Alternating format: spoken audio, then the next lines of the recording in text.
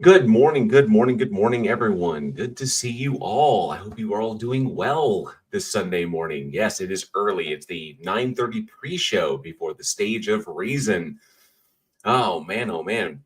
I have a feeling like my new intro, like the stage of reason intro that I put together, I have a feeling that it outdid me because I don't know if I can surpass what that intro was. But it's good to see everybody. Oh man, I know it's early in the morning. Thank you all so much for joining me. I've got my wake up juice and everything, and I think I'm ready to go. I think I'm ready and raring for some interesting conversations today. If this is your first time here, I am JL. I am the host here at Bridge the Divide, and of course, this is the monthly live stream where we go on Discord for the Stage of Reason, and we talk about all kinds of things with believers about what they believe and why, and we run the gamut of philosophy and science and religion and theology, all kinds of stuff. And usually I have a special guest with me, and I'm looking forward because we're looking good. So my special guest will be joining me this morning. And I do this every month, once a month, every third Sunday on the Politics Discord server. If you'd like to join that server, the link is down in the description. We'd love to have you over there, and you can engage in some really, really fun stuff. So, but yeah, this is the little like pre-show where I warm up. I warm up and talk to everybody, say hi to everybody, and get everything set. But we're looking good. So we do the pre-show at 9:30, and the stage actually begins at 10. And if you'd like to come up on stage and talk to me or me and my guest, you can. So just follow the link in the description, and then you can see the Stage of Reason in the little side deal and little like channel section, and then you can join us. All right. So let's see who we have in the chat this morning. I know I'm still kind of waking up a little bit. I went out, I did my errands, everything, but I'm still kind of like, getting the energy going. I see, first and foremost, Dania Sakura, thank you so much for becoming a member of the Godless Army. I do appreciate that support. You rock. I don't know if you're here, but I do appreciate that. Thank you very much. Hi, Inquisitor. Good to see you. Says, yep. How many times was the cannonballs fly before they're forever banned? We're in interesting times. The Chinese curse has come true, and that may you live in interesting times. And that is definitely where we currently are.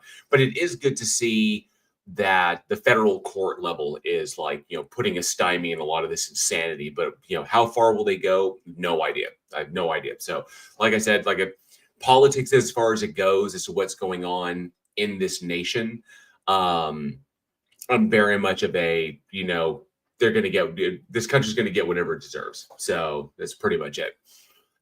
They voted for it, so they're going to get it. They don't get to be surprised now. There's some interesting stuff to talk about on that front as well. Just things that have come along. But Mr. Anti-Idiotic, good to see you. Says hi. Daniel Cooper, good to see you. Morning to you, and thank you so much for those amazing emojis. Do love those. Rasheen, good to see you. Peter Collings, it's been a while, dude. Great to see you again. Thank you so much, Peter. Good to see you. I do hope to eventually. I have a really good schedule going on right now where I drop content. I think I found the sweet spot as far as dropping content during the week, and that's 7 p.m. on Fridays. Like the videos that I've dropped at 7 p.m. on Fridays just kind of like blow up. So I think I found a sweet spot. I'm thinking of trying to add another one to try to capitalize it. I'm thinking maybe Tuesdays, but I'm gonna play with it. But Fridays at 7 p.m. with no frills, no premiere stuff, just dropping the content on the that seems to be working out really, really well. So you're definitely going to be seeing that. I've got my next stuff already scheduled, and so that will continue to drop then. And I've got an interesting video coming up that is a little bit different. I finally completed it. I got it done. It's not response content. It's just my own kind of work. And so it's kind of like a video essay. It's an opinion piece. And I don't know how that's going to play out. I've never done anything like it before, but doing new things on the channel, trying stuff, see how people react to it. Maybe it'll elicit some conversation. I have no idea, but I'm looking forward to dropping that as well. So it should be good times. But hopefully eventually I'll be able to work in more live streams. YouTube keeps telling me you need to live stream more often. I'm like, yeah, if I've got the time and everything, but we'll try and make it work. Stinklebaum, good to see you. Thanks so much for being here. Fudapuck, good to see you. Good morning. And Daniel Cooper, yes, definitely. I would try to pronounce it. It's too early in the morning for me to try and read Relayan, but I do appreciate that. Fatagan, my good friend Fatagan. Left-handed Jedi, good to see you. Thanks so much for being here. John Mayos as well. Hello, hello. Yes. Tuck Frump. And every breath it continues to waste. Exactly. Turtle Moves, good to see you. Skeptically Pissed, good to see you this morning. Daniel Cooper says, has anyone seen the Jon Stewart, John Oliver bit about the Trump morning? Oh, yes. That was funny as hell and a little on the nose, which is, apropos for John Oliver, because he's making all the bird jokes about himself. But that was a little, that was a little freaky, just like, come on back. You've had your fun. It was like treating the American Democratic, basically looking at the American Democratic experiment like a freaking Rumspringa. Is pretty much what it is. Rumspringa is pretty much what it was. We went off and we did our thing, and now it's time to come back to the fold, to the Empire fold. Wrote no last name. Morning's the stage ready to come with free coffee. It absolutely should. Cindy Johnson, good morning to you. Good to see you. Thank you so much. Mr. Antidic said, are you going to answer my question? Let me see. You said hi. Do you know Bitch Spot blog? I have heard of Bitch Spot blog, but I don't read it. So, but I have heard of it. The name is familiar. I've probably heard it in conversation before, but I haven't read. I haven't gone there and read it myself. So I don't know all what is entailed there or what's there, but I have heard of it. So I hope that answers your question. All right. Let me see here right quick and get a message here. Oh yeah, from my special guest.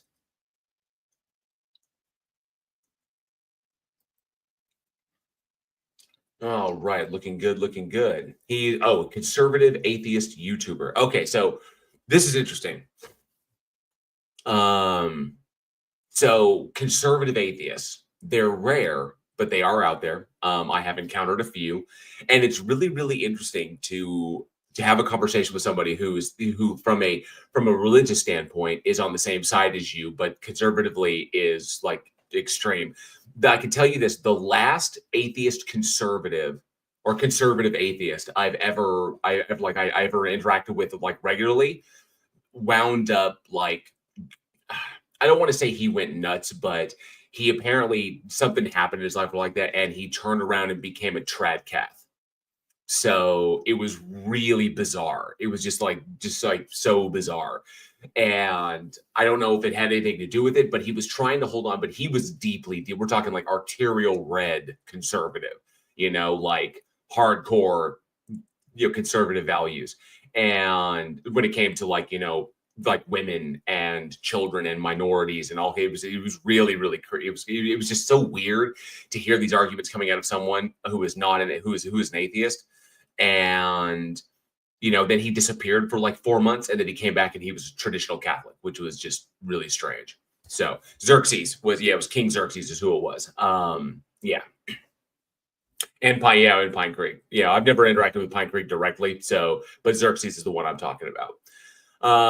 Morning Vic Lit, good to see you. Yes, he does. I'm neither a Dem nor a Republican. Yeah, I don't really. The Democrats are so out of touch with the reality, and as are the Republicans. The Republicans are focused on their money, and the Democrats are focused on money. I don't know, like that. But both groups are so completely out of touch with reality and what the hell is going on. They spend more time navel gazing than actually dealing with the problems that exist in this country. So I don't know. There needs to be an overhaul of the entire party system or whatever. I have no idea, but that's going to take a lot of work and a lot of effort. But until then, we have bigger problems on the horizon. Big fat Big Mac eating problems staring at the sun problems in the horizon. And we'll figure. I guess we'll see what happens. We'll see just how bad it's going to get. Right now, we have a lot of federal judges doing a lot of good work trying to maintain, maintain stuff. I don't know how it's going to happen. It's absolutely nuts. So I predicted, for those who are familiar, I mean, you've been watching this a while. I predicted that the first 2 years of the administration was going to be chaos. It was just going to be legal chaos, back and forths, firing across the bow, blah, blah, blah, a bunch of shit talking. It's going to be 2 years of that nonsense. And it's going to be with the 24-hour media cycle, it's going to be non-friggin' stop. But once they get past the midterms, that's when it's either going to get really fucking insane or they're going to be left with pretty much a lame duck presidency where no one is going to support him. He's pretty much just going to sit in that office for 2 years, collect a paycheck, and talk smack, and then that will be the end of that, you know. So, and we'll see what happens in 2028. You know, but I have no idea. But I can tell you that the next 2 years is going to be a freaking chaotic roller coaster. That's all it's going to be. It's going to be just nightmare court shit back and forth, blah blah blah. You know. Yeah, and you know, then you're gonna. I mean, they're gonna do. Yeah, and they're gonna constantly come up with stuff to try and distract us from real issues, like, you know, renaming, like calling the Gulf of Mexico the Gulf of America and crap like that. They're gonna try. It's gonna be, you know, like buying Greenland. You know, it's gonna be inane, asinine crap like that. That's gonna try to keep us distracted from the crap that's really good, the crap that's going on, the big stuff that's going on. So, yeah, like I said, that's the country they wanted. That's the country that the majority voted for. That's what they're going to get. That's all. I'm unsympathetic. I can't even manage sympathy at this point. But yeah, sort of RFK and the CDC is going to be a nightmare. Yeah, you are correct. Yeah, that's just nuts. You know, nuts. No fluoride in the water, and he wants to do away with antidepressant medications. It's going to be a shit show. Sir, good morning. Good to see you. There's my man, Jefferson Spatchcock. Good morning to you. Good morning to you. So yeah, it's going to be chaos, you know, but we'll see what happens. Like I said, fingers, you know, we'll see what goes down. Who knows? Who knows? There are a lot of solutions out there. I will say, I am kind of interested in watching the Luigi trial when that kicks off. I'm really interested to see where that's going to go, as far as like defense and, you know, all the other stuff. As far as the defense with the prosecution, prosecution's case is pretty obvious. They have the evidence, gun, you know, videotape footage, you know, witness accounts, blah blah blah. It's going to be. I mean, it seems their case is pretty, you know, open and shut. I'm curious to see. I'm really curious to see what the defense is going to do on that, because you realize people are not, since he was caught, people really aren't talking about Luigi anymore and what he did. But I guess we're all just like waiting with bated breath for the trial, because I don't know if it has the potential to be like the trial, kind of like the next big trial, like you know, kind of like the O.J. Simpson case, maybe. Or maybe the state is more interested in keeping it as small as possible so it does not incite major change, you know, going forward, because we've seen court cases have that effect in the past on the public. When a certain verdict comes down, or the way the prosecution behaves, it can incite action or incite, you know, whatever out there in the streets. So I'm kind of curious as to where that's all going to go. Ben Schwartz, good morning to you. Good morning to you. Thank you so much for being here. All right. Well, it looks like here in about 15 minutes, we're going to be kicking it off. I'm going to double check something. And there we go. Yep. Okay. Scheduled today at 10. Fantastic. And that means I can, let's see, make sure I'm set. Oh, gotta double check something real quick. Talk amongst yourselves. I gotta send a message to the mod to make sure everything is good.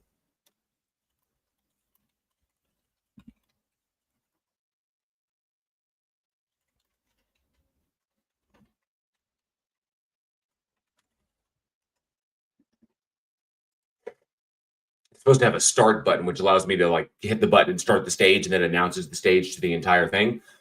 Give me 1 second.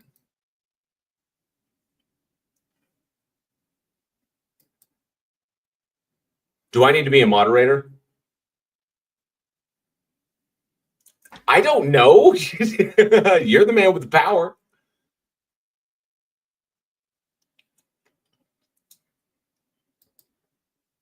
Probably somebody mad because I keep destroying them.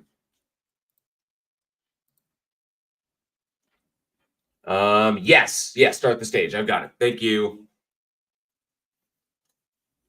I see start the stage. Pick a topic to start the conversation. And then if I click on that,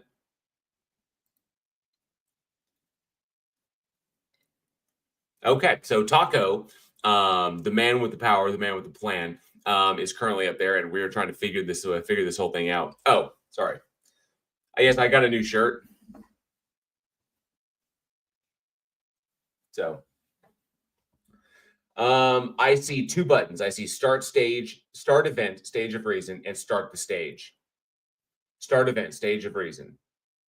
Okay. Okay, cool. Awesome. That'll put out the notification. Great. He will be joining me. I think he's just double checking his stuff. So, and I'm pretty sure he's like in my live chat as well. So Jefferson can hear me. Yeah, we're just getting the admin stuff. We're getting the admin stuff sorted out. Jefferson, make sure that I got the button so it kicks it off and makes the announcement. So, but yeah.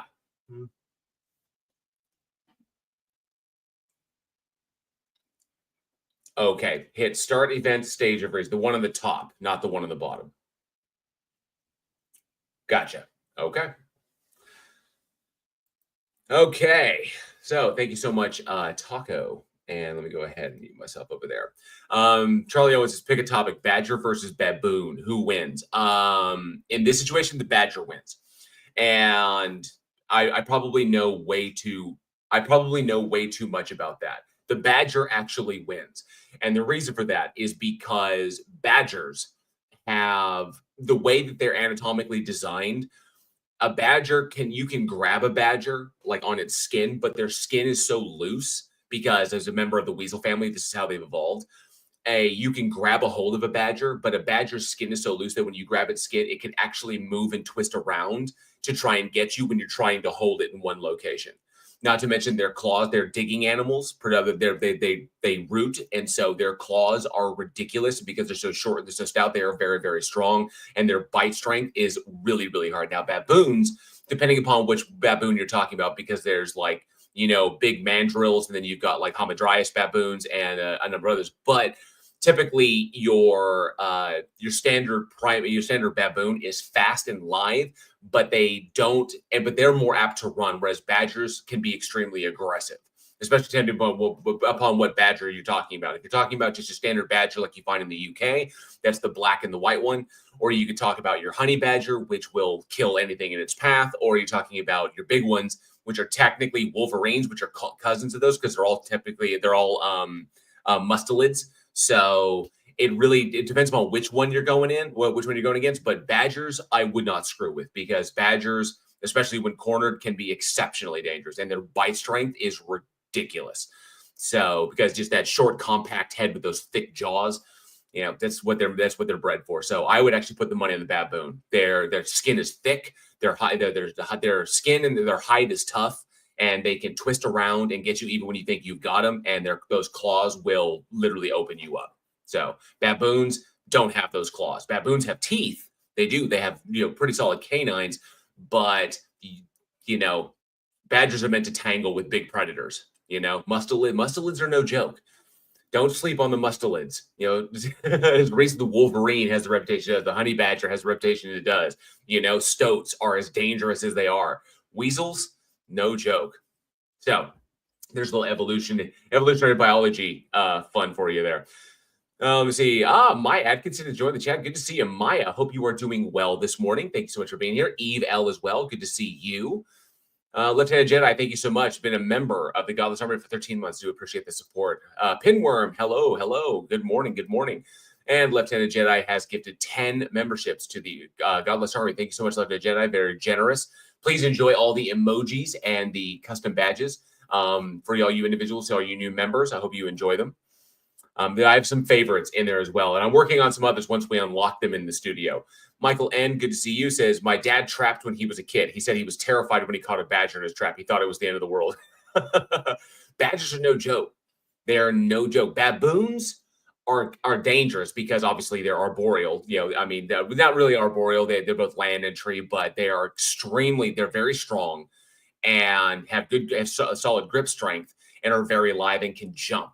But badgers don't. If you run away from a badger, the badger's going to go about its business. If you try to tangle with the badger, it's like tangling with a it's like a Tassie. It's small, it's compact. You get on it, it's going to be all over you like flies on shit. So, and then once you go away, the badger goes about its business. That's what badgers. You're talking about a member of a family of animals that one of them, like they instinctively go after the weak parts on their opponents. Honey badgers will go after the sac, will go after the like the scrotum on its attacker. It will go after their private parts. They do that intentionally. This is the reason they have the reputation, like Wolverines. The reason they have the intention, the reputations that they have. So badgers, no joke. Let me see. Commander Ollie Man, good to see you. Thanks so much for being here. Ronald James says, push the button on the top, cut the green wire, do not cut the red wire, never cut the red wire. This is true. This is very true. All right. I think we're almost, it's about that time. Yeah, we're about 7 minutes out. So let me go ahead and bring Mr. Spatchcock up on stage.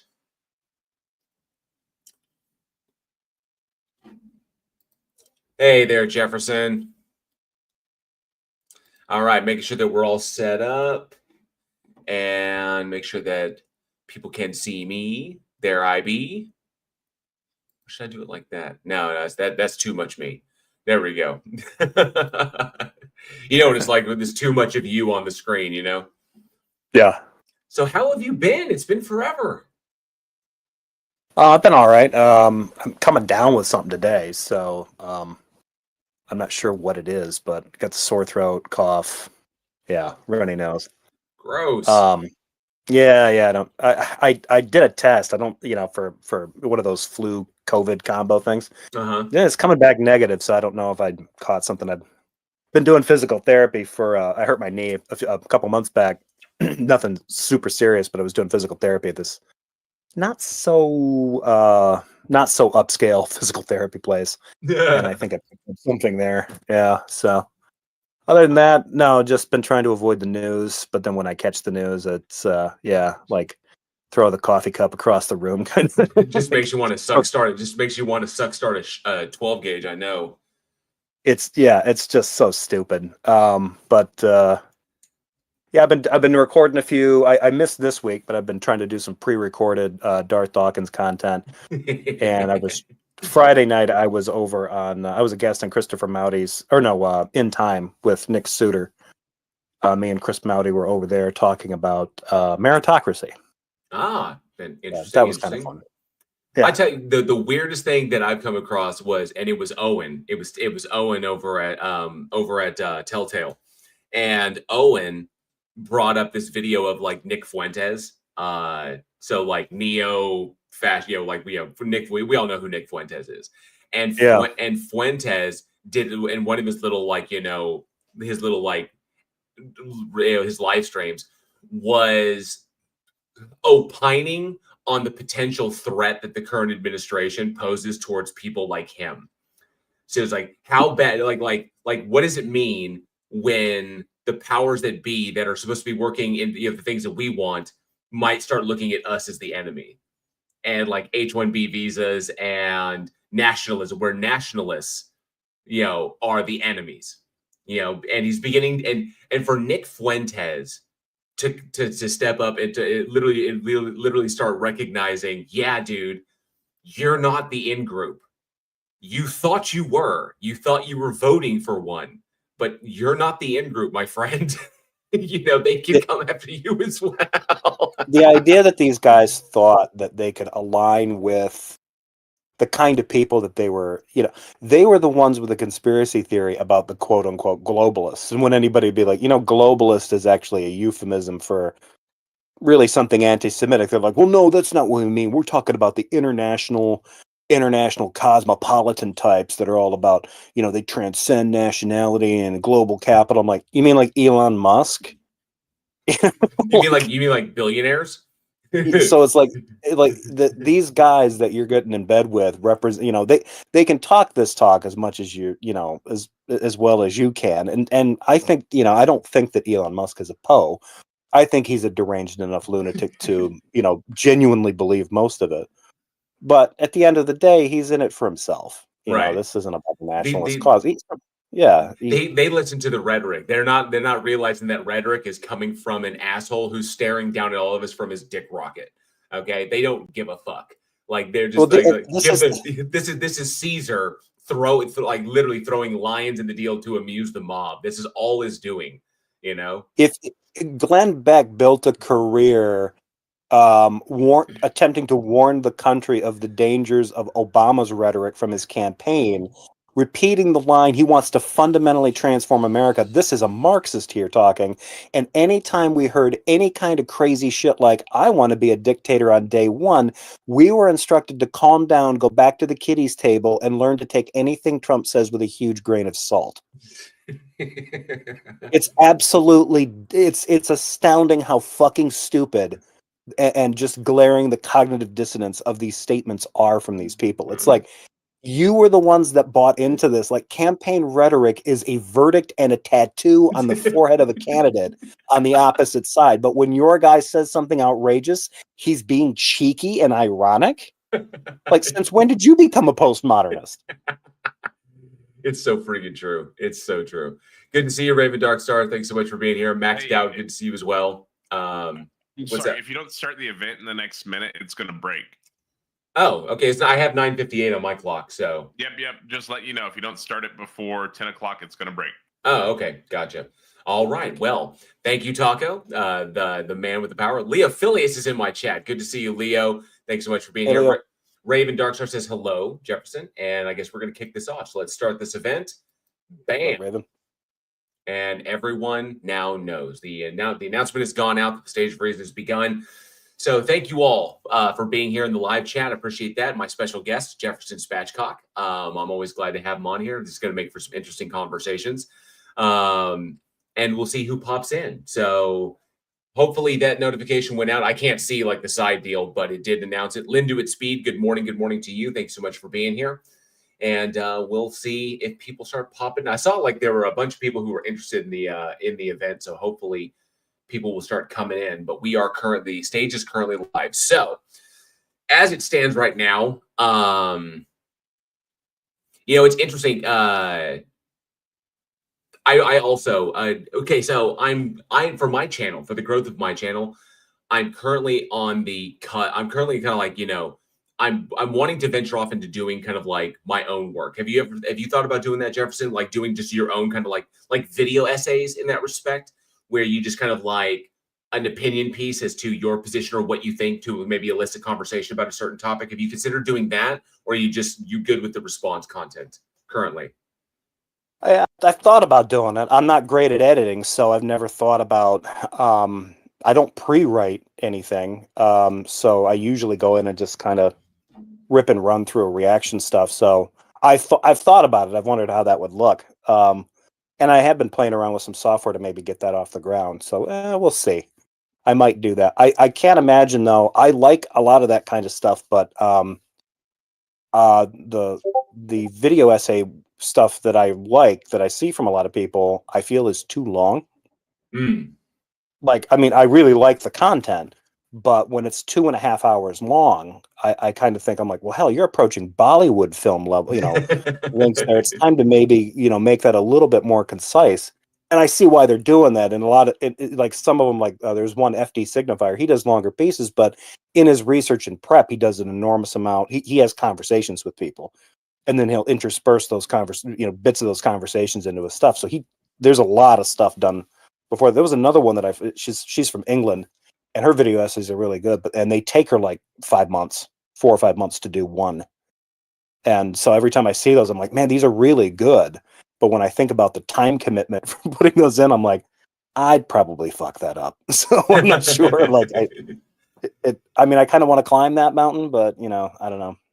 I've gotten one. I was thinking about doing it, and it took me a good while to try and to get it condensed into something that I think I've got the video. I completed one, so I've got my own coming out. It's about 20 minutes long, so I try to keep it as concise as possible, and hopefully, and keep it in a way that will elicit conversation. I don't want to spoil what it's about. But I will tell you this, it's about something that I do not talk about. It's something I don't really talk about on my channel when I'm doing, because I typically do response content to theist claims, stuff like that. So I'm curious as to how it's going to play out. And if it doesn't pop, or if it's not interesting, then I just won't do it again, or I'll talk about something different. But Raven Dark says it's called an editorial jail. Just saying. Missed me yet? Yes, I've missed you, Raven. I have, of course I have. And I hope you got those prizes went out that everybody got. So I hope that arrived to you okay. So I got the notification that those are all good. So hopefully that showed up to you. At least it should be there. But let me know when and if it arrives, if it hasn't already. I had some problems with Teespring as far as getting product out, and like the last product from Week in Horror, some of the prize that people had won, and I finally got that stuff out. So Rebel Zen, good to see you. Says I got my membership. Many thanks. Oh, new UG, fantastic. Good to see you. Good to see you. And Azo Teddy Bear, good to see you. Thanks so much for being here. Well, I see we have some people here. We have Ollie Man, AA Batteries, Taco the Man, and the new UG. Taco's got his hand up. Yeah, what's up, Taco? I have a question. Yes. So I've been looking into like the mammoths and stuff that they're recreating, right? And so they've recently, I mean, actually for a while now, they've been finding like mosquitoes trapped in amber, and what if those have blood? Like I've been thinking about like this hypothetical, I call it Dinosaur Island, right? And so basically the idea is go like buy an island somewhere around like Hawaii or something, or Galapagos, out somewhere in the middle of nowhere, right?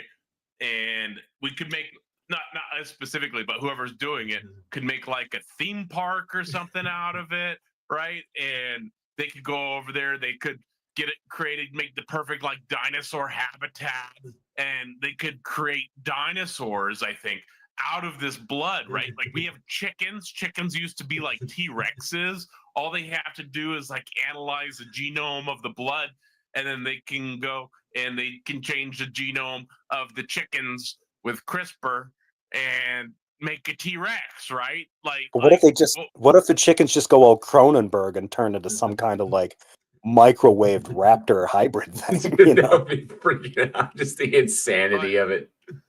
But I think this Dinosaur Island is a great idea, and I think somebody should really run with it. But what do you guys think would be the scariest dinosaur for somebody to bring into Dinosaur or to create for Dinosaur Island? So dinosaurs in and of themselves, obviously, given there's so many, some of the big theropods would be pretty scary. Spinosaurus, Carnotaurus, some of those ones, some of the, then you have like the big sauropods like Titanosaurus and, Diplodocus, stuff like this. But it's scary. And the raptors, but the problem is velociraptors are actually pretty small. Utah raptors are pretty big, are the biggest ones. And even then they're not like terribly huge. So not like, Tyrannosaurus big or anything, or like, Albertosaurus or, any of those ones, or Allosaurus. But I think the scariest thing to resurrect in my mind is actually one of the early mammals, and that was Andrewsarchus. And Andrewsarchus was a nasty piece of work. Like Left-Handed Jedi brings up Titanoboa. Titanoboa is basically just a giant anaconda is what Titanoboa was. Like a massive massive like 40, 50 foot long anaconda, Pass.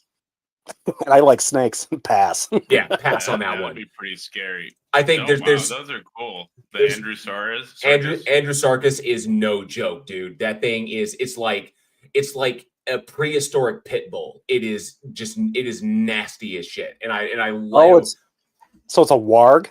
Yeah, pretty much. It's a warg. It's pretty much what it is. Two of my favorite jokes surrounding Jurassic Park. Two of my favorite jokes. One came out of The Simpsons, and when Smithers was talking about writing the great American novel about a little boy that visits an island that's been repopulated by cloned dinosaurs, and I call it Timmy and the Clonosaurus. And it was just like absolutely, it was just Jurassic Park with a different title. And then the other one was Cyanide and Happiness. And in that one, it was the same thing. Jurassic. I thought this was what is Dinosaur Island? Not my unique idea. Sorry, Taco. And the other joke was from Cyanide and Happiness, when he was taking the blood from these mosquitoes to recreate the organisms, and it's revealed on the park he just created giant prehistoric mosquitoes. That's all he was cloning. So it's just mosquitoes. It's just giant prehistoric mosquitoes everywhere. That would be terrifying. That's probably the scariest one out of them all.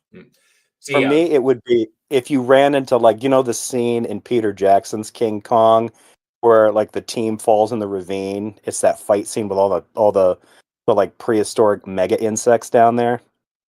That whole like if it looks like something Indiana Jones once had to stick his hand in, but now those bugs are each the size of a large dog or a small pony.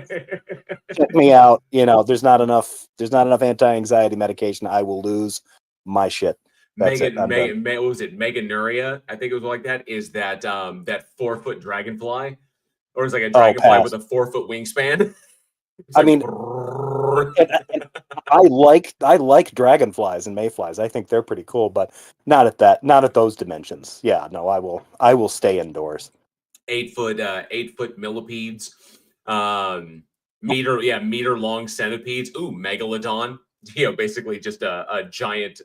It's like a giant version of a cross between a great white and a bull shark. So. Yeah, no. If it's a spider that's large enough to move furniture, I don't want, I mean, it can move my furniture on its own power. No. There's a reason we make horror movies about these things. There's a reason why they're scary. All right. So, John Mayo says if we're resurrecting things, can we resurrect Steve Irwin? That was so hurt. Right. I was just going to comment. They made 2 documentaries recently on megalodons. With Jason Statham, I think it was documentary. So yes, I'm familiar with both with Altman's. I think it's Steve Altman is the author, and he actually wrote a number of novels. He wrote The Meg, and he wrote The Trench, and then I think like 2 more novels after that, which is about his hero. The hero of the book is Dr. Jonah something, and about how they discovered megalodons living in the Marianas Trench. The weird thing about the second documentary, Taco, is that it has this weird tongue-in-cheek kind of mocking tone about the first documentary, and I couldn't quite put my finger on why the filmmakers did that, but that was interesting. That's strange. I didn't get that either. You'd think you would like respect earlier scientific discoveries. Yeah, I mean, I've heard of artistic license, but yeah, it just seemed disrespectful to the real scientific research that happened in the first one. Didn't at one point that guy, I mean, he looks a lot like Jason Statham, didn't he stop one of the Megs from attacking him by putting his leg up? Like, I would think that fish would have crushed him, but like, yeah, he Captain America'd that shit, so pretty impressive stuff. It's Jason Statham. Jason Statham could do anything, He has super soldier serum. Unlike what was it? Unlike Chris Pratt in Jurassic World, where all you have to do is stop a dinosaur is put your hand up in its face. Stop. Yep, just put your hand out. And dinosaur's just like, whoa, he's got his hand up. He's got his hand up, guys. What's this Jurassic Park? Wasn't there a Simpsons bit where Homer's explaining something like that to Apu, and Apu's like, they made a film about this. It grossed an enormous amount of money. Yes, that was in The Simpsons. That was when Smithers was talking about his next great American novel, which was Billy and the Clonosaurus. Oh, that's the one. Okay, yeah. And then he's doing it, because he was fired as the principal, and so now he had time to sit and work on the great American novel. And he described the plot, and then Apu goes off on him for like what looks like an hour as to that is it's already been done. It was a great movie. Yeah, it was the highest grossing film of all time. John Mayo would like to bring up that Jason Statham is actually Captain Britain. That's who Jason Statham is, because we already have a Captain America, Chris Evans. So I was hoping we'd get some more people in here. It seems like it's kind of slow going. How Taco's Jurassic Park journey would end. Yes. All right. I'm gonna get down from the stage now, so you can some other people with great ideas. But I do have video in the side chat of me riding a T-Rex if you want to watch that. Oh, nice. One of your clone T-Rexes. All right. So hopefully we'll get some people in here soon to talk about. For those who, I mean, if you're new here in the chat, if you're a believer, we like to talk to believers about what they believe and why, and the discussions range pretty much all over the place. Typically, we get more people at the start. I'm hoping that notification actually went out. Let me double check something. Make sure. Yep, we're live on the deal. I see Stage of Reason now up. Before it gets too serious, I just want to tell you, like, I haven't caught too much new stuff. But I watched it was down at my folks' place. Still am down at my folks' place. My brother and I, it was a horror movie night, and we watched Arcadian, this independent flick. Yes. Nick Cage. Have you seen this yet? Yes, I have. Yeah. Not a great movie, but easily one of the weirder creatures I've seen done in a movie. It was sort of like a combination of like the Babadook meets Critters. You Really? out of curiosity, do you know here's what's wild. Now think about the monster that you saw in that movie, right? And Yeah. the director has already come out and said, do you know what the inspiration for that monster was? Was it something from Fraggle Rock? No, Goofy. Just Goofy from Disney? From Disney, yeah. The Goofy was the inspiration for that monster. Oh, okay. I had questions about some of the things they were like the slappy face motion that it would do, and just like I'm like, what is this thing? Right. Like, I mean, the guy that directed it was one of the special effects dudes that did the work for Everything Everywhere All at Once. After watching it, I did watch a video where from like this one dude who talks about like the science behind monsters and stuff like this. It's like, what would the evolution of such an organism look like? Like, what would it take to get something that could do what this thing does? And it's just absolutely nuts. It's like, if you look at like its like its physical attributes, like what are the conditions that would elicit an organism that looks like this and that can do the things that it does, and it's just absolutely wild. But it was one of the more interesting little creature features. I'll give it that. Yeah. Even that Nick Cage was pretty much just on Nick Cage, doing Nick Cage stuff. Yeah, there wasn't much to write home. But when it got into something like that, I'm still trying to figure out. I don't want to say anything because that one gory part where it attacks the one mom at the farm. Yeah. I'm like, I can't figure out the physiology there. And then there's a scene after where the daughter sees something in the bathtub and one of the creatures is there, and I'm like, I could really stand an explanation as to what that was, because that's going to stick with me, and I'm not even sure what it is. But yeah, really weird. Yeah. It's kind of, I feel kind of weird because I watched The Gorge a couple days ago, and that was not good. I almost thought that Arcadian was going to kind of go in the same direction, but yeah. That's a shame. I had high hopes for The Gorge. Just because I thought, the cast looks strong. It's got Sigourney Weaver in it, and the premise looks interesting. Two snipers overlooking this gorge, which is like like the gateway to hell and shit like this. But I'm kind of curious now that you said that it's not good. I'm kind of like, Well, it kind of, the emphasis is more on, and I'm not giving away anything here. The emphasis is really on the romance and action, and less on. And I was kind of hoping it would be. I mean, there's some creepy stuff in there, but I was kind of hoping it would be more on atmospheric, horror and stuff like that. But it to me, it felt like it was a little bit.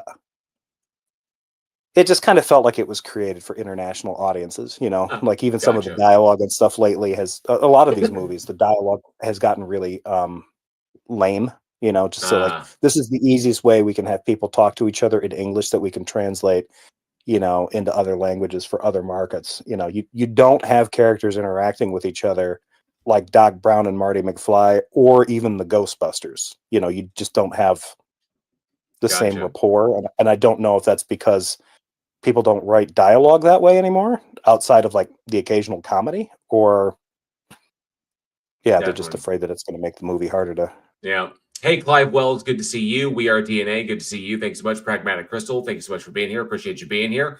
Left-Hand Agenda brings up Calvin from the movie Life. Was an amazing concept of design. Yes, an organism in which every one of its cells is both a muscle, a nerve, and an muscle, and basically it's a muscle fiber, a nerve, and an optic. And so basically every single cell is both a muscle, a brain, and an eye, which is really, really wild. And so that was a dangerous piece of work. Calvin would be nasty in real life. And someone, I think, missed something else. Oh yeah, and the alien from Sputnik was also pretty creepy as well. So Sputnik?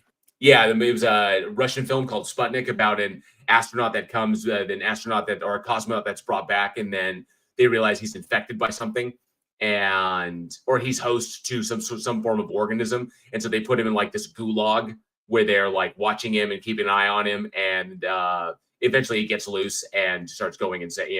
It's pretty wild. But Sputnik was really, really interesting. As far How old as is that movie? Not that old. Good, just a few years. I think 2019 is when Sputnik came out. 2019 or 2020. Okay. Let me see. Guitar Dog, good to see you. Thanks so much for being here. Oh man, come on! I thought we were gonna have some people popping in the chat. Yeah, there's usually somebody here. At least one person shows up to yell at you. I mean, I know, right?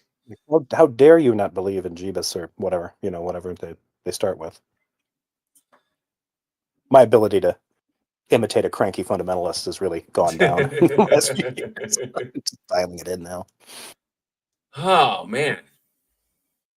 Oh well, I mean, it's gonna suck. I don't know how much of a stage is going to be if nobody comes up or nobody comes up to chat. So I'm kind of like bummed about it. I was thinking like it would be a really good idea, like nowadays, because I was reading this article about the rise of popularity in Christian films. Now that they're attracting, some of these projects are attracting A-list talent, to remake sort of popular American films, or really iconic American films, but put them in a Christian perspective. Some of them you barely have to tweak. The one that I don't think needs to be changed at all, especially if you had Mel Gibson do it, would be Roadhouse. Roadhouse, basically, kind of guy just trying to work hard, cleans up a bar, but you'd have to get rid of the fornication in there, but all the violence can stay. So, Clive Wells asks, is Alien Romulus any good? Now, I will say yes.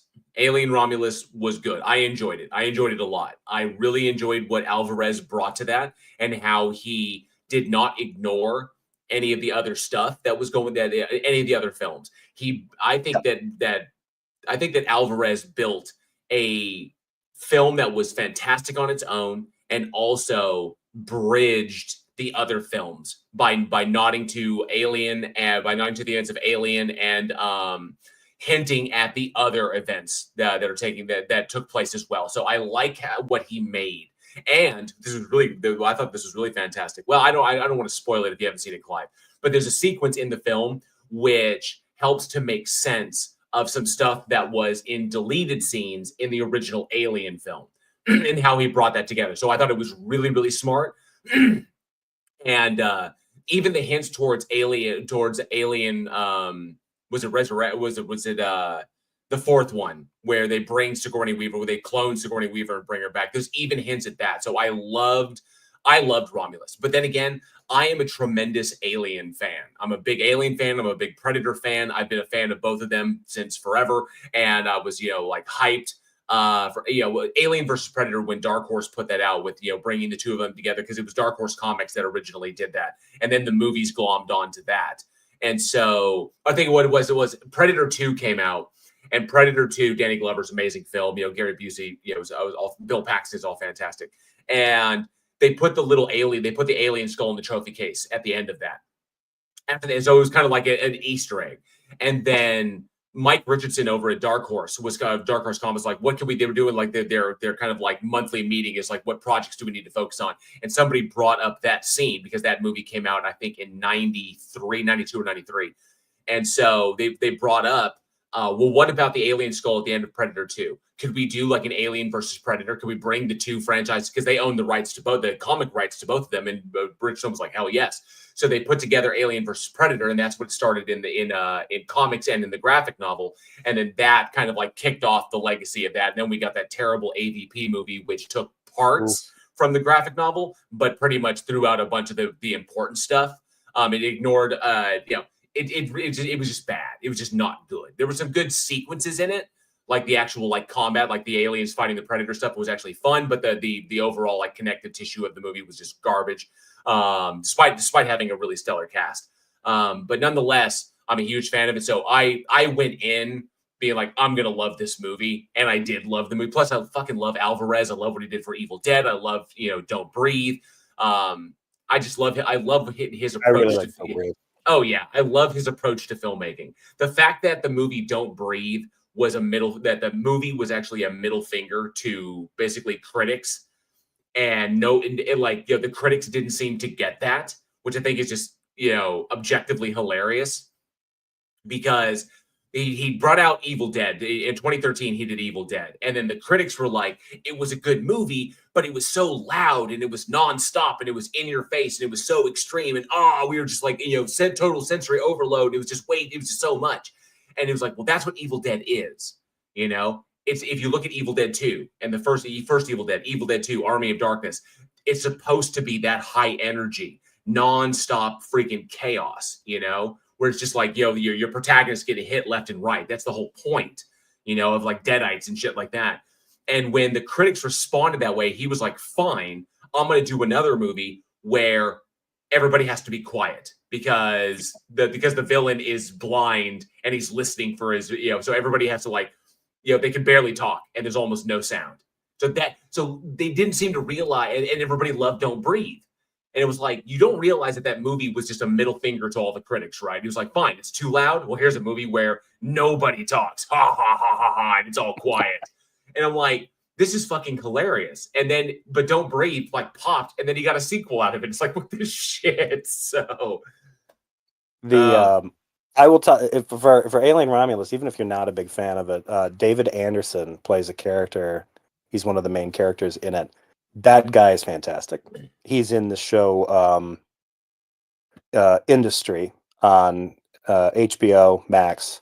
I haven't watched that show. I haven't even seen an episode of it. But yeah, he plays a character. I think his name's Andy or Addy or something like that.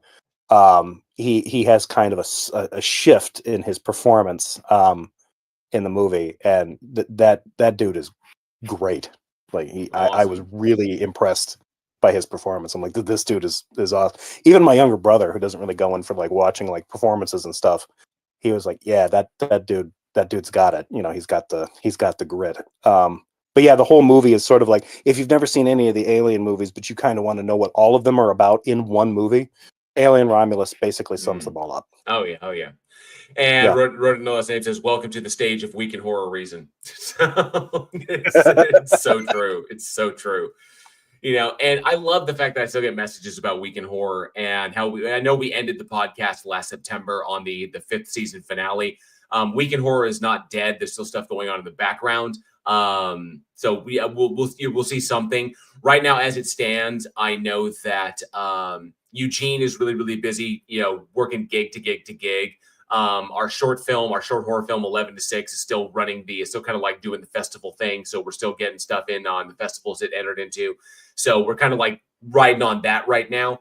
And I know that Aaron and Alex have, they have their families and they got their own stuff going on. Alex has got 4 kids. Aaron has got kids.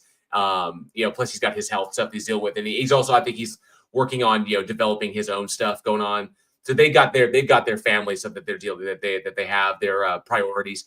And then I know Johnny's got a lot of stuff going on. I know he hasn't been around in some time. He, as far as I can tell, he's doing okay. But he's had some pretty big events. And of course, it's not for me to talk about these things. And obviously when he wants to, he'll talk about them, whenever he goes live or whenever he comes to talk to people. So, but I'll leave that for him. But as far as I know, he's doing okay. He's hanging in there and just basically working, is what he's doing as well. So, but hopefully, fingers crossed, we'll be able to see something coalesce out of the Week in Horror crew in the future, maybe another project or something big, but we'll see what happens. Definitely. I myself have been kind of working on the channel. So I have my own stuff to focus on and my own writing. So, but as soon as, something kicks off, you can guarantee that we'll be there. Bellywood, good to see you. Says, when you have 4 kids, you got to do what you got to do. Exactly. Priorities. Yeah. That's the big thing. Turtle Move says it'll be so disappointing when they talk theology. It's so true. Source of Red Hair, good to see you. Says I thought Romulus was a reboot, but now I'm curious to watch it. Oh yeah, it's not a reboot. It is the movie Romulus is set in between the events of Alien and Aliens. Okay, so or you can say it may even happen like it may even kick off before the events of Aliens. It may run concurrent, so you may get like there's Romulus and then there's Aliens kind of happening there, whereas the Colonial Marines are going off to investigate that, but this is what's happening here. But it picks up immediately after the events of Alien when Weyland Yutani goes out to basically sends a ship out to go check out the remnants of the Nostromo after Ripley destroyed the Nostromo. Well, they go out there to see what they can salvage, and they find something and bring it back. So, which is, what corporations do, that's what corporations do. Alien 1.5, yeah, I would say, yeah, but it's a fantastic continuation of the story. Really, really, really, really good stuff. I have not seen the new Nosferatu yet. Hopefully soon I will see it. I'm hearing it will be on Peacock this coming weekend. Oh, fantastic. So I'll check it out there. Yep. I do see, we do have someone with their hand up. So here we go. First person on the stage this morning. So here we go. Hopefully this will be good. I don't know. Lemma's first time up. Lemma. Yeah. Well, thank you for joining the Stage of Reason. I appreciate it. You're our first one for today, even though we kicked off a half an hour ago. But I appreciate you coming up. I know it's a little slow going, but appreciate you putting your hand up. What you got for us today? Yeah, I believe in God. You believe in God. Yeah. Can you specify which one you believe in? Yeah, so I just define God as an actus purus, immutable, very logically simple, omnipotent, omniscient being. Is this Philip? This sounds like Sorry, Philip. what did he say? Where are you from? What country? From the UK, but I don't think that really affects the existence of God, right? That's how I define God. Okay. It's just sort of a phenomenon. Okay. Yeah. So do you have an issue with the definition? So, well, I mean, so here's the interesting thing I have. Obviously, I mean, we could take this in a number of directions. There's obviously some problems with the way you're defining the God, because I think that there's a logical contradiction in there that you're not seeing. But my curiosity is, so do you simply believe this thing exists, or are you claiming to know that it exists as a thing external of yourself? The claim is doxastic, so presumably I'm saying I only believe the God. I don't know that God exists. I just believe it exists. And so what convinced you that it exists? What convinced me? Well, that's a very good question. Right. But what actually makes me obliged to answer such a question? I'm kind of confused. Okay, you may have to pull back your mic a little bit. You're kind of buzzing out, and I'm losing some of what you're saying. Or maybe the evidence is of the impossibility of any other possible set of, the impossibility of any other set of affairs that can be conceptualized without a God. Oh, so you're saying that it is impossible for a God to not exist? Yeah. Okay, so what's the logical contradiction there? Yeah, I demonstrate, right? So the logical contradiction is that you can't actually do things like breathing, right, without this God. Wait, you can't? I'm sorry, you can't what? You can't breathe without this God. Like in the moment, or just because it designed breathing? No, because breathing necessarily follows from this God. Right, breathing but in what way? Virtually necessary because it follows. But because it designed us to be breathing animals, or because, like, I'm taking a breath right now, I'm exhaling as I'm speaking, that power is coming from that mind? Wait, did I say that God has a mind? Are you serious? No, but do we originate from this being? If breathing is possible because of this phenomenon, however you're defining this God, I'm just trying to figure out to what extent is our breathing credited to God? The fact that we can do it, or the fact that I'm capable of doing it this very moment, at any moment, in any time of my existence? The fact that we have the capacity, potential, in fact, to breathe is going to be accredited to this God, right? So So wait, it sets us in motion, or it's actively powering us to do it? That's what I'm asking. yeah. Oh, no. It's not actively powering us to do so. Most of the capacity is going to be instantiated by such a God. Without the God to instantiate it, then the capacity is going to be void. Well, It's no, gonna be there. so that's my curiosity. So you haven't pointed to you're basically and Leo, I'm a Leo Phileas, I'm inclined to agree with you on this, but it's the first person up and we don't have anybody else with their hands up. So, but I'm curious. So you haven't pointed to a logical contradiction. You've simply made a claim. You've claimed Oh, yeah, I'll see the contradiction. you've claimed that it's impossible, but there's no logical contradiction in in organisms' ability to respirate being a result of our evolution. I'll give you the P conjunction negation P. That's okay. So I'm going to define breathing as the divine ability to respire, right? Okay, dude. If you're going to at least troll, try not to laugh. I'm not even trolling. No, Lemma. Try not to laugh in the middle of your trolling because it just gives it away, dude. Look, I'm not trolling. I'm just a very happy guy. But what I was saying was, I define breathing as the divine capacity to respire, right? Why? To get a hold of the view. But why? Divine is going to mean God or God-like. Hence, it's going to presuppose the existence of God.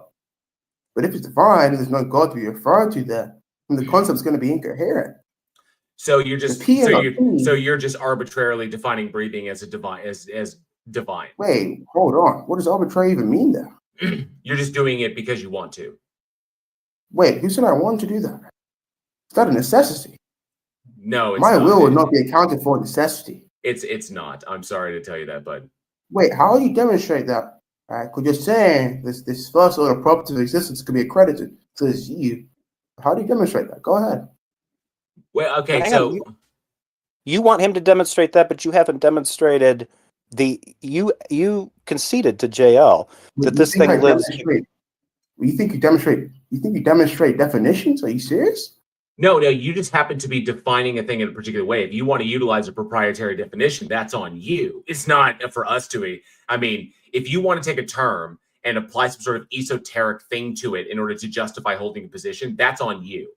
Okay, I have no reason to it. I have no reason to critique, right? Once you take that esoteric term and then say our capacity to do something as simple as breathing is necessarily dependent on that thing. How do you demonstrate that dependence is real? At the very least, it doesn't listen to the issue. Hold on. What you try to conduct is an internal critique. It's not an internal critique. No, Lemma. It's not an internal critique. No, I would say I'm just addressing you like you defining breathing in this way. That's just silly. Okay. But I was asking you, where is the logical contradiction in our ability to breathe just being a result of our evolution with no God? It's just literally we respirate like all other organisms respirate. So that's just a categorical error. How is it a category error? No, define breathing and stuff. You're assigning it to a category what doesn't subsist within. Okay, so if it's divine, it can't be accredited to the biological. Sure, it can. It absolutely can. Just by virtue of evolution. But here's the kicker: is it? Are you calling it divine because? Are you calling it divine because it's oxygen, or because obviously we as mammals we breathe oxygen. So are you saying that the respiration of oxygen is divine? Is of God? You think we breathe only oxygen? Are you serious? So is it just the act of respiration, or is it specifically respirating oxygen? Wait, you said respirating oxygen. Are you serious? Yes, we respirate. That's what respiration is, dude. Among other things, oxygen's a key one. Are you sure? What is the point of this, Lemma? You're just fucking about. All right, so you are fucking about. Oxygen. Oxygen is 21% of the atmosphere. Right, but it's one of the. I just said among other things. You need to be more. You are fucking around. Wait, You are hold fucking on. around. Are you You drunk? decreased your credibility as a narrator. You've lied to us. How did he Okay. lie to you? Because did he need to mention No. every gas in its correct So proportion in order to be honest by your standard? so obviously Lemma is trolling, and the constant laughing is what's giving it away, because so I'm agreed with the chat. Yeah, we're gonna go ahead and move Lemma to the audience. But thank you so much, Lemma, for kicking us off. That was entertaining. It's at least a way to get us warmed up. I see Speedmaster's got their hand up. Speedmaster guy. Good afternoon. How are you guys? Good to see you. Good to see you. I presume the stage name makes it quite open for different debates, or am I incorrect? Yeah, it's pretty much anything. I like to we like to prioritize believers and what they talk about what they believe, why, like, what if they believe in gods or of that nature, and we like to prioritize them. But it's been a little slow at the start of the stage, so just kicking off conversation. So I would like to challenge your views on equality. On equality? Yes. Do you believe? Well, the question should be asked first. Do you believe humans are equal? Okay, so inherently, no. I mean, we're the same species, so if you want to classify that as a form of equality, but I don't think there's any kind of like inherent, like, equality in that respect beyond the fact that we're all the same species. Like, as far as like rights and stuff like this, that's not an inherent thing. That's something that we impose upon the societies that we want to see, like civil rights and equal representation under the law, regardless of our differences, stuff like that. So, but I don't hold it as like a metaphysical position, no. Okay. Well, then we can easily go in the second point. It's going to be a very short conversation. Do you see problems in a lot of religions claiming to fight for equality, but are very harsh against people who don't share their beliefs? Is that like the biggest hypocritical thing in the religion? So my biggest issue here, and this comes down to like the conversation between Christianity-based systems and secular systems, is that the biggest divide between like religious-based systems and secular systems. And I never hear this point being brought up, which is, in debates, which is like really boggles my mind. At their core, religious systems, for all of their talking about for all of their points that they make, religious systems invariably create an us first them mentality at the ground level, like in their foundation. There is the believer and the non-believer. As a part of the religious system, those people are in that set of individuals. They're identified by the fact that they believe in a particular thing and they're united in that belief. Then you have the people who are not convinced of that thing, that thing is true. They don't believe in that thing, and therefore they are automatically in the out group. That's problematic, because the minute you create a foundational, the minute you have a foundational idea that creates us first them mentalities, you're going to invite conflict, because at some point the non-believer is going to disagree in a particular interpretation of how something should be applied, or they're basically going to get to a different ought, and that's going to cause conflict, whether it be like, argumentation or legal battles or whatever. With secular systems being that the church does not inform the state does not inform the church, where the two things are separate. And then you have secular humanism, where these systems are predicated upon looking at humanity as being equal, the kind of like axiomatic position that human beings are equal by virtue of being the same species, regardless of what you believe, regardless of your gender, regardless of your sex or your orientation or your creed or disability or whatever. You're all Homo sapiens. You're all human beings, and you all get equal representation by virtue of being Homo sapiens. That's where the ground is on that. Doesn't matter if you're a Christian or a Muslim or a Hindu or a Sikh or a Jainist or a Shinto, or you worship the Egyptian gods. It doesn't freaking matter. And that does not create us first them mentalities, because it's predicated upon we're all the same species, and that is inarguable.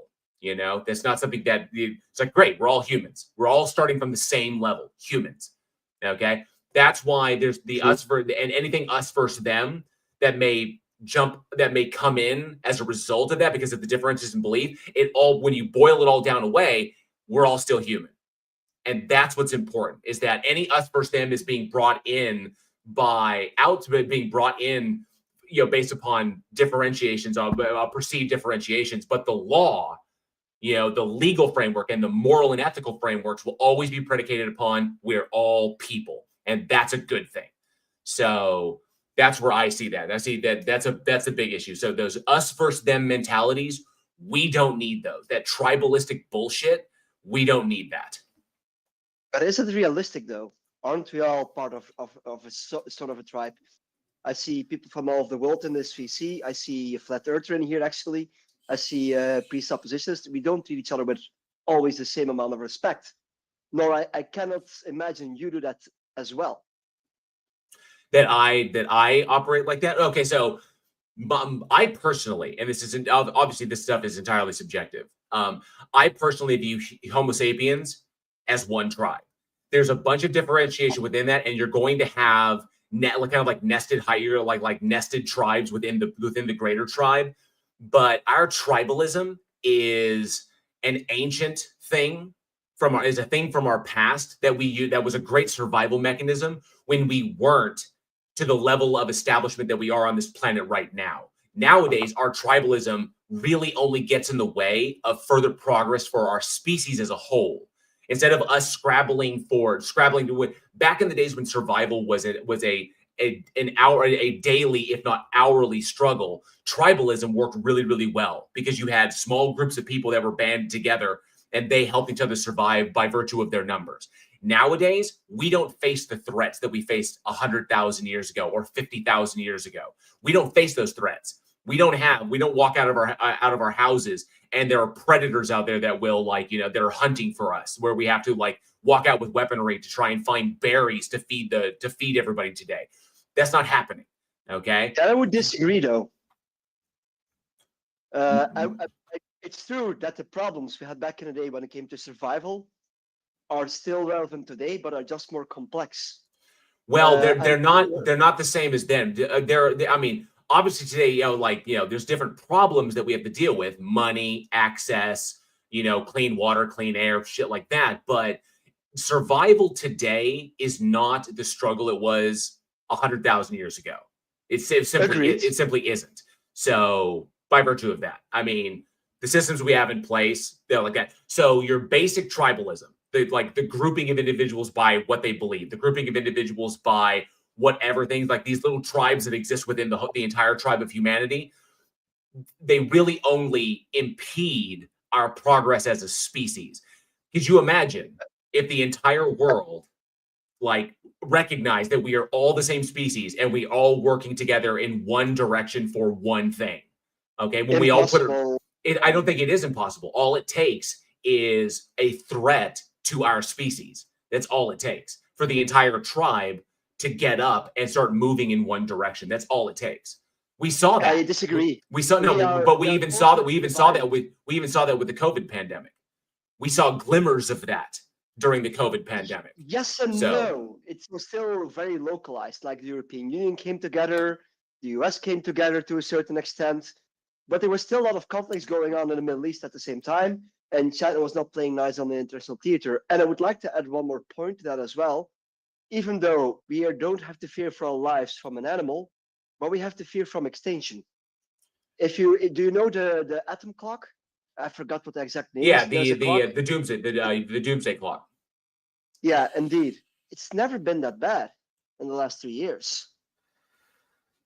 Yeah, the existential threat to humans is humans. We are the only things on this planet. We are really the only things that have the capacity to destroy ourselves. The threats aren't the threat is ourself, whether it's our apathy or our ignorance or our tribalism, ignoring the plights of the rest of the species in favor of, dealing in favor with just our own individual tribes. That's a big problem. That is, but I don't believe it's insurmountable. I don't. I'm not that cynical. I'm not that, because I'm just not that cynical. I'm not like this Nietzschean who is like the Ubermensch is a thing that can exist, but I don't believe that human beings will ever attain it. I believe that it can happen. It's a logical possibility. It can happen, Humans just have to get out of their own way is the problem. We have to let go of those ancient tribalistic notions that, it's ingrained in us for the past 300,000 years. It's ingrained. It's So it's inherent really, to us. but it can be, but the thing is, it can be recognized and it can be overcome. People just have to actively do it. The problem is our society is structured wrong to even do that. Everything in our life is a competition. From kindergarten to university to work. In the U.S., yes. In the U.S., absolutely. And the European Union as well. Yeah, even in most European countries. I mean, I would agree with Speedmaster. Most, if you want hyper competition for any of those kinds of things, like education, access, job security, go to East Asia. It's a blood sport there. Oh yeah, because humans thrive on competition. There are obviously there are things that I see that are problematic in human societies, and there are things that I see that are not problematic. And obviously, our inherent tribalism, the incessant need for competition, the incessant need to be the king of the hill, these are all problematic things. Okay, they can be overcome. I am not so cynical to think that they can't be, but it's hard. It's freaking hard. So, Warren, based on our history as a human species, what's more likely? We divulge in another world war, or we come together in unity? It's the most likely outcome, the most probabilistic outcome, given our history, we wind up destroying ourselves. We wind up reducing our population to the point where genetic diversity becomes a thing of the past, and we just interbreed ourselves out of existence. All right, I'm not gonna bore too many people with this conversation. I see John also has his hand up, so thanks for the small debate. Absolutely. Thanks, Speedmaster. Thanks, bud. All right, so I saw someone in there. Let's see. Oh, I thought somebody was asked. Caterpillar was wanting to had a question to ask. So, I would like, there's a flat earther in the chat. I'd love to talk to a flat earther. I haven't talked to a flat earther in a while because actually I did. I talked to a flat earther over on Seek Truth's channel. That conversation I had with him is was the final kicker for me to actually get my next little video, it's just like, I've got to talk about stuff, and it's going to be really, really interesting. I was like, you know what? I do have some stuff to jump into the video essay thing. So if there's a flat earther in the chat, I'd love to talk to them. I see John, I see your hand up, but we have some new people in here, so I want to make sure we give an opportunity for any believers to come up. But I see your hand up, John. I'm not ignoring you, just letting you know. But if we have somebody who has we have a believer, especially if we have believers in the chat who believe in a god or gods or whatever, or even stuff like, flat earth, I'd love to bring you up on the stage and chat with you, me and Jefferson. Hey, Ethan, I do not want to talk to no flurfers. Sorry. I'm curious. I really am.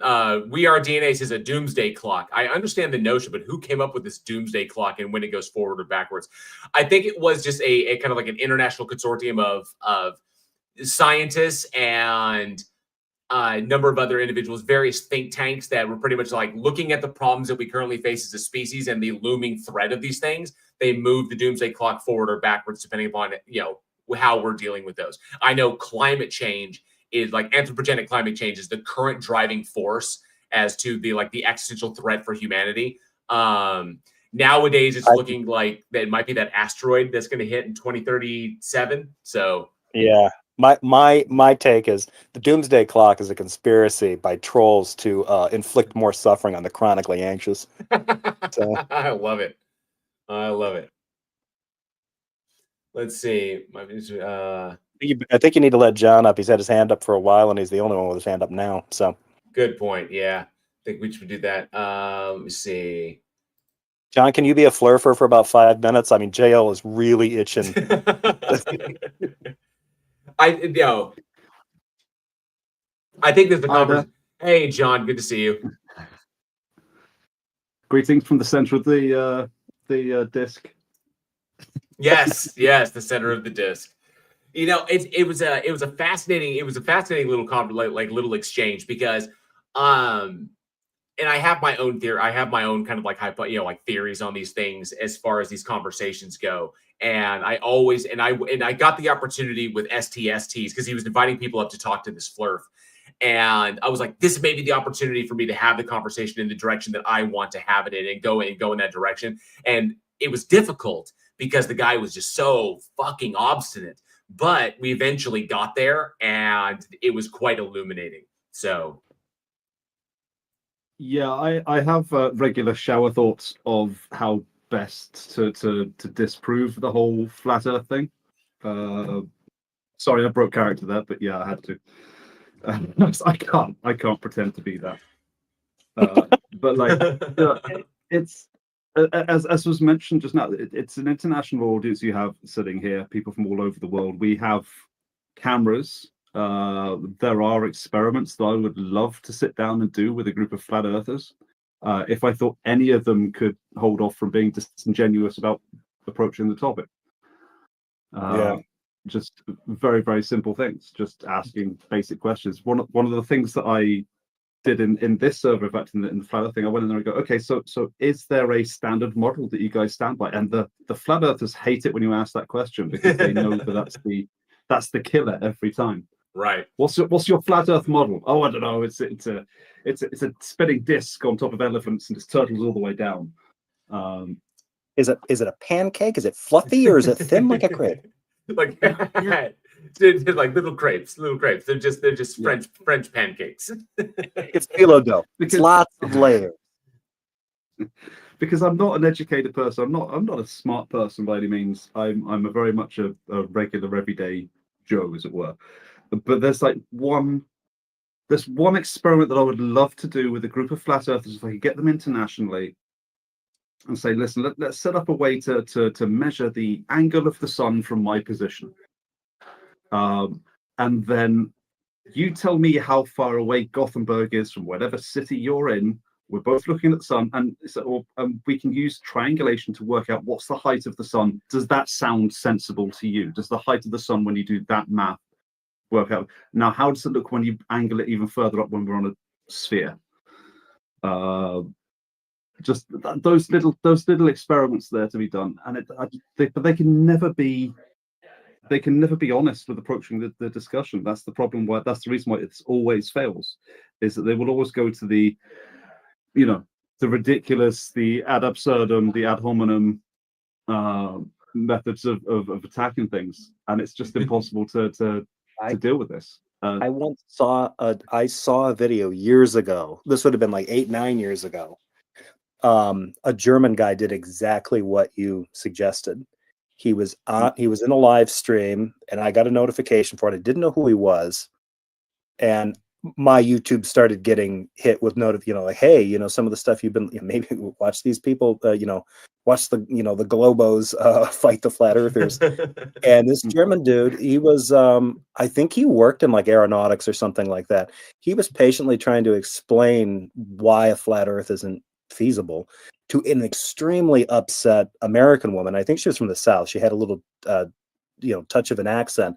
And she was losing her mind, and he was trying to take her through that exact same experiment. And the longer he focused on the data and how to gather that data, the more she yelled and screamed, and then she started just insulting him. But, of course, it was interesting. Well, apparently, Radwen is the flat earther in the chat. Either that, okay. So we actually, there's some difficulty here. Apparently, Radwen is either a LARPer, is just LARPing, or actually is a flat earther. I don't know, because it hasn't been determined, because Radwen hasn't come up on stage. Radwen, I can tell you this. You said, I showed up to listen, and all of a sudden the topic changed to flat earth. You people are obsessed with flat earth. It's not about... go ahead, Jefferson. Go ahead. I just want to get this on the record. I am not... The only thing I might be less interested in than flat earth is maybe like musical theater. I do not like flat earth stuff. I'm not interested at all. So anyway, just wanted to... Yeah, and I'm going to tell you this, Radwen. I'm not obsessed with flat earth. I don't talk about it on my channel. It's not a subject that I engage in. Okay, I'm very much a proponent of Newton's flaming laser sword on that. Is that it's not even worthy of discussion. It's the same reason why Simon Dan does not debate this topic. He'll do content on it, but he doesn't like go and debate it, because the effort of going to debate, that's that's a big effort. It's a lot of energy and a lot of time. And he does not, and he feels it would be a waste because it's just pointless debating demonstrable reality. These things are, like obviously true. And so, but you said like space is fake and like that is like that. And no, Simon Dan would not be an easy win for you. He would wreck you. But there's questions that I have that are not science, because I'll tell you this honestly, Rad. I do not hold that flat Earth is in any way about the government. It's not about religion. It's not about even science. It is not actually about any of those things.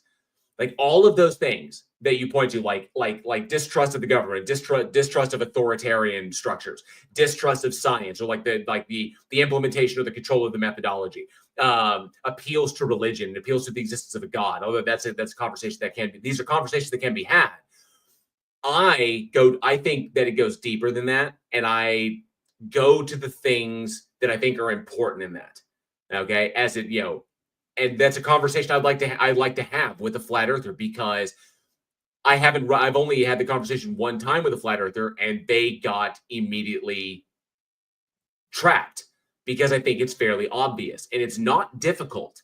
It's just a conversation that I don't see happening, on like MC Toon's channel or Simon Dan's channel or anybody else who responds to flat earth. They don't, and because mine comes at from a philosophical perspective. Okay. From literally looking at just, the nature of epistemology, the nature of ontology, the classical laws of logic, and philosophy of truth.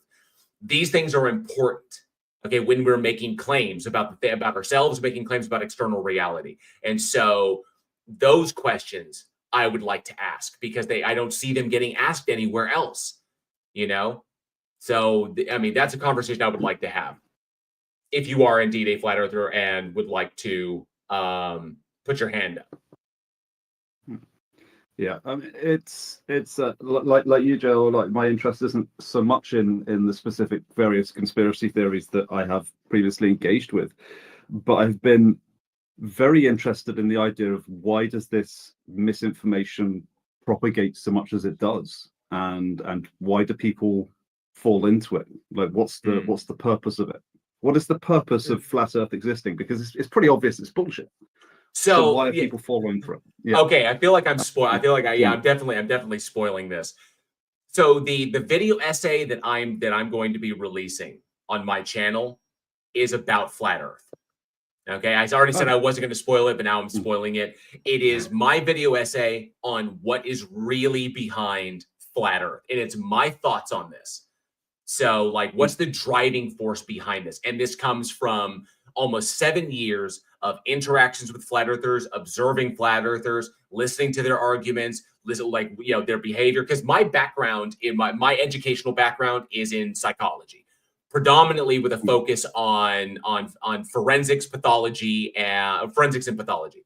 And so, using my background, I was like, okay, the science is there. The explanatory and predictive models are there. These are accurate to a 99.9% degree, okay? When we can make predictions, multiple predictions about different phenomena that occur at different times using this one model, and those are accurate to a 99.9% degree, because nothing will ever be 100% in science. When these theories are established and they're based on laws that are known, there's a problem. So I was like, this can't be about the science. It can't be. I'm not going, because I wasn't going to sit there and accept that these individuals were willfully ignorant, were being so willfully ignorant to the point that they would ignore basic mathematics. Okay. And they would ignore like laws of reality, just throw them out the window. It's kind of like how creationists ignore the law of geological superposition. They're just ignoring that. And so I was like, there's got to be something deeper here. So I dove into that to try and understand it. And I'm going to release that video on my channel here pretty soon. You should see that pop up. But yeah, I think these are conversations that are important. And I don't think that they're things that flat earthers really ever think about, that they never actually consider these things, because they don't have the acumen to think about think about these things in this way. So I had reason back in 2015 to engage with the anti-vax crowd a while back, and that led to me. And it led me down a rabbit hole of chemtrails, targeted individuals, and various other conspiracy theories as well. And what led me into this one was there was a lecture being held by a Swedish woman about her opposition to vaccination and that sort of thing, and the group that was helping her organize this, that was hosting her, chose the name for their group to be Qui Bono, as in follow the money. So I did, and I realized that so many of these conspiracy theories, and yes, we can put it out towards religion as well as being also the it's about earning money. And I followed the anti-vax thing back to the late 1700s, back to 1790 something, where I found a few of the anti-vax papers. And what it was because before vaccination you had variolation, and that was like a common practice that people would do. You know, you'd have someone in the local area who knew how to do it, and they'd, you know, scrape off the scabs and give that there. And before that, there was salves and balms and all this other stuff. And what this was that the opposition to vaccination was driven very much by these people who were local sort of community healers, were worried about losing their business to doctors coming up with a syringe. And that was where the major opposition was coming from. And you see that so much. And so now in the modern era, you see it, these are people who are selling alternative cures. Quite often you have it, I sort of describe it as being multiple tiers there. It's very much like a multi-level marketing thing. You have the people at the top and they're selling, you know, their colloidal silver, or they're selling their high vitamin C dosage, alternate treatments and that sort of thing. You have the people who are happily reselling it, and you have the people who have sort of been tricked into it at the bottom. Like the people who sit at the bottom have been led by fear, they've been led by misinformation, and they're quite often caught in their most vulnerable moments. One of the most distressing things I saw with the anti-vax community was how they lurk in parenting groups, and they will wait until a parent, often the mother, comes in and says, "Hi there, I've got a child who I think is showing signs of autism, and I'm just looking to connect with someone who maybe can help me sort of work this out." Because of course, when it's the first time, you're a new parent, it's something new, it's something scary there. They're looking for a connection with someone, and these guys like vultures will drop in and go, well, when was your child vaccinated? And it was a horrible thing, and they will lure you in that way, and it's a horrible thing. And I see it with all these conspiracies. They all do it in the same way, and they all feed into each other. When I was at the lecture, they had that table with all the DVDs and the books and the stuff that they're selling as well there. On this table outside the lecture about vaccination, there was not a single book or DVD actually about the vaccination thing. There was lots of stuff about truth about 9/11, or, you know, the global bank conspiracy, all this other stuff there. Not a single thing there. And when I questioned them about this, they got very hostile. When I asked them, like, you know, the woman holding the lecture in there about vaccines, what does this? Does she stand by this table of books out here that you're presenting there? Is this also connected to the vaccine? They got very, very hostile, to the point where I was thinking I was feeling very physically threatened at the time.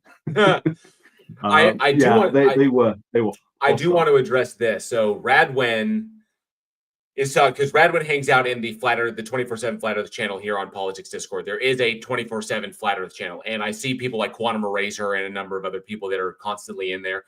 I have been in there one time as an active. I've been in there twice. One time as an active participant, the other time to listen to Planet Peterson wreck them.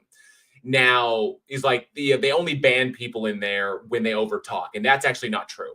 I myself got shut down because I asked a question that they couldn't answer, that no one was equipped to answer. And so they shut me down because when you bring up deeper philosophical topics, like deeper philosophical concepts, the people in the Flat Earth channel do not have the acumen to actually engage with it. So if I were to ask Radwin here's the problem, Radwin. He said, you aren't there to answer questions.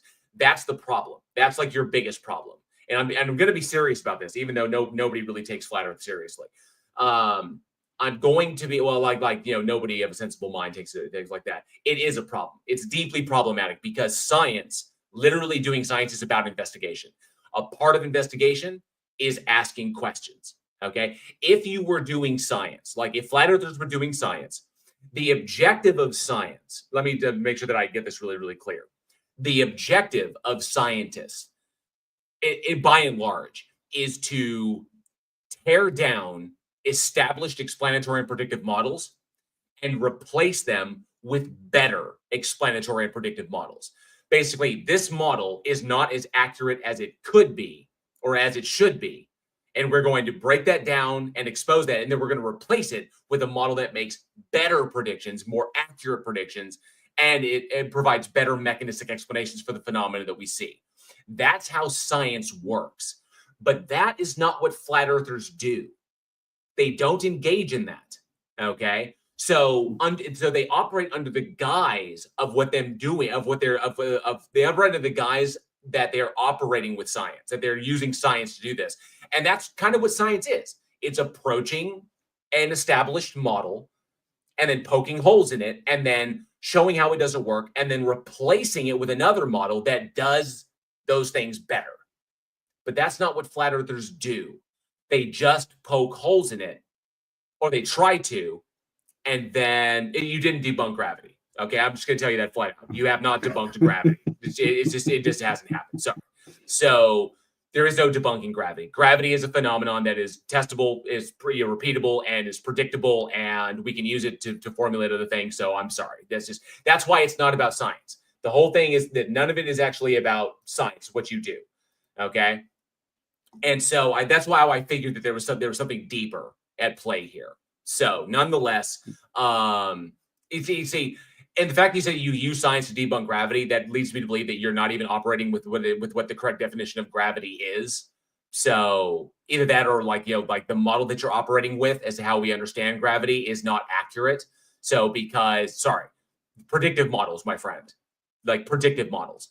If you try to debunk gravity, then you'd have to replace a model that makes the same predictions as the one where we take the phenomena of gravity, the quantifiable phenomena of gravity, and apply that, in the application of that will provide better predictions and better explanations. So, but you can't do that. Okay. That's why, like John Mayos, like John pointed out, y'all don't have a model.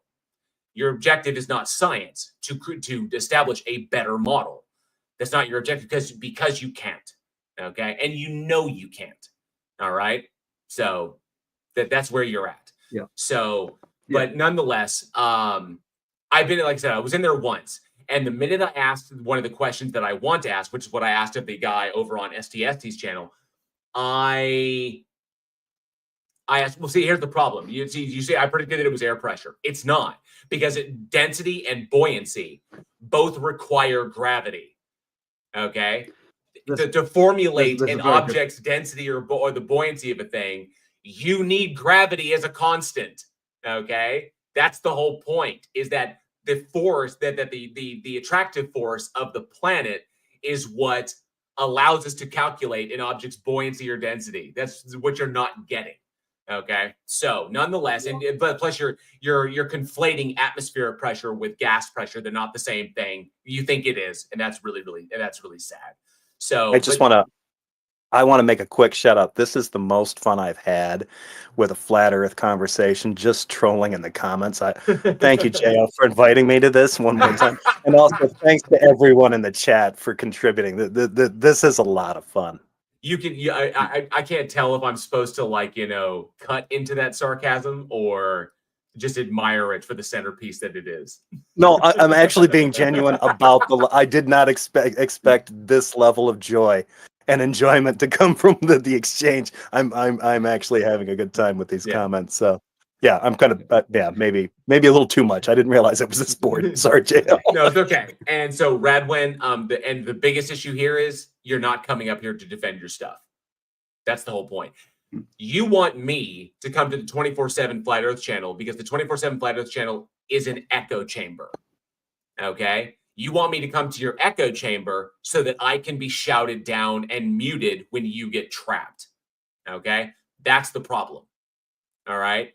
But when okay, here we go. Challenge accepted. was a hand up, I will step aside happily, unless you want me to hang around.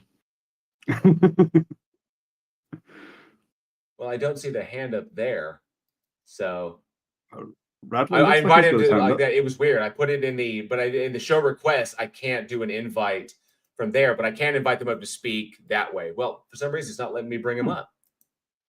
That's weird. Yeah, I see a white hand on a green background on his icon there in the audience. Right. Not so. Oh, now it's back up. Maybe put it in the wrong... there it goes. Okay.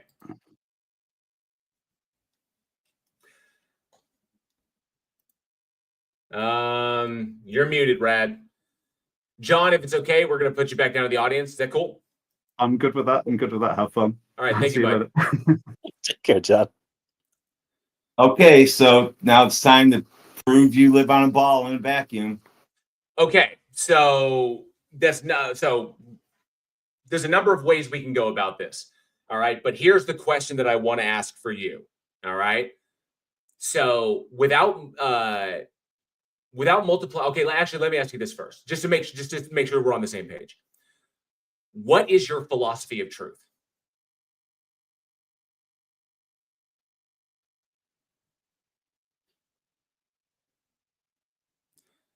Are you a correspondence theorist? Are you a coherence theorist? Are you a pragmatist?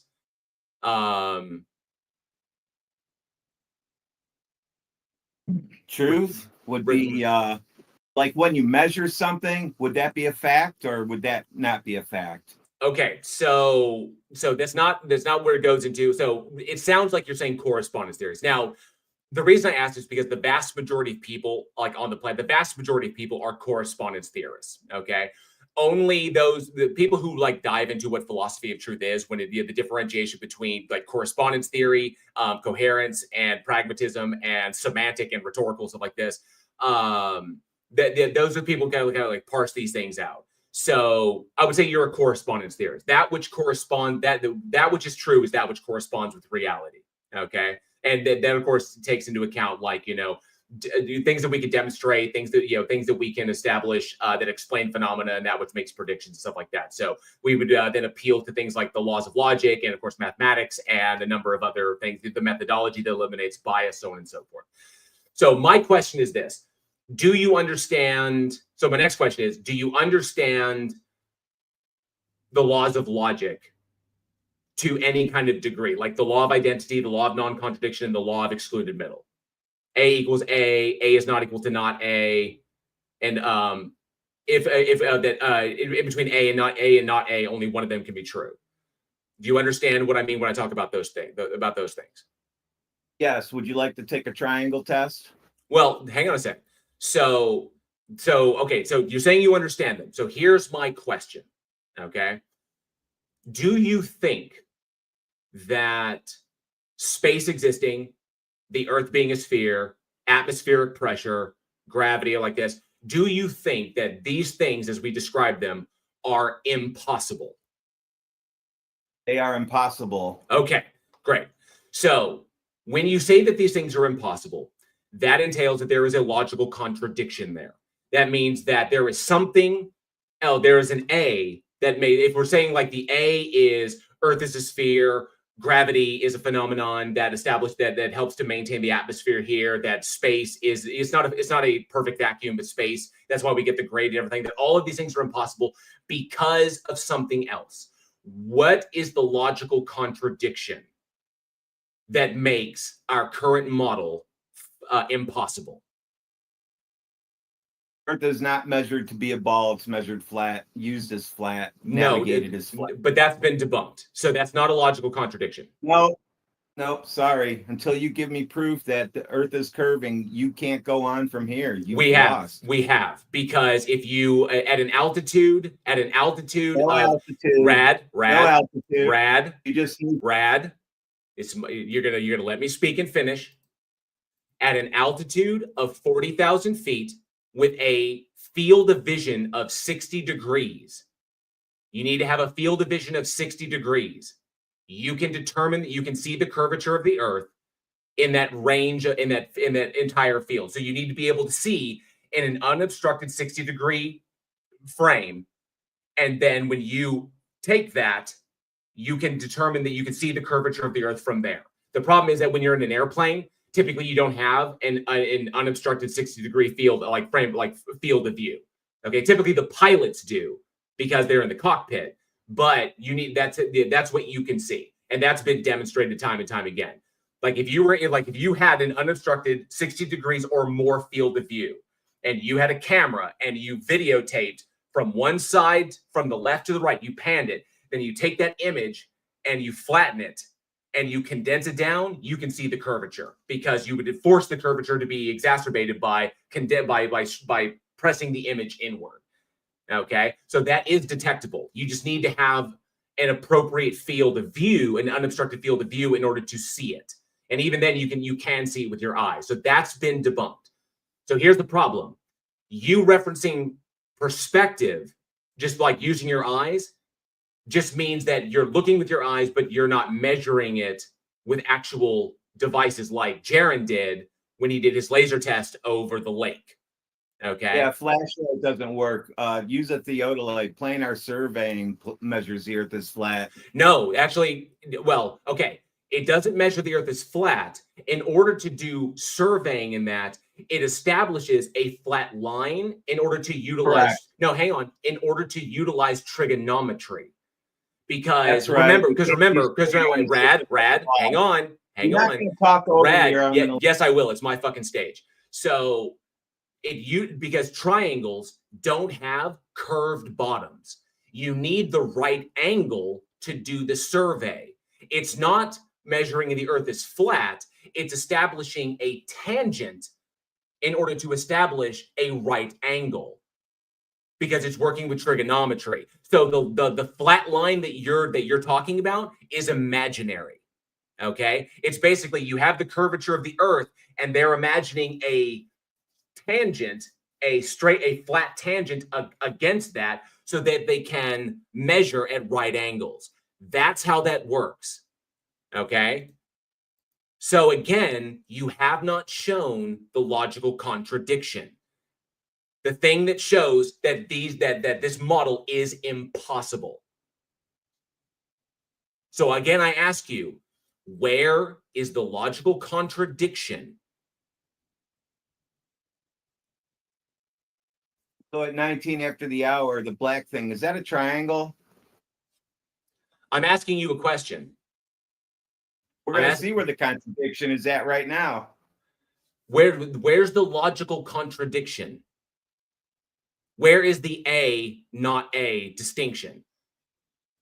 Earth measures flat. You claim it's a ball. It doesn't measure, but that's the problem. It doesn't measure flat. You're referencing a technique. You're referencing a technique that utilizes imaginary lines in order to establish right angles.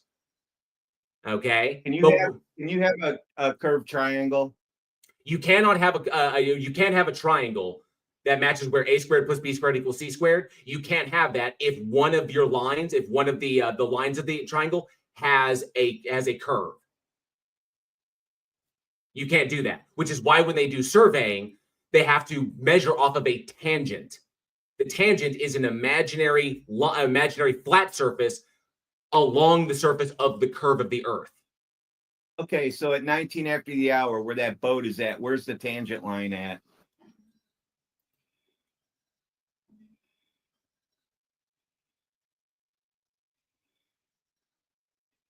Okay, so in figure C, okay, so B is not a triangle, and C is not a right triangle. Okay, but that flat line down at the bottom, the hypotenuse, if you will, the hypotenuse, then there's the right angle at the top. Okay, so imagine if you flip C where the right angle is on the ground, so you'd have to like turn it.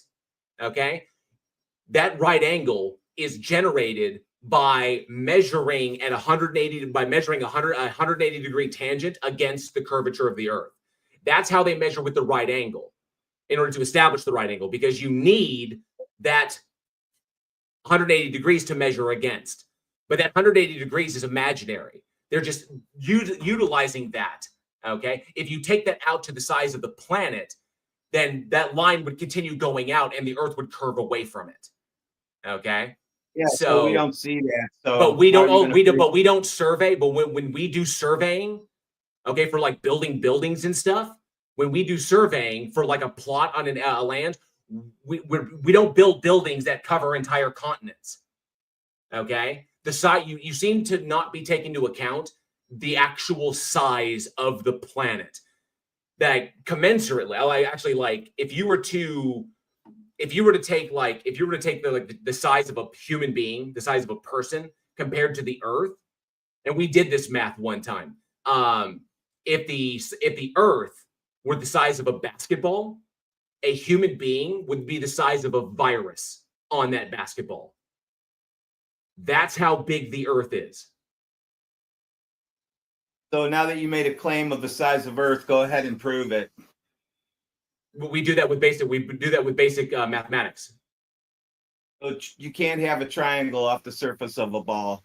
No. But we can imagine a tangent across that. No, sorry, you're wrong. Yes, no. We can imagine a tangent off that and use the imagined tangent to make triangulations.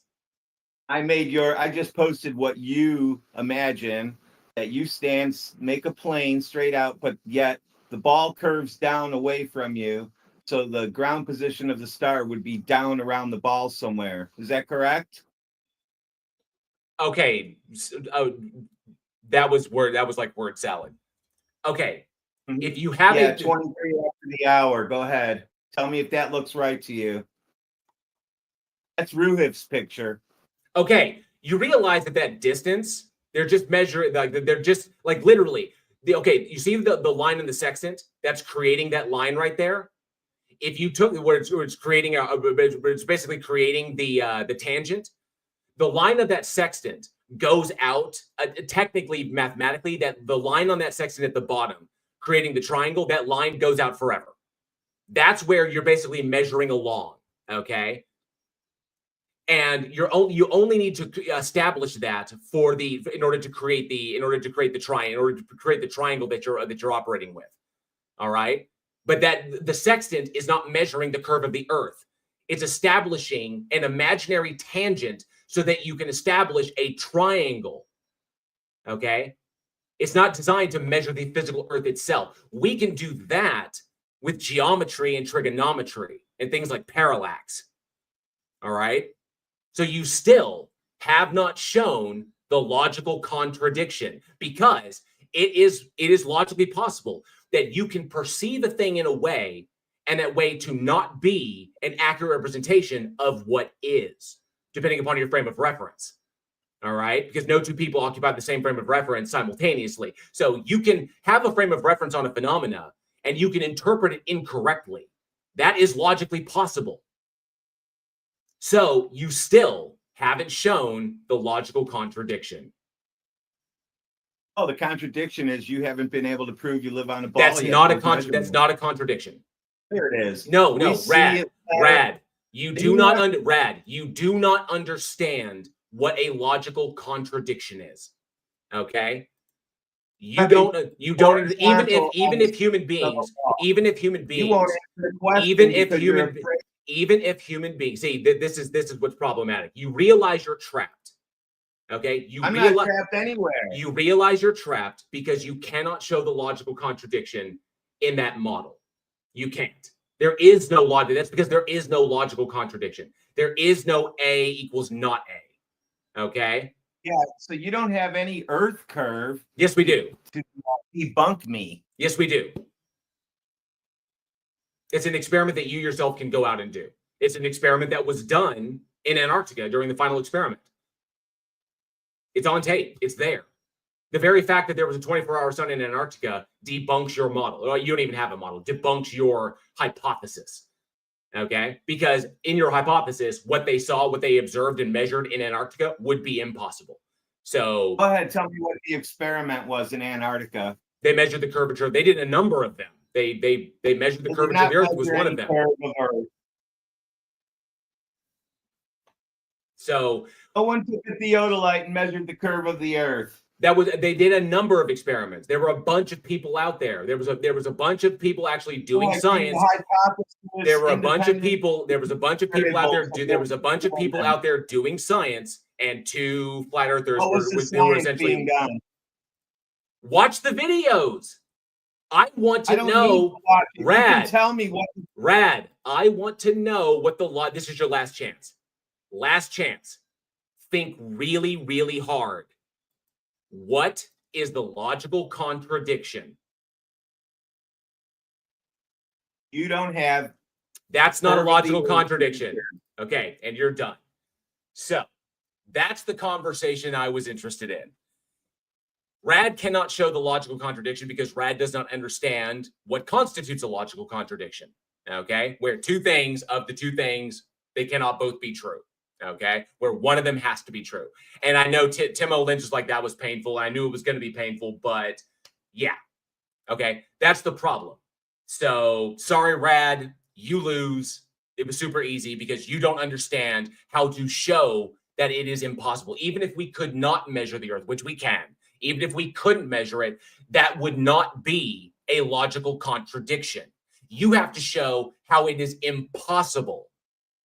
Okay, the thing that is true that denotes or entails that the opposite, the negation or the negation of it is impossible. And you can't show that. All right. So sorry, you don't like I said, flat earthers do not have the philosophical acumen, the very basic acumen to have these conversations. So I see McGruber is coming up. I've had McGruber up, or Warren OB 1000. So Warren, come on up. What's going on? I prefer McGruber. Oh, McGruber? Okay. So let me go and turn your volume up a little bit because I couldn't hear you.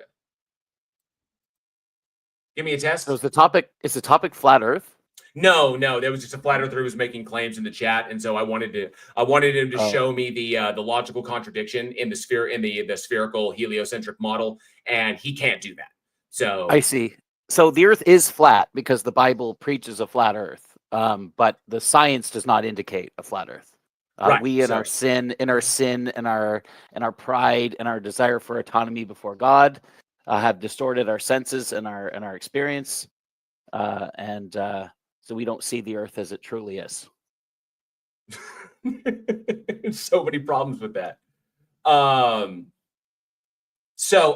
Actually, how can I address Jefferson? You there? I'm here. Yeah, actually, Mac and I were having back and forth in the comments before. So, do you have anything you want to input on this one? Because I kind of dominated the flat Earth one. So yeah, so I mean, there's multiple problems with trying to pin this to the Bible. I didn't know where to start. Yeah. So JL, before we start, JL, you're all about elevating the discourse, but you're extremely dismissive. You whine, you complain, and you interrupt. So can we acknowledge that you're a hypocrite and that No, you I'm don't not. actually care about talking with Christians? And I'm not, and I do like talking about. Let me clarify this. I'm not a hypocrite. Okay, and yes, the whole aspect of my channel is to bridge the divide. But guess what? I'm not going to hold people's hands and walk them through demonstrable reality in order to try and do that. Okay, there are people who are willfully ignorant, and there are people who are just ignorant. Well, when I show you that you actually do know that God exists, you get very screamy. Because I don't. Because no, McGruber, stop. Number one, when it's my stage, you listen. Okay, when I'm talking. Okay, when it's your stage, I will give you the respect of you being the host, and I will shut up when you're talking. So, nonetheless, when you make claims that you have you have special psychic access to, they're God's claims. They're not my claims. McGruber, stop interrupting. When you make claims, when you make claims, you're not. These are things that you believe, but you cannot demonstrate them to be true. Things that we know because the omniscient McGruber, if you're going to be intellectually dishonest. No, you're being dishonest by suppressing the truth.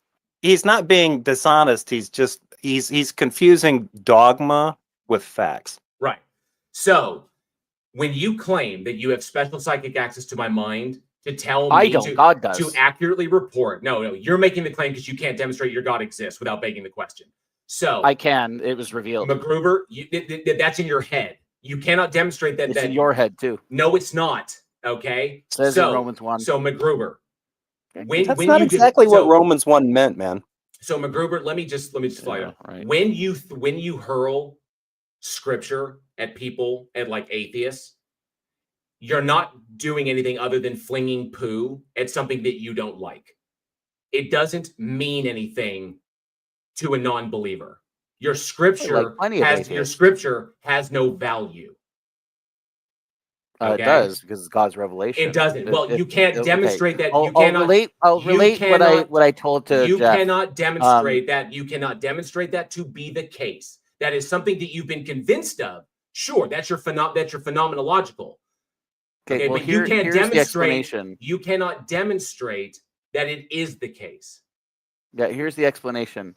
If the Bible isn't true, Christianity isn't true. If Christianity isn't true, precept isn't true. If precept isn't true, nothing's true.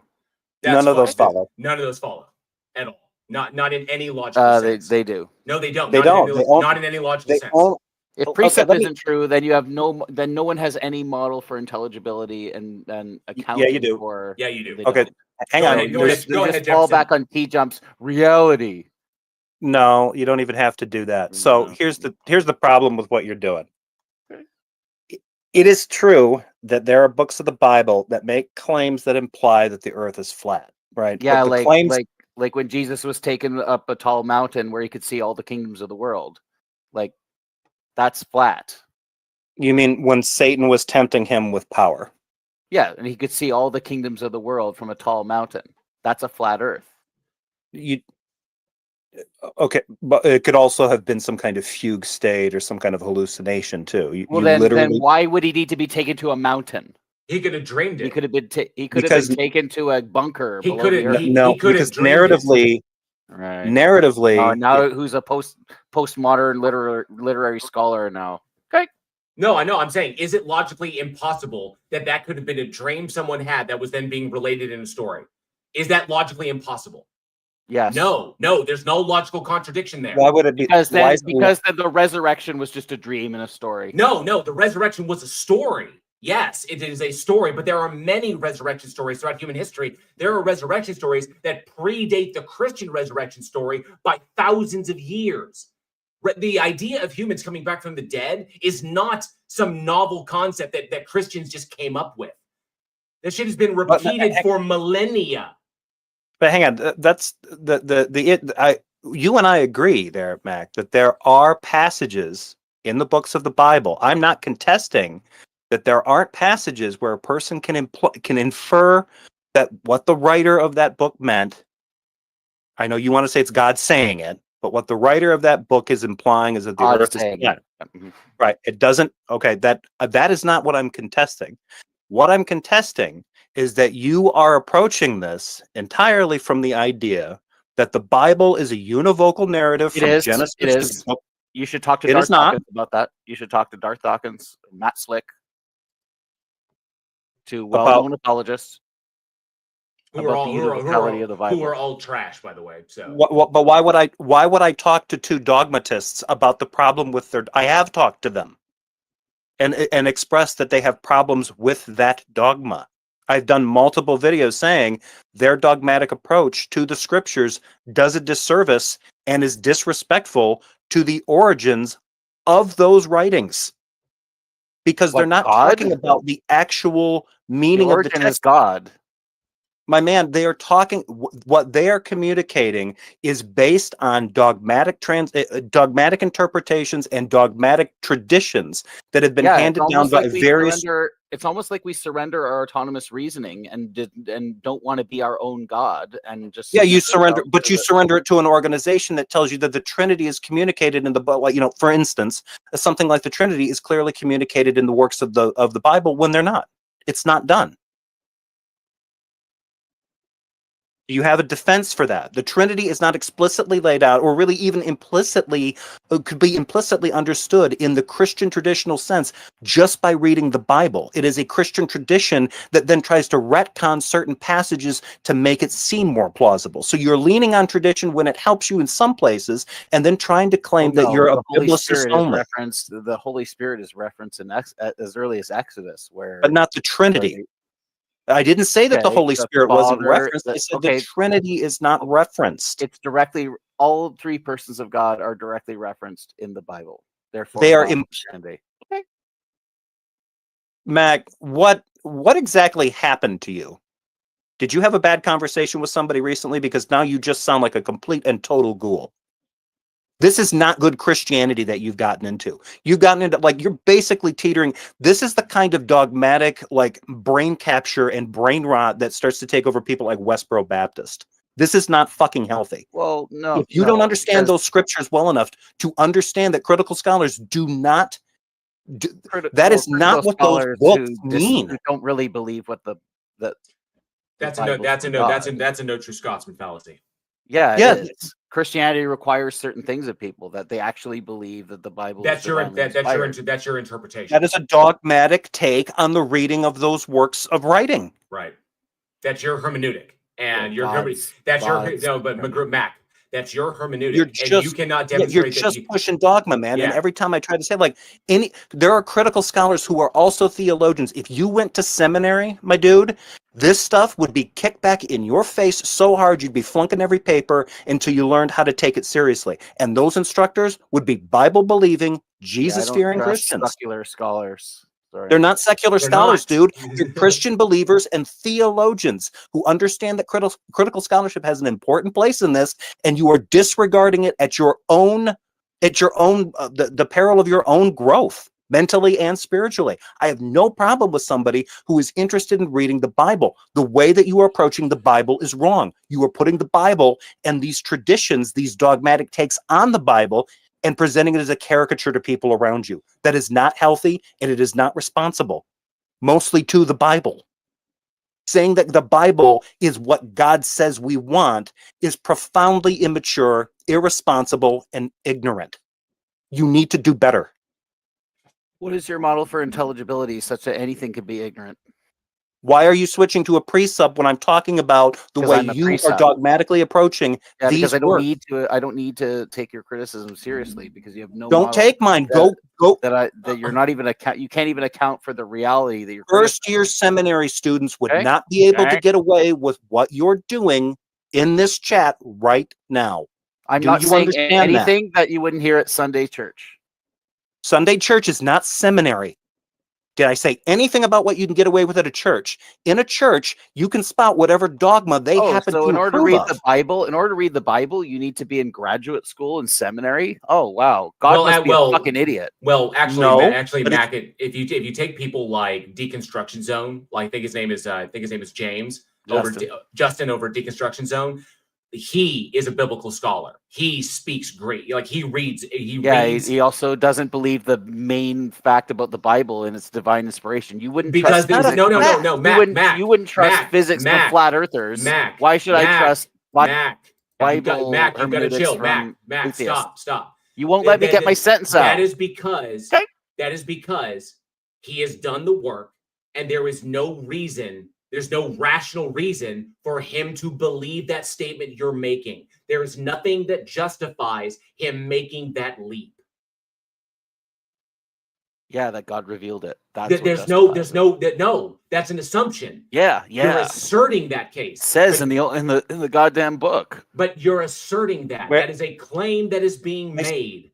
It's God's claim. It's a self-attesting claim. No. It's not. It wasn't physically written by God. It was written by a person, right? Yeah, it wasn't like chiseled out by God onto a stone tablet. Right. So because it was written by a person, beamed into the brains of the writers. That's an assumption that is an assumption that you're making. It's an assumption we need to make because otherwise, let me get the sentence out. Because I agree with you, Mac. Core facts of the Bible become open to interpretation. If any part of the Bible could be wrong, then the resurrection could be fake. then the Mac, fall could be Mac. fake, flood could be fake, et cetera, et cetera. It all And- is. and- It doesn't matter if all of them are fake or some of them didn't happen or maybe they didn't happen that way. That is not the point of what I'm trying to tell you. The point that I'm trying to tell you is that there is not a univocal take. If you read the Bible from the beginning to the end, if that even matters, there is no univocal take on what God is, what he's like, how his personality works, or even how he communicates to people. It depends on the source of the writing in that book from that part of the Bible. There isn't a univocal take on Christ. Why do you think there's like 7 major Christologies? Because Have people you in their even sin looked and in- pride, people in their sin and pride have deluded themselves into making God in their image. Okay, there's a reason Right. why you sound incredibly deluded when you just said something like that. You've just, my man, all you've done is guzzled the Kool-Aid and embraced dogma to an extent where you're holding this up as a suit of armor. You don't even understand the religion that you're involved in at this point. You're Well, just I'm not repeating really this stuff like- involved in the religion. Like I basically live like a secular person because I've come to the So realization you do that, this for fun? well, no, I do this because like I acknowledge that God is a necessary precondition for intelligibility. But it's But okay. from you that, go it to doesn't church. follow that we must. That Do we you have a must obey God. congregation? Do you have a congregation? Well, no, church is boring. I left church. Then you're not a Christian. So McGruber, I want to ask a okay, clarifying. I guess I not. want to ask a clarifying question here. When you say that God is the necessary precondition for intelligibility, what do you think intelligibility is? The ability to make sense of the world, to account for Hmm. under our ability to understand facts. Okay. Not to understand facts, because to do that you steal from the Christian worldview. No, it's But- okay. So yeah. for a thing to be See, Jeff is playing along. At least you're not willing to. that's because even- we have different styles. I'm going to cut to the heart. Right. I'm going to cut to the heart of the issue. Not yeah, only you're that, but very rude. and I'm pretty sure, Mac, the emphasis here is on playing. If you are coming into chats like this to talk this dogma, but you don't even bother to actually try to find a congregation of people that you could help directly, because that's what your beliefs are directing you towards, this is Oh, show. You are no, you are no, it's not posing as a show. Christian. You're not I'm not actually posing- involved no, in. I'm not posing as a Christian. I've decided that since I'm going to hell because I blasphemed the Holy Spirit, I'm done. What? I'm doomed. What the fuck? As an atheist, I blasphemed the Holy Spirit, and that's considered unforgivable. There's nothing I can do. Oh, That's earn not my- what to earn my blaspheming the Holy salvation. Spirit means. Yes, it is. And Matt Slick No, it isn't. sent me to hell when I No, it blasphemed the Holy isn't. Spirit against him. Doubting in the debate. existence of God is not blaspheming it. I understand that. I committed the blasphemy of the Holy Spirit. I said, "What constitutes blasphemy of the Holy Spirit?" They told me, and then I did that blasphemy. So Mac. Oh, good Lord, man. Okay, well, there's no help here. JL, I'm gonna get out of here so you can do the anti-precept thing, but I do gotta go. Okay, Jefferson. Not a Jeff, problem. always a pleasure. Thanks so much for joining. See you later. So here's the problem. Okay, I'm going to ask you a basic question. Do you know the difference between necessitarianism and regulatory theory? Naturally, but some people in the audience might not know, so you should explain it. Okay, so which one are you?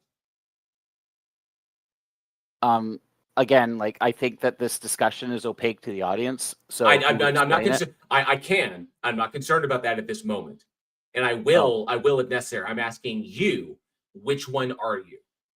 Do you hold the regulatory theory or necessitarianism? I hold faith.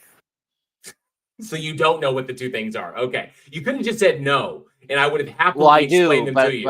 I'm just I'm Okay, not willing then to it should play your be- philosopher games. It's so. not a philosopher game, okay? Yeah, it's right. literally how we approach certain concepts. Now, here's the problem.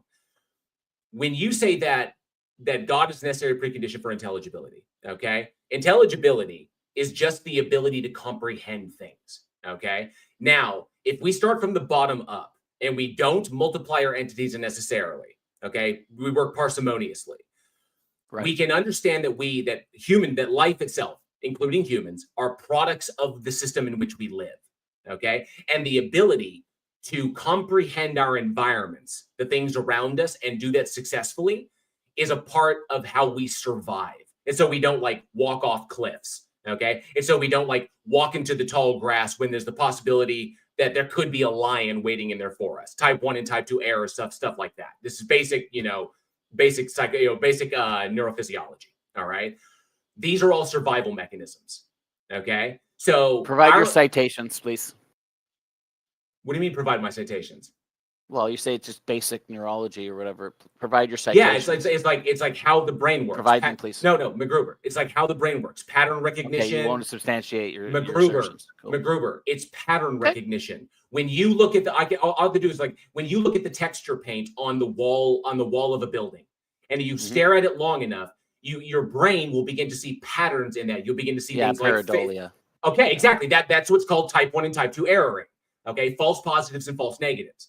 When an ancient person sees the tall grass moving in a certain way, they may get the inclination that there could be a lion lurking in that grass, right? So then they go, I don't want to go in there, even though I'm out hunting. I don't want to risk it. So then I leave.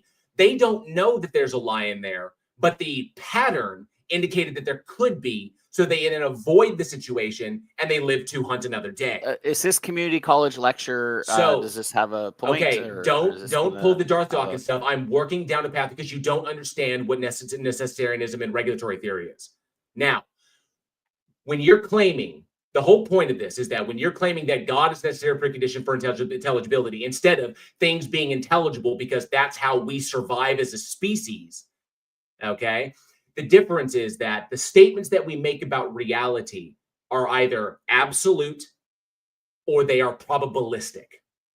Now, by virtue of Descartes, okay, just Descartes' demon, we know that the statements that we make cannot currently be absolute because of Descartes. They can't. We know that God hang on. No, I said MacGruber. I said without multiplying entities unnecessarily. Parsimoniously. You don't need to multiply that. There's one. You are no, MacGruber. You are though. You're three persons. MacGruber, you are multiplying your entities necessarily because you are assuming that God exists and that the God has the attributes it does. I don't assume. He revealed himself. No, you have been convinced that it was through natural he has. MacGruber, you were convinced of the globe because MacGruber, stop. You are not actively listening. Science. You are assuming that God exists. You're not actively in order to do you're assuming that God exists to do the revealing. Okay? The God must first necessarily exist to do what other revealing. God revealed the Bible? No God. It was a book written by it was a book intelligibility. It was a book written by by people, the same as the Quran, the Vedas. Yeah, like put to paper, but not the content. Oh, the Quran, the Vedas, the Bhagavad Gita. The Quran, which is written by a God who admits that he's lying. But it wasn't written. But he didn't write it. That assumes Allah exists to do that, to do the inspiring. It doesn't. It was the God admits that he's the greatest of all deceivers. So MacGruber. It can't be from God. You're divesting off this because you realize you're going to get trapped. Well, the difference being is that irrelevant. The difference being is that evidence. I'm working down a path, okay, and you're not following. So the point is, you're just preaching. The point is, we don't currently have the capacity to make absolute statements about reality itself. We can make statements that appear to be consistent and universal and inviolable from our frame of reference, from our singular frame of reference on the universe. Okay. So things like the laws of logic, things like mathematics. Okay. But these things are held to be descriptive, not prescriptive.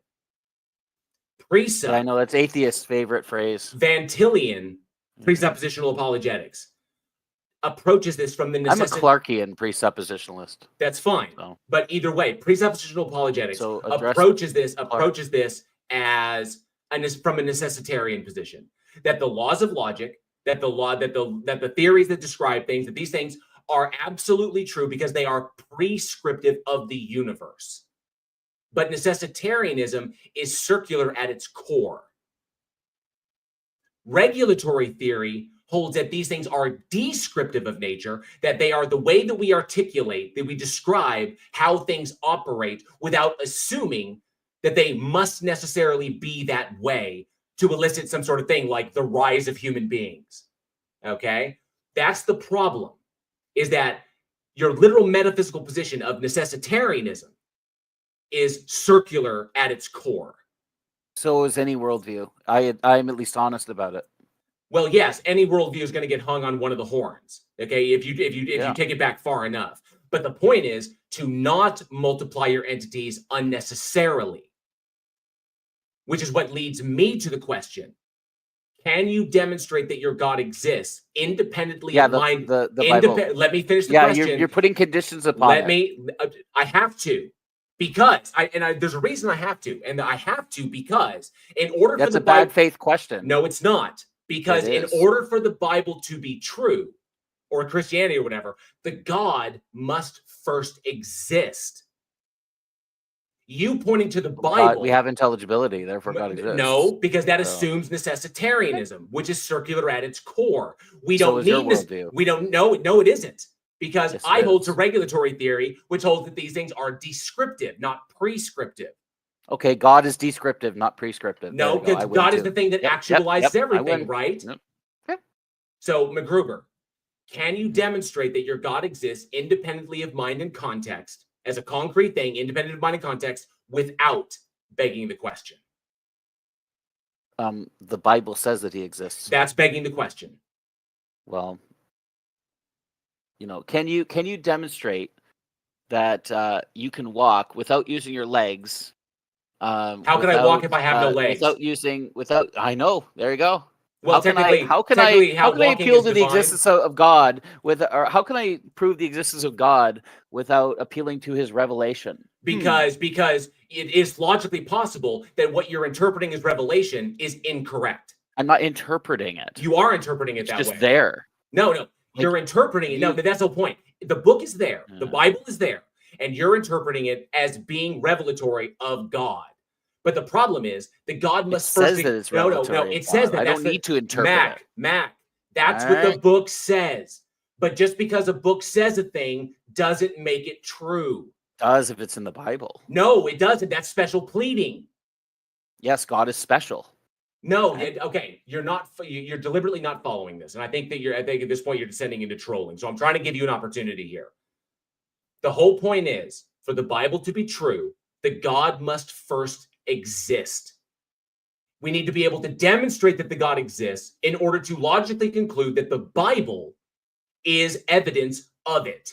We can't just point to a thing. The logic that you use. No, it doesn't. No, it doesn't. Exist. No, it doesn't. It just claims it.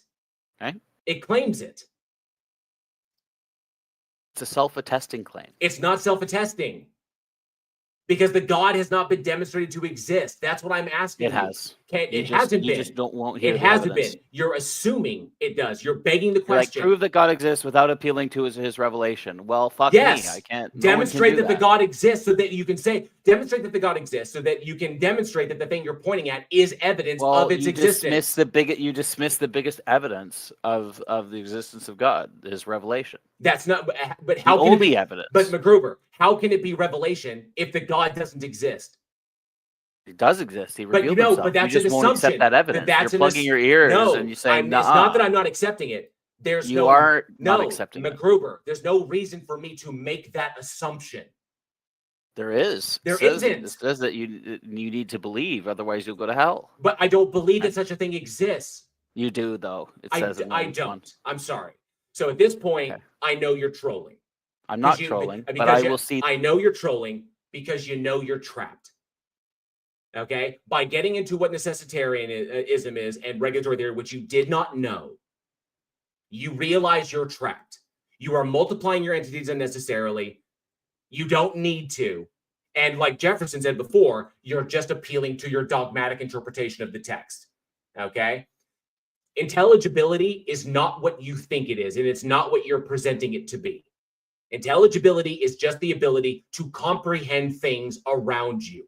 Our ability to comprehend the reality we subsist in is a result of us being products of the system itself. Those organisms that can comprehend their reality have better survival chances than those that cannot. Okay, because those that can't wind up walking off cliffs and walking into the tall grass. Okay, but we can, by virtue of our evolution. So that right there is not multiplying my entities unnecessarily. And because you cannot demonstrate that your God exists independently of mind and context without begging the question, you are assuming it exists to do all the things you think it do. Okay? And that's pretty much it. So, well, thanks, JL. You can stop making, so I would simply ask, if you don't want the rude responses, stop making claims about my personal mental states. Well, no, I don't make the claim. You have to stop saying that I'm making the claim. You are making the claim. You are making the claim. Your God does not exist. I've already demonstrated that it doesn't exist because it's a logical contradiction. I don't even have to go down that route. That God does not exist. How do you know? How were you given revelation that God does not exist? No, I can simply look at I can look at basic logic and determine it doesn't exist because it's logically contradictory.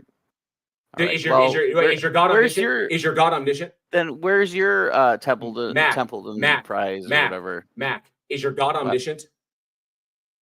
Yes. Does it know all true propositions infallibly? Yes. Does your God have a will? You know, in human terms, I guess. Okay, so does it have the ability to like choose to do things? Does it have like agency and will? I don't know because you're going to try to trap me in something. You already know you're trapped because an omniscient entity. Well, how could he know? How could he choose? You're already trapped, and you're going to let me finish my statement because you know that an omniscient entity that knows all true propositions infallibly, which includes the set of things that it itself is going to do, cannot do anything other than what it infallibly knows it's already going to do, which essentially renders your entity as nothing more than a function. If it has will, like free will or the ability to choose, because remember, in your worldview, nothing exists external of the God to act as a referent for anything, mental content, coherency, nothing. Because the not God set is actualized by the God set, okay? Being your God being like literally the source for the metaphysical ontology of all things in the not God set.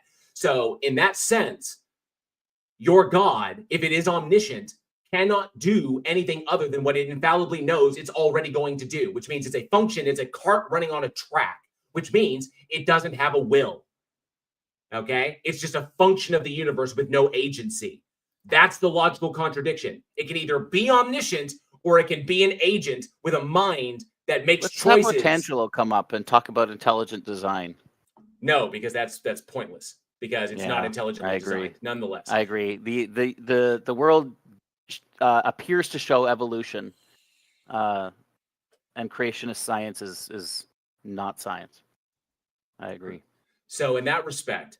Okay. But it didn't. Evolution is false. But it's not false. It's false. It is false. It's a demonstrable. God says He created. It's a demonstrable fact, and you are just appealing to stories that you cannot demonstrate the truth. This is the problem with faith. Faith is not an epistemological tool, Mac. I'm sorry, nobody can hear you. So faith is not a tool for epistemology. Okay, that is not how you derive truth. Okay, not about things in the external world. So. I think I've explained myself well enough. For the sake of future conversations, I would only ask: stop making claims about my personal mental states or the personal mental states of other people. It's not my claim. Okay, you need to shut up and fucking listen. Stop making claims as to the mental states of other people that you don't have. My claims. That you don't have special psychic access to. Just because your fucking cult manual says you do, doesn't mean you do. Your book is just another book. All right. Okay. Cool. All right. So let's see. Dude, who said it 3 times? Who said the 3 times? I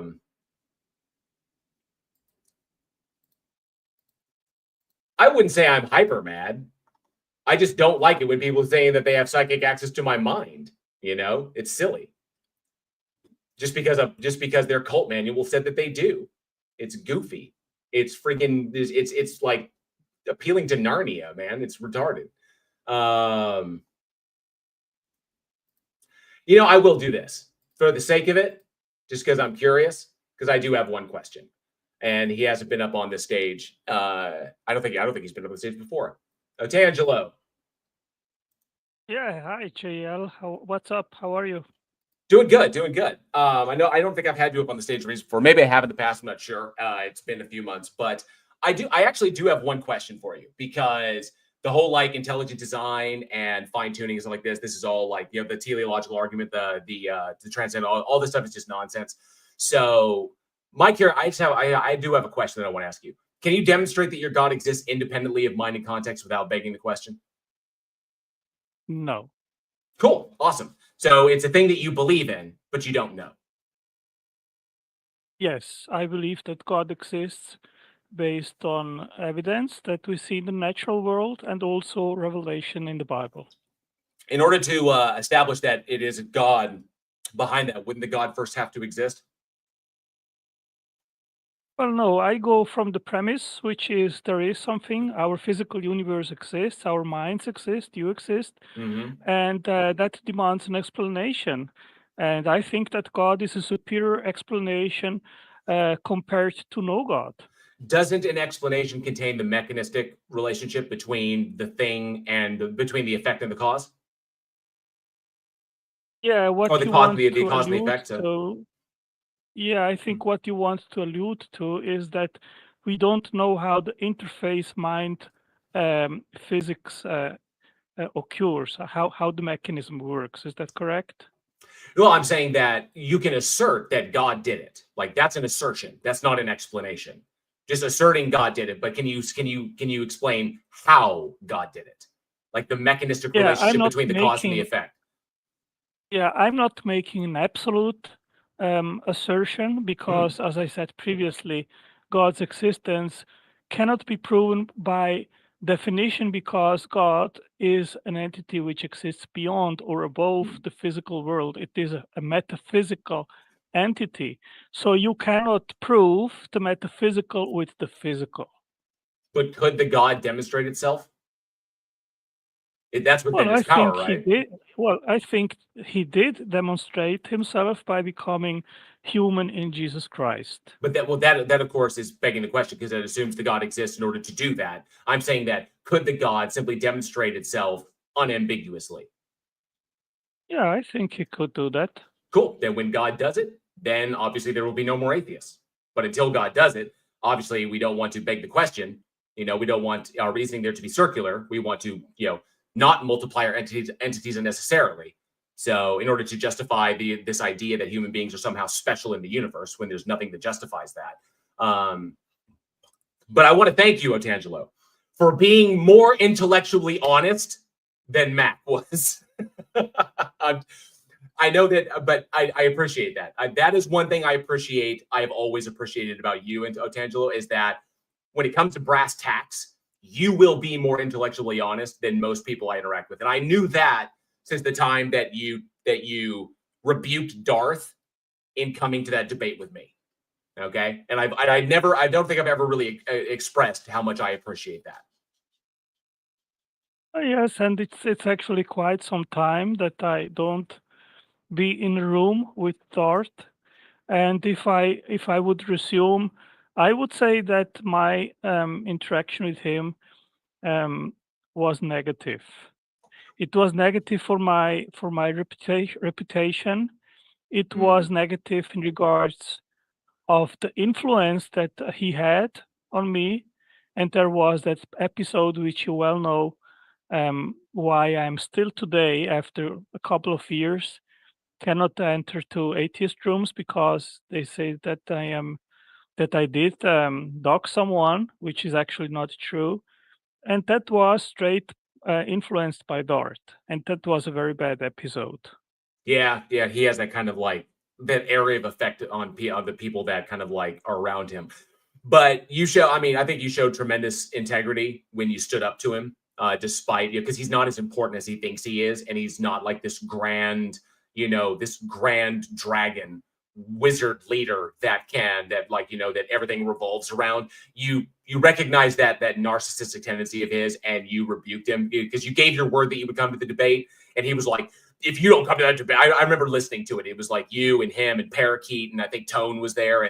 And when you guys were kind of like, look, he gave his word to show up to the debate. He's a man of his word. Let him do it. And then Darth freaked out. So you've always shown more integrity, which I've always appreciated. And when it comes to brass tacks, you're intellectually honest. So I wanted to give you that credit. I don't agree with a lot of things your reasoning, I think, is sort of circular in a lot of respects. And I think that there's a reason you hold this, like you hold to necessitarianism, you don't hold to regulatory theory, stuff like that. So, but these are things that we can, these are like philosophical, metaphysical positions that I don't think are even necessary to argue, because you start from the metaphysical and work forward. I start from the evidentiary and work back. But in that respect, I just wanted to ask you that question and then give you those props. Yeah, I think I start as as a Christian. I'm being honest with you. I started with the premise that the Christian God is true and that He exists. So when I converted, I was 18. I didn't actually come to faith after a rigorous intellectual scientific investigation. Okay. I started with the premise that the Bible is true, and I wanted to know more about the Christian God. I had a lot of questions in regards of things written in the Bible, and I seek to find answers to this. And my coming into debating atheism and questions about origins and existence and so forth, that came much later. And actually, with the interaction with atheists, which came up with evolution and all this kind of stuff, and I had to investigate this to understand what this all was about. And if in that sense, I started really from the faith that the God of the Bible exists and is true. In that regard, I agree with you, but I can well do an argument which starts with the evidence in the natural world, and from there making syllogisms which then inference God as the best explanation. Well, it would be an assertion, and a logical argument is not evidence, of course. It's just like you can create a logically valid argument where the conclusion follows from the premises, but that's not going to be a demonstration that the God exists. So, like I said, of course, we are not talking about demonstration. We are talking about inference to the best explanation, which of course is not conclusive. It can always be debated, and someone can always come to a different conclusion and inference than I do. There you go. Yeah, without you, so long as we're acting parsimoniously. So I appreciate it, Otangelo. I don't know if you're expecting a bigger question than that. Or did you have a question? Is that the reason you had your hand up? Because I see a couple of people. Leo Phileas has got his hand up, and I want to make sure that I try to maximize my time here. But did you have a question? Is that the reason you put your hand up, or? No, I just saw that you were online on YouTube, so I said, well, let me just join, and whatever question you would have had, we could have talked about it, which we are just doing. Yeah, and this was great. This is fantastic. Awesome. Yeah, that was the question that I had. And I appreciate you coming up, and I appreciate your intellectual honesty. I really do, man. I do. I've always appreciated it, and I just wanted to make sure that you knew that. Cool, thanks. You're very welcome. All right, bud, I'm going to put you back down, and I'm going to bring up Leo Phileas, because that would be Leo's first time on the stage. So thank you again, Otangelo, for a good, positive interaction there. Thank you, bud. Have a good one. Bye-bye. You take care. You see, Mac, that's how you have a constructive conversation. That's how you have that. And because I'm just, I'm such a big fan, I'm not gonna resist the opportunity to bring up someone that I can learn from. Leo Phileas is in the house. You're muted, bud. I don't think. Yeah, I wanted to come up on the stage to kind of correct what Otangelo said, because number one, the whole him doxing somebody was not started by Darth. And number two, it is true. He was on, I'm pretty sure it was like the Atheist Experience stream, or, call-in show or something like that. And Arden, if you know who Arden is, was one of the hosts. Yeah. And he got kicked off the stage or whatever. And he did not just dox, but also dead named Arden publicly. So that's the reason why nobody, and literally ask anybody in the atheist community and they'll confirm what I'm saying. That's why he's not allowed on any of their streams anymore, because he did that. Ouch. Okay. That I can see that. I can see that as happening. Well, I appreciate the clarification. I don't watch AXP as regularly as I should, or The Line for that matter. But Watching it all, if I'm being honest. but I wasn't aware of that event taking place, so that's wild. Dead naming Arden is pretty cringe, but you know, doxing as well. That's hard. That's hardcore. Damn. So, but thank you for the clarification, but I appreciate it.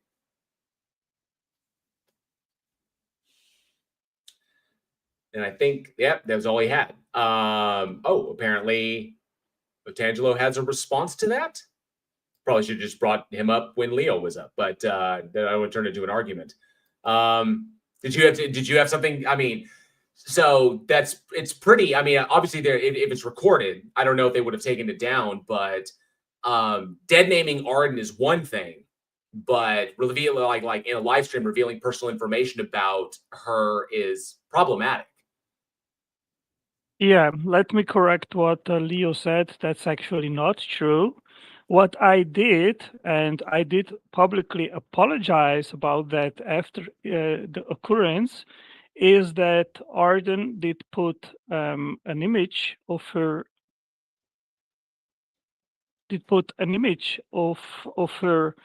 On her Twitter account, which I copy pasted to my Facebook account.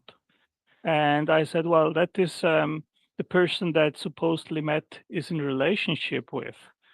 And that caused all the stir. Right. And then I took it down. I deleted the post and I apologized publicly about it. And then people started to say that I doxed Arden.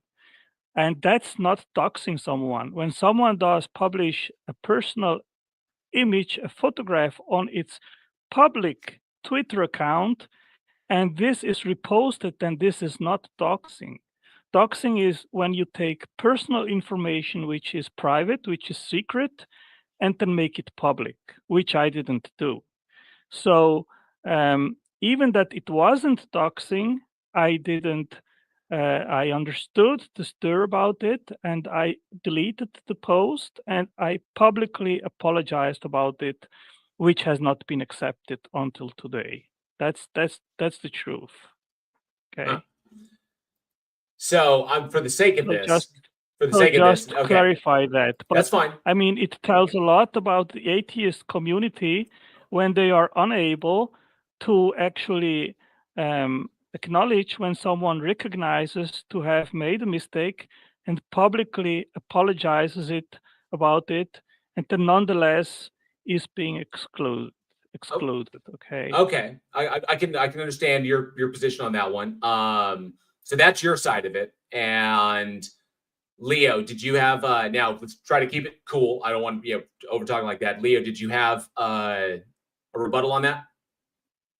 So maybe I could have gotten the doxing part wrong. Sure, I can grant that because it doesn't really do anything to reduce the severity of what he did. He still posted, as I understand it, I believe it was either a pre-transition or a not very far into transition photo, an otherwise unappealing, what you might consider today an unappealing photo of Arden, and dead named and I believe also misgendered in that post that was made. And just because somebody posts a photo to their social media does not give you the right to save the photo to your phone or your device and then post it on your account on a different platform, particularly when you're doing so to directly attack the person, which is what happened. And initially, Otangelo straight up said he wasn't going to apologize because he didn't think that he did anything wrong. And that's present in the comments on the Facebook post.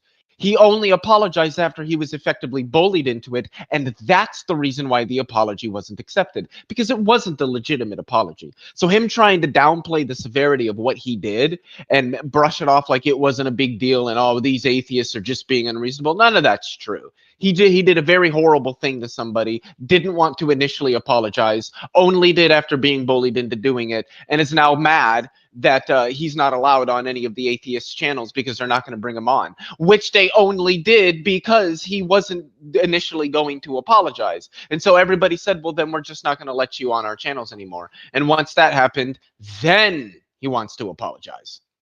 So, and I'm not going to turn this stage into a debate over this. It's out there in the Facebook posts, JL. Like I said, you can literally ask anybody else in the atheist community; they'll corroborate what I'm saying. So, Otangelo can have the last word. Okay. Well, the internet is forever, and you know, a lot of people have fallen prey to that fact.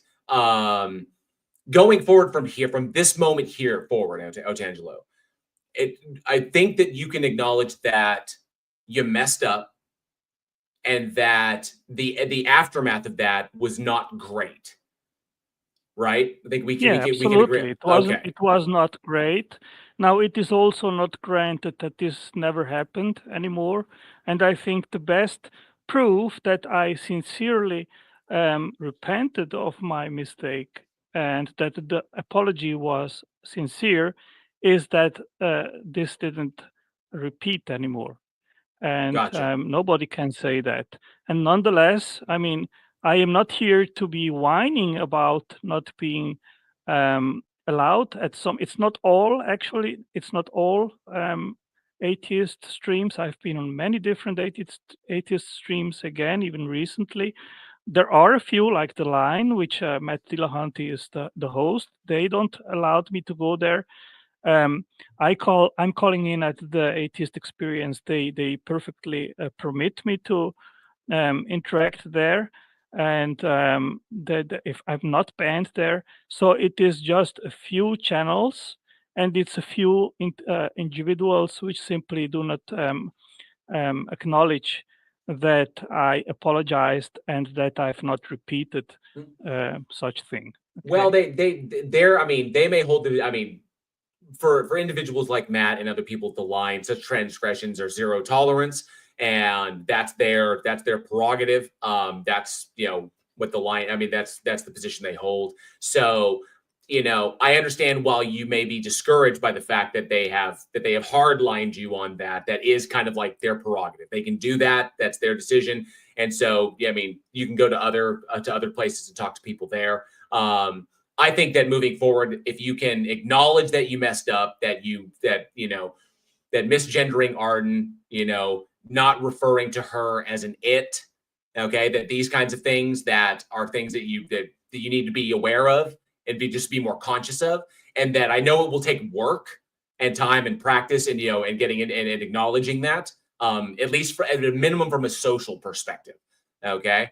Regardless of what you personally believe, but in the interactions here, to have that modicum of respect. So if you can move forward with that in mind, I would say, I mean, obviously we can't change the past, but you can, change going forward. And I think is that pretty much where you're at? I mean, if some people like Matt, if for them this is an unforgivable sin, let's say, I respect that. I have no problem with understanding that.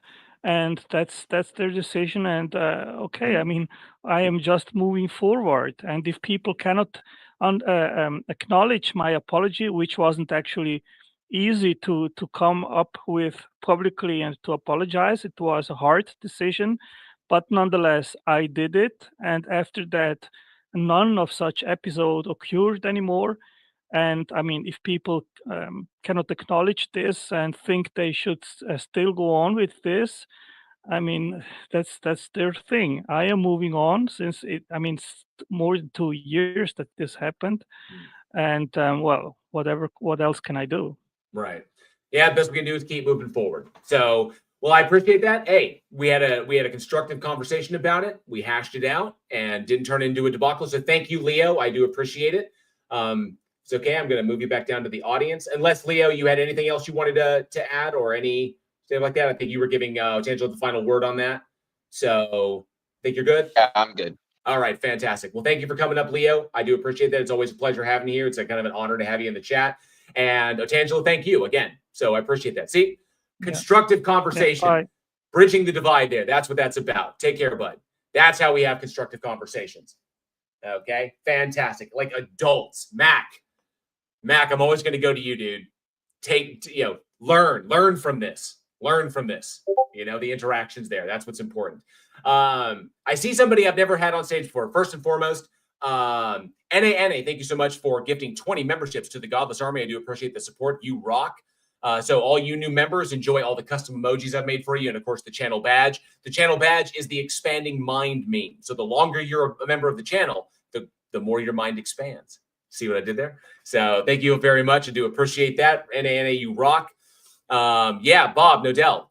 I wasn't expecting it either. It's you know, it was big there. So it's impressive. I'm glad that this happened on my stream. Wasn't expect. You never know what's going to happen when you bring people up. So I see somebody I've never had on the stage before. I'm going to bring her up. Nat Leo has never been up before. I always like prioritizing new people that I haven't talked to on the stage. I see Speedmaster and John, you got your hands up. I just want to prioritize new people. So Nat, what's going on? Hey, well, I was just going to come up and help with the appeal to misogyny, which is my favorite presupposition. I noticed you know the one I'm talking about. I noticed you put it in the chat a couple of times, and it's such a deeper conversation. I didn't know if I would address it because I was chuckling about it, and so I was like, and then I saw you put your hand up, so I figured it was going to be about that. Okay, so I'm just going to ask this question to the entire room. Okay, I've asked this before. Many people have heard it now. What is more likely? An angel coming down from heaven to impregnate a 13-year-old girl, or a woman lied? What's more likely, guys? Answer in the chat. I think that's actually a quote, isn't it? Who is it? Is it a quote? Because I thought I made this up a couple of years ago. Yeah, there was a what was it? There's actually, I think that's a quote somewhere. It was like someone said, which is more likely, that the laws of reality were suspended, or that a Jewish Manx lied. And so I can't remember I don't want to be anti-Semitic here, so right. I don't but I think I'm pretty sure Omega Weapon in my life just says that was a Hitchens quote. That it was like, what's more likely, that the very laws of reality were suspended for a night, or a Jewish girl lied, and so it's kind of like, which one requires more suspension of disbelief? What requires multiplying your entities? And obviously, the parthenogenesis in mammals, I think, is pretty out there. So. Yeah, I can tell you the story of when I was in Catholic school and they went through the genetics of Joseph, and I got in legitimate trouble for asking a simple genetic question because we were learning about biology because it was a good Catholic school. And then in the very next class, we had to go over Bible study. We were going and I had to go and write out Bible verses. And one of the verses I had to go over was the genealogy of Joseph. And I asked that very question. And this was in 1997. It was way before Hitchenson's. So, I'm not saying that I created this, but it's an interesting thing that we both came to that logical conclusion. Right. Because, if people are saying that it was Hitchens springboarding off Hume in that respect, off of the work of David Hume. So that makes sense. Because that definitely sounds like something, the way I quoted it, sounds like something Hitchens would say, because he was a cervic like that, or he was, what is that needling when people do that? But yeah, he was controversial in that sense. So well, with a lot of times with when you argue it with people that are only based on emotion, because they deeply hold this belief, sometimes the only way you can fight, I know this is the stage of reasoning, but sometimes the only way to fight is to fight fire with fire, of course, metaphorically speaking. Cool. All right. You can move on to the next person if you want. Okay. Appreciate it, Nat. Thank you so much for coming up. Always good. Always fun stuff. All right. So yeah, if you're here in the audience, of course, this is the stage of reason. I like to prioritize believers, to talk about what they believe and why, and explore those concepts. And of course, I like to prioritize people who have never been up on stage before. So definitely put your hand up if you're interested in having those conversations. I see John has got his hand up again. So since he's the only one, I'm going to bring John up. Hello. Welcome back. See, I only stick my hand up just to cover the quiet moments. So well, every time I'll step aside for when there's someone who's got something more to say. we've covered a lot of topics over the course of this stage today, and it's been so interesting. And just to go back to what I was saying before, one of my focuses has always been about the idea of misinformation, the idea of weird things, and it's when we discuss these things, when we discuss what's most likely, that's always what I come back down to as well, that idea of what is more likely, Mary lied, or reality was suspended. What is more likely for the existence of, so what is to, not that I want to open up that can of worms again, what is more likely that the Earth is flat and there's lots and lots of hoops you need to jump through to make that work, or that it's a sphere, as all the other planets in the solar system have been observed to be? What's most likely? That's how we should approach things. And then if you want to disprove that, but by all means use some sort of logic to do it. Yeah. But our starting point, like as you do, should be on what is most logical and reasonable first. Right. And then we can work back to bottom up thinking instead of top down thinking. Definitely. Yeah. All right. Well, I see someone else who has their hand up who's never been on the stage before, and this feels like I don't know if this is going to turn into a Nyclot scenario, but I'll definitely bring him up. So thank you, John. I appreciate it. Always good. All right. Let's go ahead and do that. And we're going to bring up Gregory, who's not been on the stage before. This is first. Gregory. Got you muted. You're muted, bud.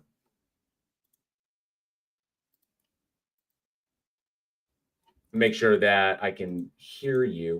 Where'd you go? There you go. Yeah, your volume's good. So I've been listening to you for the past, 20 minutes. Mm-hmm. Doing the same antics again like you did with MacGruber. So let's see how we're going to do this. Do you want to debate knowledge is possible and eventually get around to your straw man of my God? Well, you first have to demonstrate that your God exists independent of mind and context without begging the question, right? Go ahead and define that. What do you mean define it? Define that line you just regurgitated. It's not a line of regurgitated. It's a question. Can you demonstrate that your God exists as a concrete thing independent of mind and context without begging the question? Why do you add the caveat independent of mind and context? And the reason I'm asking is because I know you like to act as though you're very pensive and careful with your words. So go ahead and define why you add that caveat in the question rather than just saying, can you prove the God is concretely real? End of question. Because when you assert that the thing exists and is the cause for the various things that you point out in the natural world, the thing would first necessarily have to exist to be the thing that's causing things. So when you point at the universe and say that the universe is evidence of the God, well, the God would first necessarily have to exist for the universe to be evidence of it. Otherwise, you're just pointing at the universe and making an assertion about the universe. So if you claim that the God exists, you do. So if you're claiming that that one, the God exists, and two, you know it to exist, then the entailments of that are that that it is a concrete thing that exists external of yourself, and you can demonstrate that thing to exist, that it exists independently of your mind. Otherwise, because it's a knowledge claim, otherwise it's just a belief that you hold that informs you going forward. So it's either a belief or it's knowledge. It's one of the two. So that's why I'm asking, can you demonstrate that the God exists independently of mind and context without begging the question? Okay, try not to over-explain. Try to be succinct. Okay, I get it. So this is what you do. Anything I or people like me appeal to, you then derogate and belittle as a mere assertion. So why is it invalid for me to appeal to the world as being inductively indicative of the world being created by the creator thereof? Because a logical argument is not evidence. Let's try again. I don't think you understood the question. You said infer, you derogate. Right? You said inductive. I waited till you were done. I waited till you were done. No, Gregory, you said inductive. No, self-discipline, please. I'm clarifying. You said inductively, right? You said I wasn't done saying what I wanted to say, though. Gregory, stop it. If I ask for clarification, I'm going to get clarification. You said inductively, correct? Like an inductive argument? Okay, let's try again. All right, Stop with the cross-talking. Gregory, I need the clarification. Stop with the cross. Need the clarification. I'm just asking for clarification, Gregory. You said inductively. Control the conversation. You are saying you're concluding God exists via an inductive argument, correct? Okay, I didn't finish what I was saying to you. I don't have to stop what I was saying just to capitulate to your digression. Okay, so I'm just going to put it on the record that you are talking about inductive arguments. Okay, about making inductive arguments, assuming that the God exists and is defined the way you assume it is defined. Continue to persist to talk through me. You're not engaging me. You're just talking through me. No, I'm not just engaging what I'm saying to you. clarifying for the audience. So no, you're not clarifying. You're doing the very opposite. Right? I didn't finish what I was saying to you, so don't understand what you're talking about. So but you listen. Can you demonstrate it exists? Yeah, I'm going to finish what I was saying to you. So stop starting to bait me to digress from that. What I was saying to you is that you have this tactic where you derogate and belittle any appeal at all in any type of argument as being merely an assertion. So why is it invalid for me or anyone like me to appeal to the reality of the material particulars of the world as all being inductively indicative in the argument to prove empirically that God is real and the creator thereof? Why? Because the only thing you're referencing is your phenomenological experience. You're not referencing the noumenological. So you'd have no justification to jump the gap from what's going on in your mind to claims about external reality. That's a presumption, not an internal critique. No, you don't have the right, you don't have any warrant, Warren, to just presume that I don't have any knowledge of the noumena when I appeal to the phenomena that I'm experiencing. That's why not my problem. Gregory, that's why I asked the question. Can you demonstrate your God exists independent of mind and context without begging the question? That if you can answer that question, if the answer to that question is a yes. You're acting as though that ties back into your question. Obviously, I'm not done. If the answer to that question is yes, then you will have demonstrated that you can jump from your phenomenological to the noumena. But if you can't, you're just arresting the conversation back to your question after I'm trying to clarify your presumptuous and pretentious question. That doesn't immediately call back to your question. So you haven't justified saying that it's not valid for me to appeal to the phenomena that is what I'm detecting to be inductively indicative. You haven't proven that's an invalid argument. Yeah, no, I'm not saying no. I told you, and if you've been listening, a valid argument, a conclusion that follows from the premises, is not evidence. You can make all the inductive arguments you want, but those are things that are justified, like your justification for believing the thing. You're talking about claiming that this thing exists concretely external of your mind and that you know it to be true. So you're still talking about retarded. So you don't want an argument. I'm not done. You're still talking about what's going on in your head, which is fine. You can if you're convinced of that, you're stop yapping. If you're convinced, do you want an argument? Yes or no? It's my fucking stage, so I will talk. Okay. So you're talking about. Of course you will. Not listen. Not discuss. You're talking about the stuff in your head. As usual. You're talking about the stuff in your head. You have no rational justification for jumping from the phenomena to the noumena, which is exactly what Nyclot does. Why don't I? Because you can't demonstrate it to be the case independent of your mind. Right. How do you demonstrate, right? In what sense are you saying demonstrate? The best way would be a predictive model. A predictive model? Yes, that would be the best way. So you want a predictive model, right? But you contrast that with any and all other argumentation? You don't see the inconsistency here? You ignoramus? You're literally saying that any type of appeal that I say to any type of argument is invalid, but then you want a predictive model, which is obviously not some sort of direct empirical detection. It's a predictive model. Okay, that word salad meant nothing.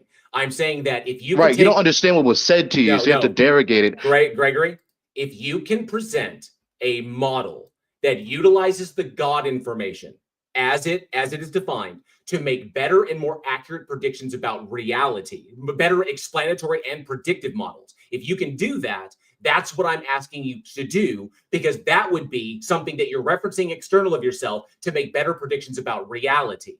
Okay, I'm not on how to argue. Is the premise that God is true, the God is concretely real, true or false? Depending upon the God that you're describing and how you're defining it. Okay, Yahweh in the Bible.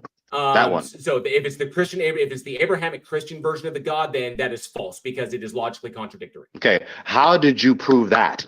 Because The Christian What's your Abraham, justification? because the Christian Abrahamic God is defined as being both omniscient and having a will, which are logically contradictory states. How?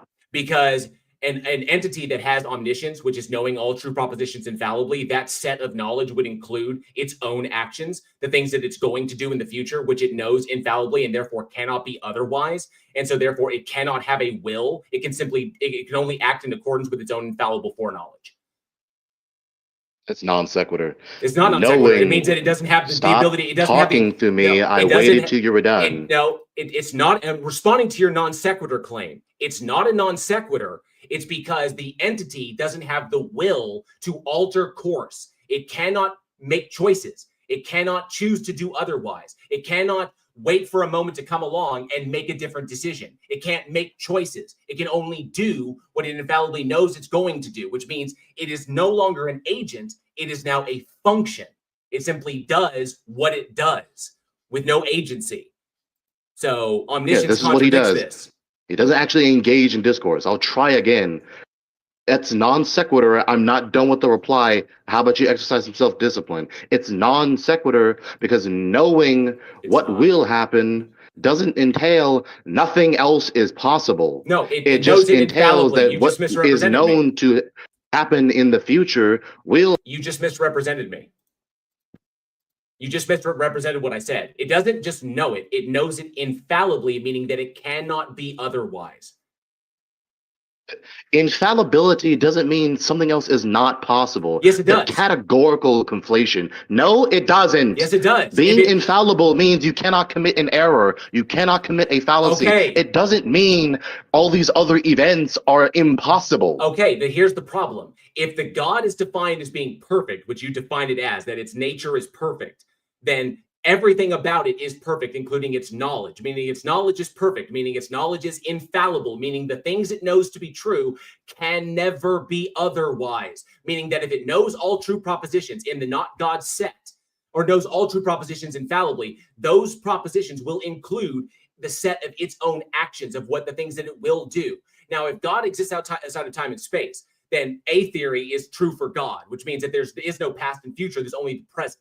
And God knows infallibly the full set of its own actions at any given time, which means that it itself cannot do anything other than what it infallibly knows it's going to do. So therefore, that's not correct. That is correct. I'm going to reply soon.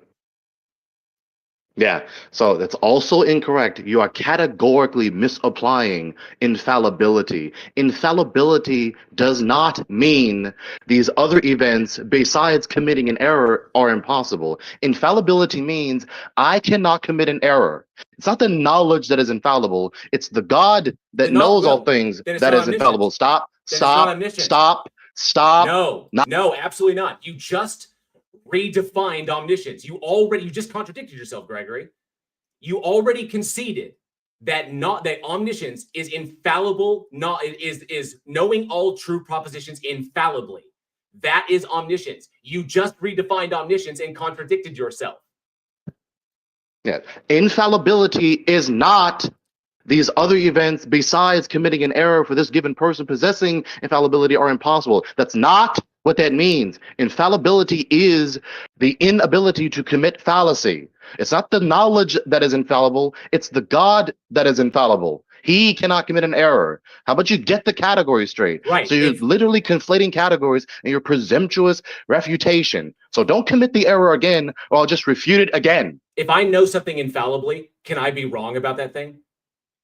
Of course not. If you're infallible, there you go. Then you can't commit the error. No. That's what I just explained to you. No. You shifted it again. I asked you, if I know a thing infallibly, can the thing I know be otherwise? This is a stupid ass malformed question. I just told you. Okay. So if you can't commit the error, then you can't commit the error. It's a tautological, obvious thing. So why do you keep repeating the question? So move forward. If God knows infallibly that by our frame of reference in 1,000 years it's going to do a thing, can it not do that thing in 1,000 years? It's possible, and you're conflating possibility. No, stop talking. You're conflating possibility. You don't tell me when to stop talking on my own fucking stage, dude. That's not the way this works. Okay, you don't make the demands here.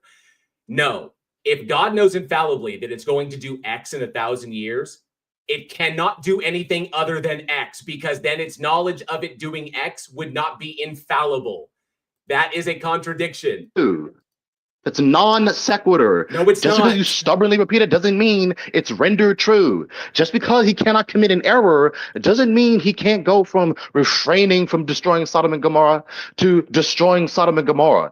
That's ridiculous. Gregory, if God knew before creation, before it ever actualized the not God said, if God knew infallibly that it was going to destroy Sodom and Gomorrah in the not God said, could it have ever not destroyed Sodom and Gomorrah? It's possible for him to refrain from destroying Sodom and Gomorrah. The event of destroying Sodom and Gomorrah was not necessary. It's not absolutely necessary. It could have not happened. You're conflating not committing an error with not being able to do other things besides that. That's not the way it works. You are dumb. Gregory, if God is all that exists before it actualizes the not God said, and it has all its knowledge of all true propositions infallibly, okay, and it actualized not God said, therefore it knows all true propositions in the not God said infallibly, and God knows infallibly that at X time on X day in X year that it will destroy X city, and it knows that infallibly. Can it ever not destroy X city at X place at X time at X day at X year? Can that be otherwise? It is possible to refrain from destroying Sodom and Gomorrah, even though it's not about refraining. If he knows that he's going to do a thing at a specific time, he can't ever not do it at that time because he knows that proposition infallibly. Yeah, keep talking to the answer. You're so arrogant and it's such. Okay, now you just spurging out, Greg. Come on.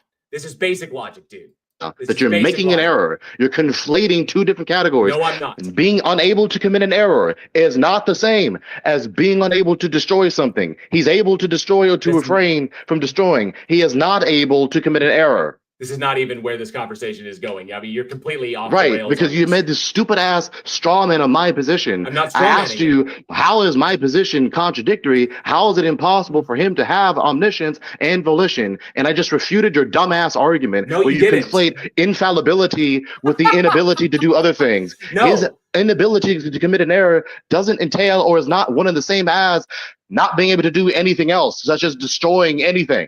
Just no. If it knows what it's going to do in the future infallibly, then it can never have not done. Yeah, just keep stubbornly repeating your Ipsy Dixit after I just refuted you. Because I'm not talking about doing. Because I'm not talking about. Yeah, just appeal to repetition. Keep doing it. Because I'm not doing it without error. It's not. They're not talking about error or making a mistake. I'm saying that whatever God does, it does.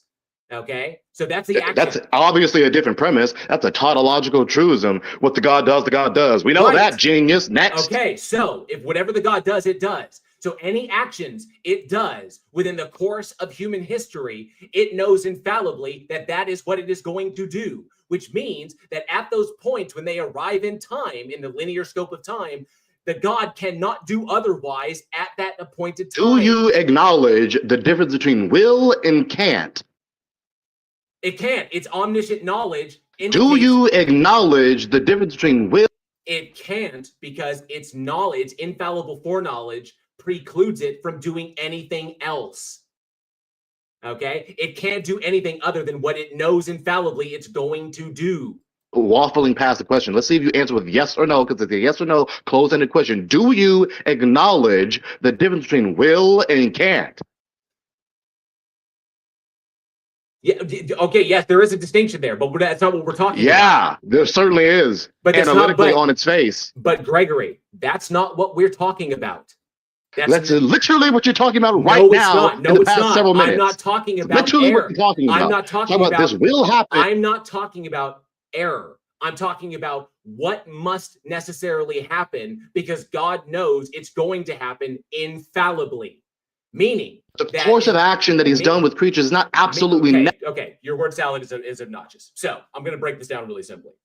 Next week, in the morning, if I have a choice between, say, A and B for breakfast, whatever those might be, I have a choice between an apple and a banana for breakfast.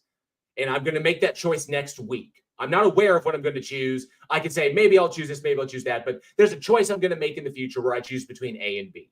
If God is the one that actualized the system and its knowledge and it is omniscient, it knows all true propositions infallibly, that means that at some point, one of those choices, A or B, is going to be a true proposition. Now, from me, my perspective, I'm not there yet.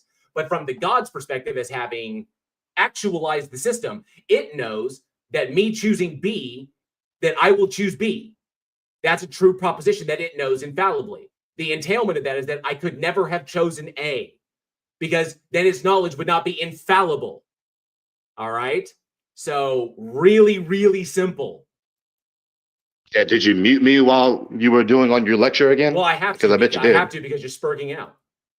Yeah. So notice how you have to go la la la la la. I can't hear you in order to actually continue yapping. No, you can't engage me. So let's see you. In order to finish a sentence, I have to mute you because you're just like literally ignoring basic logic here. It's not hard.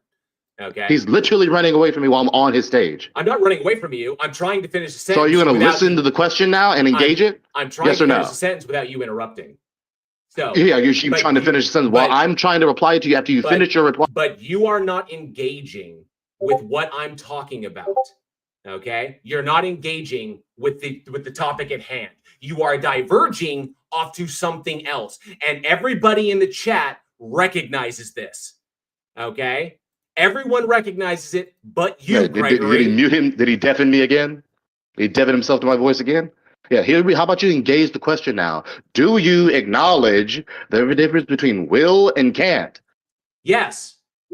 Okay, next question. So then why do you keep doing the non sequitur conclusion from he will do this, therefore he cannot do anything else? Right, because he knows infallibly that he's going to do it. That's non sequitur. No, it's not. Just because he will do what he will do does not entail he cannot do anything else. He can't because non sequitur. He can't because he infallibly knows what he's going to do. So it cannot be otherwise. That's non sequitur. Just repeating the thing I just refuted doesn't make it true. Okay, and we're done with Gregory. So there's only so much like blatant denial of logic that I can stand, and I knew that was probably going to turn into a shit show. He obviously went off into that tirade because he wanted to dodge the question that I asked him, which was, can he demonstrate that his God exists independent of mind and context without begging the question? He can't jump the gap between what's in his head and claims about external reality. Inductive arguments are not sufficient enough to get you there. You can make an argument assuming that the God exists and is defined a particular way in order to justify your conclusion, but ultimately it's begging the question. So once again, as I suspected, Gregory doesn't have much. So yeah, that's pretty much it. I see two people. Okay, I see some people with their hands up. Felicia, I see you. Guts, I see you with your hand up. It's the first time you're here, but Felicia has got her hand up first. So I'm going to bring up Felicia because they've never been on stage, and I'm trying to like prioritize people who've never been up before. So Guts, you're on deck. Okay, Felicia. Well, if I unmuted my microphone, maybe you'd be able to hear me. There you go. It does facilitate the situation.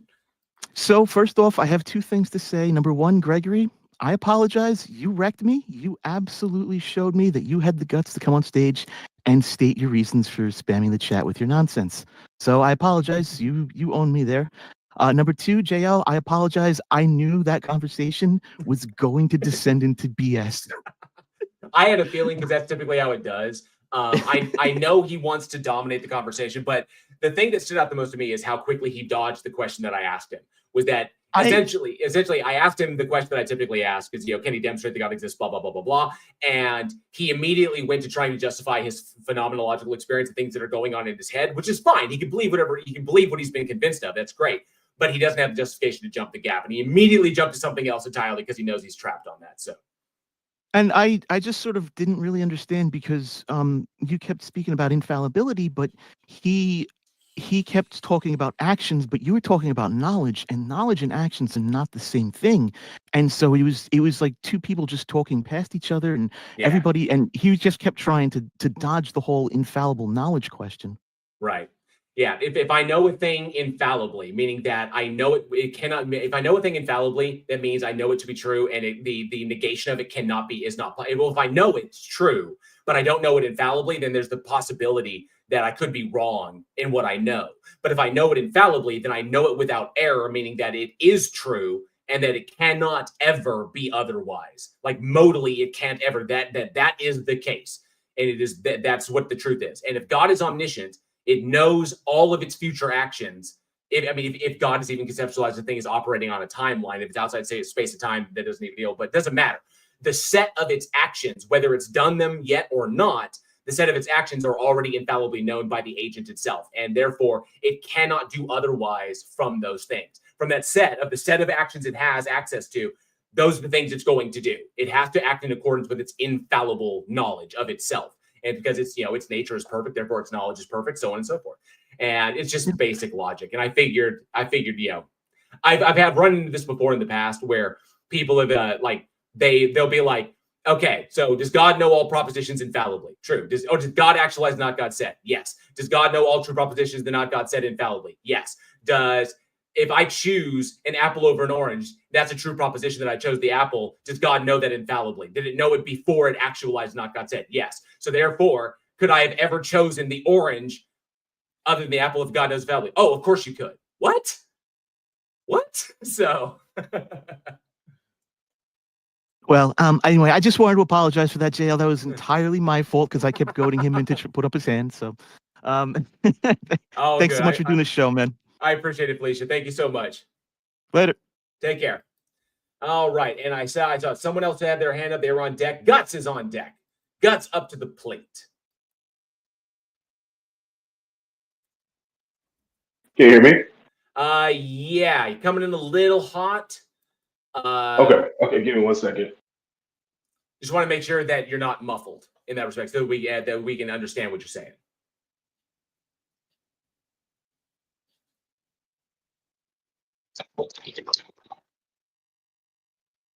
Okay, I'm just gonna switch audio outputs. Give me that where you're at right now. That sounds good. If that helps. This sounds good. Okay. Yeah, you sound. Yeah. Good. So I just wanted to say real quick. I think the issue here is this exposes a flaw in what's called classical theism, because it's like it almost makes God like fatally determined to it almost makes God a slave to God's omniscience. Right. And I think that's a logical and tell me. Yeah. It reduces. So I do agree with you. Yeah, it reduces it from an agent to a mere function. Yeah, you could technically slide that towards like Spinoza's God or like Einstein's deistic version of it, where it's just a thing that functions the way it functions, and that's why things are the way they are. So. Yes, exactly. Now I would actually argue that Gregory's a Christian, right? So I would actually argue that it doesn't make sense for him to hold to that system because that's a Greek philosophical system. Because if you read the Bible, it actually gives a different view of God, whereas it's not so much that God exhaustively knows the future, it's more like God knows possibilities, and which one gets actualized is dependent on other agents like us. So I would actually argue that that's a more consistent, like kind of Hebraic theological view of it versus like the Greek idea, where it's like the static kind of timeless being or like theistic thing. So I would actually, I'm an open theist. Like this view is called open theism. So I would say something like, for one, I don't think time began to exist. So I would actually disagree. Like you've probably heard Christians say weird things like time began to exist. Right. I disagree. Yeah. I think because that doesn't make any sense. Like you need time to speak. You need time to think. So I would actually argue that time is eternal, and that it's just like if I would say there is a God, right? I would posit a case. So I would argue something like this. I would make an argument for God, then I'd say if God is real, then a time must be an eternal attribute of God for everything else to work and make sense. Because you can't think, you can't do anything, you can't be an agent without time. So time is necessary for God to possess eternally. And then I would say the only way you could say God is free, like has free will like us, but isn't determined. You can only say God doesn't know the future. God just knows possibilities of the future. You see, so that's why I just want to. Yeah, go ahead. That actually is really reminiscent of Plantinga's response to the logical problem of evil, in that in his theodicy, he kind of like redefined omniscience. He wanted to hold on to the omniscience thing, but he wanted to redefine it that it's not infallible knowledge of all true propositions. It's infallible knowledge of all potential possibilities. So in essence, it's kind of like I don't know if you've ever seen the there's a movie I can't remember the name of it. It's George Burns. He plays the devil, and he's talking to Keanu Reeves. No, it's George. No, that's Devil's Okay, Advocate. it's the other one. It's George Okay, Burns. okay. It's George Burns. He plays God, and he's talking to an atheist, and the atheist asks him, "Do you know everything that's going to happen in the future?" And then George Burns, as God, responds, "I know the future the moment it becomes the present."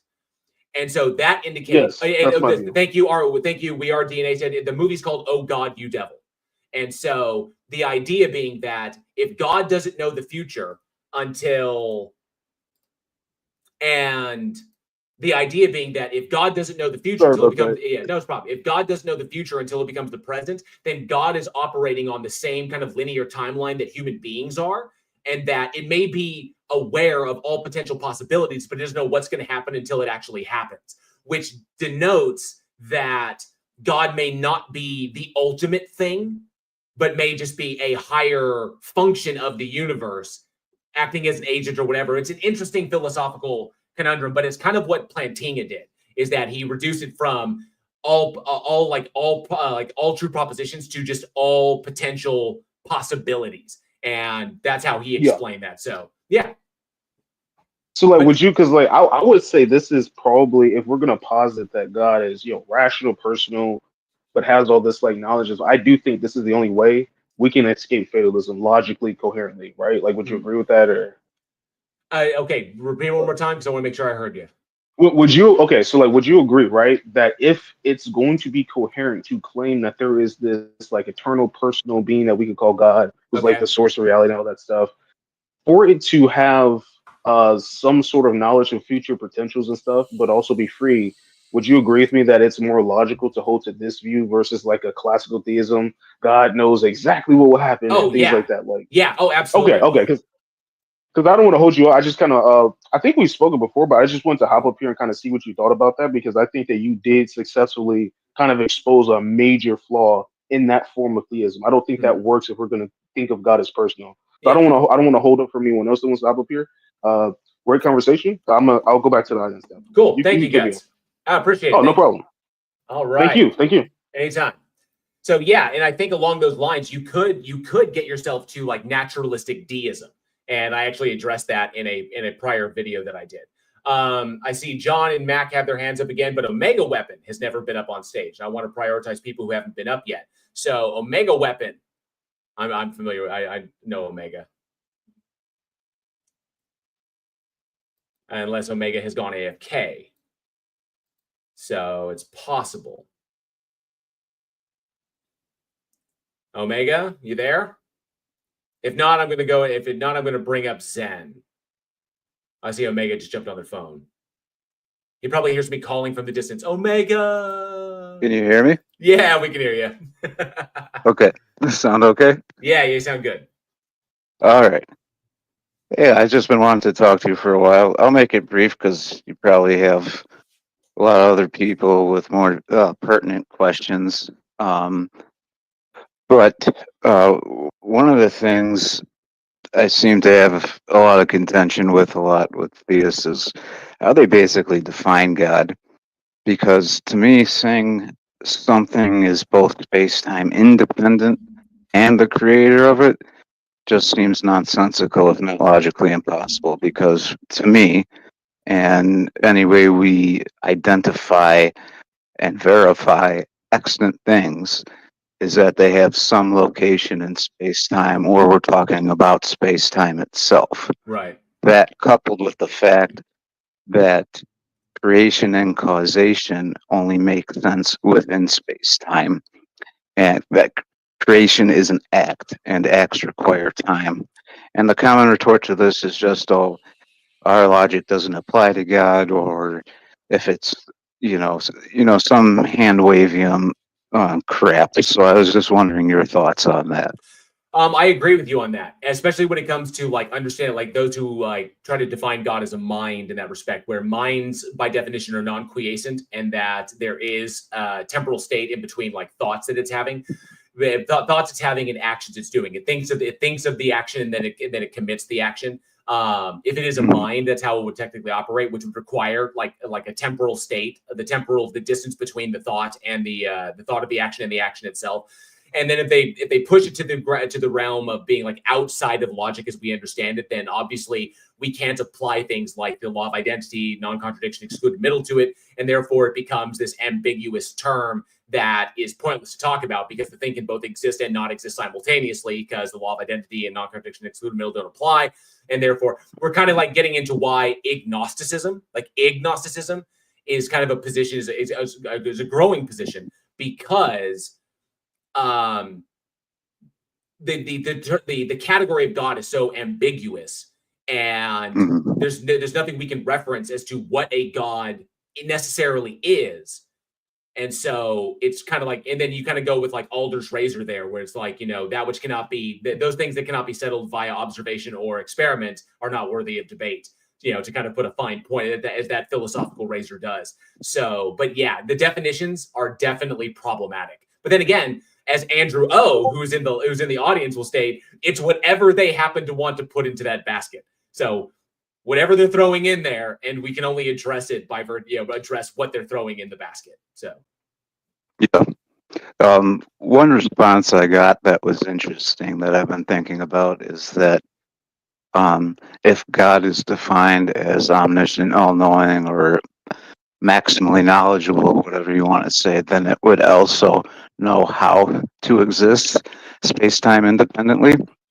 And I thought that was kind of funny because then I asked him, so is there a set of things that are logically possible and a set logically impossible that applies to all beings, all agents, including God? And they answered yes. So my response was, well, then knowing how to exist space-time independently is in the set of not possible things. Wouldn't it be? I lost that last bit. I think you broke up a little bit. Oh, sorry. Then the knowledge of how to exist independent space-time would be in the set of things that are not possible to know. Right. Yeah. Agreed. Okay. Yeah. Yeah. It definitely comes down to those things, like in how, like trying to. That's why they invariably you see this kind of push with presuppositional apologetics of pushing the God into like a metaphysical category, that it is a metaphysical thing, and so in order to try and escape some of the problems by saying that it exists as a concrete thing external of our minds and context. And so, but even then it has problems, which is why I asked the question that you heard me ask earlier. Yeah, and because I do have conversations with pre-suppers here and there, I've even had the pleasure of trying to refute Darth Dawkins, who claims that because at what time, how do you create time if time is a prerequisite for creation and causation? And he's like, well, then he waves off to Lobar Bill and his simultaneous causation. And I'm like, well, how does that make any sense? Because simultaneous means at the same time. Right. So it's completely paradoxical to say time was created at the same time time was created. Yeah. Yeah, I like, from another angle, I like approaching it from the Euthyphro dilemma, that in that respect, God is either that morality itself is either relative, it's either completely relativistic because it's whatever God happens to declare, or it arbitrarily declares because nothing exists external of its act as a referent. God is either ultimate or morality is relative. Because if God, you're familiar with the Euthyphro dilemma, right? I don't have to break that down. Yes, of course. Yes. Right. So I was. That's just kind of like one of those corners. You can either concede that it's ultimate and that it is that morality, everything that extends from it is just arbitrary and subjective to itself, or you can concede that it is appealing to something external of itself that in order to make coherent distinctions to human beings. And so, which I find really fascinating, interesting stuff there. All right. Anything else for me, Omega, before I'm going to bring up Zen? So I appreciate it, dude. Thank you so much for popping up. It's good to see you. You haven't been on the stage before, so thank you. Yeah. Thanks for talking. Absolutely. Anytime, bud. You have a great one. You too. All right. And I see Zen with their hand up, and I'm going to go ahead and bring up Zen because Zen hasn't been up before. At least I don't recall Zen having been up before. Zen. Yo, what's up, Warren? Oh, hey, what's up, dude? You're going by a different name. Yeah, they detained me, so I had to change my name. Dude, I heard you call into a destruction zone or a deconversion zone. The other is that everyone knows about this. Because, It's like, I recognize your voice. oh, okay, you were listening. Okay, Yeah. that's cool. Yeah, I heard you call in and talk to Justin, man. That was a good one. Yeah, I had a question for you. It's surrounding the hermeneutic problem of the Bible. Mm-hmm. So God in the Christian God, right, is defined as being a perfect God, right? Yeah, it's nature is defined as that which is perfect, right? It's so yeah, its nature is perfect, so therefore everything around it is perfect. Yeah. Right, and we know that. So, like initially, from my understanding, right? So, the Bible was written in Hebrew. Hebrew is a form of language that has a lot of issues when it comes to its structure, right? It's not as precise as like English or other languages we're using today, or even some languages at the time. I don't understand. So, what's your argument when you're using that when you're using the hermeneutic problem as an argument against the Bible? Like, what do you usually use against it? Are you attacking the fact that the language isn't perfect and God being a perfect entity, trying to use an imperfect language to transmit his message? Is sort of like That's one. Yeah. So the idea that a perfect entity would actively choose to kind of communicate with human beings via what is demonstrably an imperfect language, and a language that is where one word can have like multiple meanings depending upon the context of it, that it would choose to interact with people and communicate through this language in this way, knowing infallibly the issues that would come from doing that very thing. If it denotes some form of limitation, that God cannot interact with human beings in a perfect way that is completely unambiguous. And so, but essentially it supposedly can. But the problem of hermeneutics is something that shows the possibility that these things are simply stories. It increases the probability that these things are simply stories that people made up. And that's why they're so open to interpretation in that respect, because a perfect God ostensibly would be able to communicate perfectly, unambiguously with human beings in exactly the way they need to know in order to understand the things it wants them to understand. So, and because we don't, and then on top of that, we don't have access to the authors. We only have what's said about the authors, especially when you go like Eastern Orthodox and stuff, where they go with like the church authority and the apostolic authority there. And so these are just people repeating the same shit over and over and over again. And so, but right. We have to look at the source. What's the source of it? Why is it like this? Why? Because if God was perfect and it communicated perfectly in an unambiguous way that was not open to interpretation, but was bam, this is it, then the entailment of that is that we wouldn't have 6 different families of Christianity. We wouldn't have 40,000 denominations of 40,000 plus denominations of Protestantism. It would be one scripture that is pretty, I'm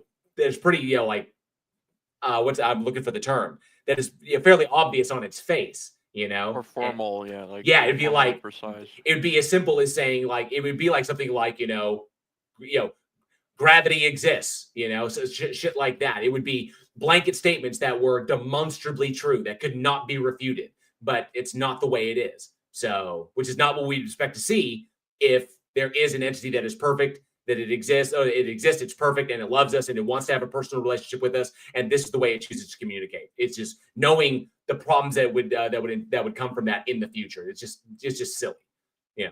Yeah, it seems to me like there are a lot of good arguments against Christianity, or at least I should say logically strong arguments. But it seems to me it's so easy to kill the Bible with just that. Yeah, it just seems enough. I did a video. The last video that I dropped was a guy who was claiming that he had 3 pieces of evidence. And it was all the evidence you need for God. And he said the starry skies above, human morality, and the Bible itself. But in order to justify the claims that the starry skies above and human morality were evidence of God, he appealed to the scripture in the book. So really his evidence was just the Bible was evidence. But in order for the Bible to be evidence of God, the God would first have to exist and be demonstrated to exist, and the mechanistic relationship between it and the Bible would have to be demonstrated. Otherwise, these are just blanket assertions that are just just irrational assertions. So it's just, it's funny that way. At least I find it funny. Yeah, I agree. And like I was just thinking about it. That's what I wanted to.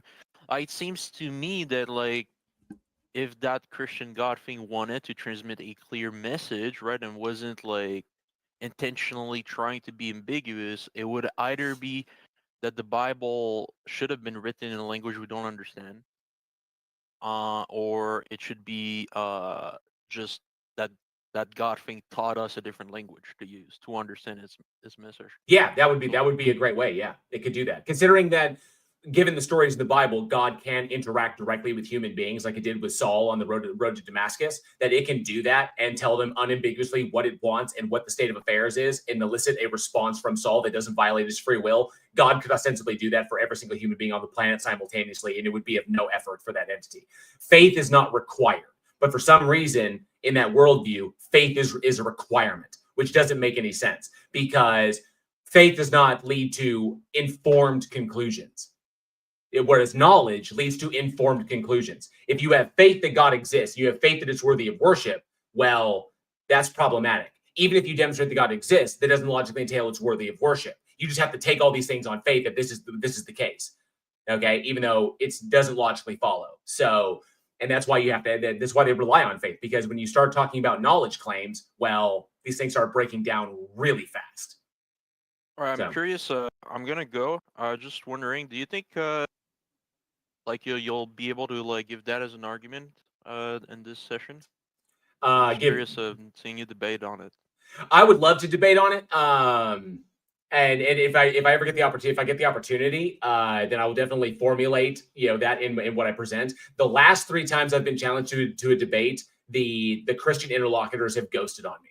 And like they just did, like actually like 2 of them ghosted. One of them got into a fight with the moderator, got into an argument with the moderator, and then backed out. That was Nephilim free, because he didn't like the way MC Toon was going to run the debate, and he was like, because he wanted the MDD dumpster fire, and MC Toon wanted something a bit more structured, and so because he just wants to get up there and preach, he just wants a platform to preach from, and it's funny because MC Toon is a Christian, and MC was like, no, I want a structured debate is what's going to be. And he balked at that and then backed out. So, and I haven't been challenged to a formal debate on a platform yet.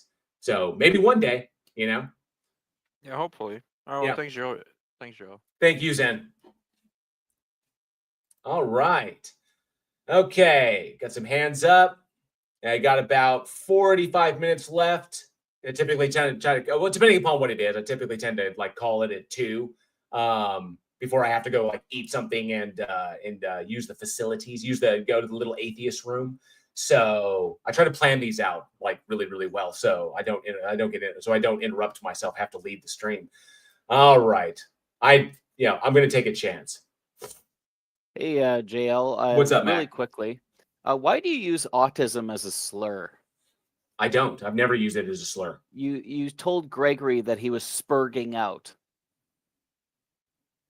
Oh yeah, as far as like internet nomenclature, freaking out like that. But I don't use autism as a slur for anything. You know that that refers to Asperger's syndrome, which is a form of autism, which means you're by the transitive property you're using autism as a slur. I'm using I'm describing the action, and I understand the connotation that you're drawing from it, and I get it. I do. Because you're all about elevating the discourse and bridging divides, right? Right. So. So are you going to tell your 21 members of the audience and your YouTube audience that you will no longer use the slur spurging out? Oh, so you have a problem with me using that term? Well, yeah. I mean, if your brand is about elevating the discourse, then yeah. Cool. But if someone acts in a particular way and we're on the internet and I use that internet nomenclature, which in no way indicates that I think like autism is but I bad, could use the word Jew as internet nomenclature, and that would be anti-Semitic. If you're using it in an anti-Semitic context, yes. If you're doing it to attack Jews, yes. Because internet people in Discord can be very anti-Semitic. So just like you seem to be like prejudicial of people with autism. Not prejudicial. No, that doesn't follow. Okay. All right. That doesn't follow. Well. Anyway, so this is just. You use slurs and you're okay with it. And, it's not a slur. It's definitionally it is a slur. It's definitionally not a slur. It's a description of a behavior. Okay. Losing control of one's behavior, like getting out of control, losing control of that. Yeah, And yes, I understand you're trying to rationalize and justify it, but that you're is still the using that a is the slur rationalization against behind the autistic people. term. It's describing it in that way, that someone is freaking out. I never use the hard R. I don't use racial slurs. Neither do I. So, yeah, I want you to tell me where I use racial slurs, chat. I never said that you did.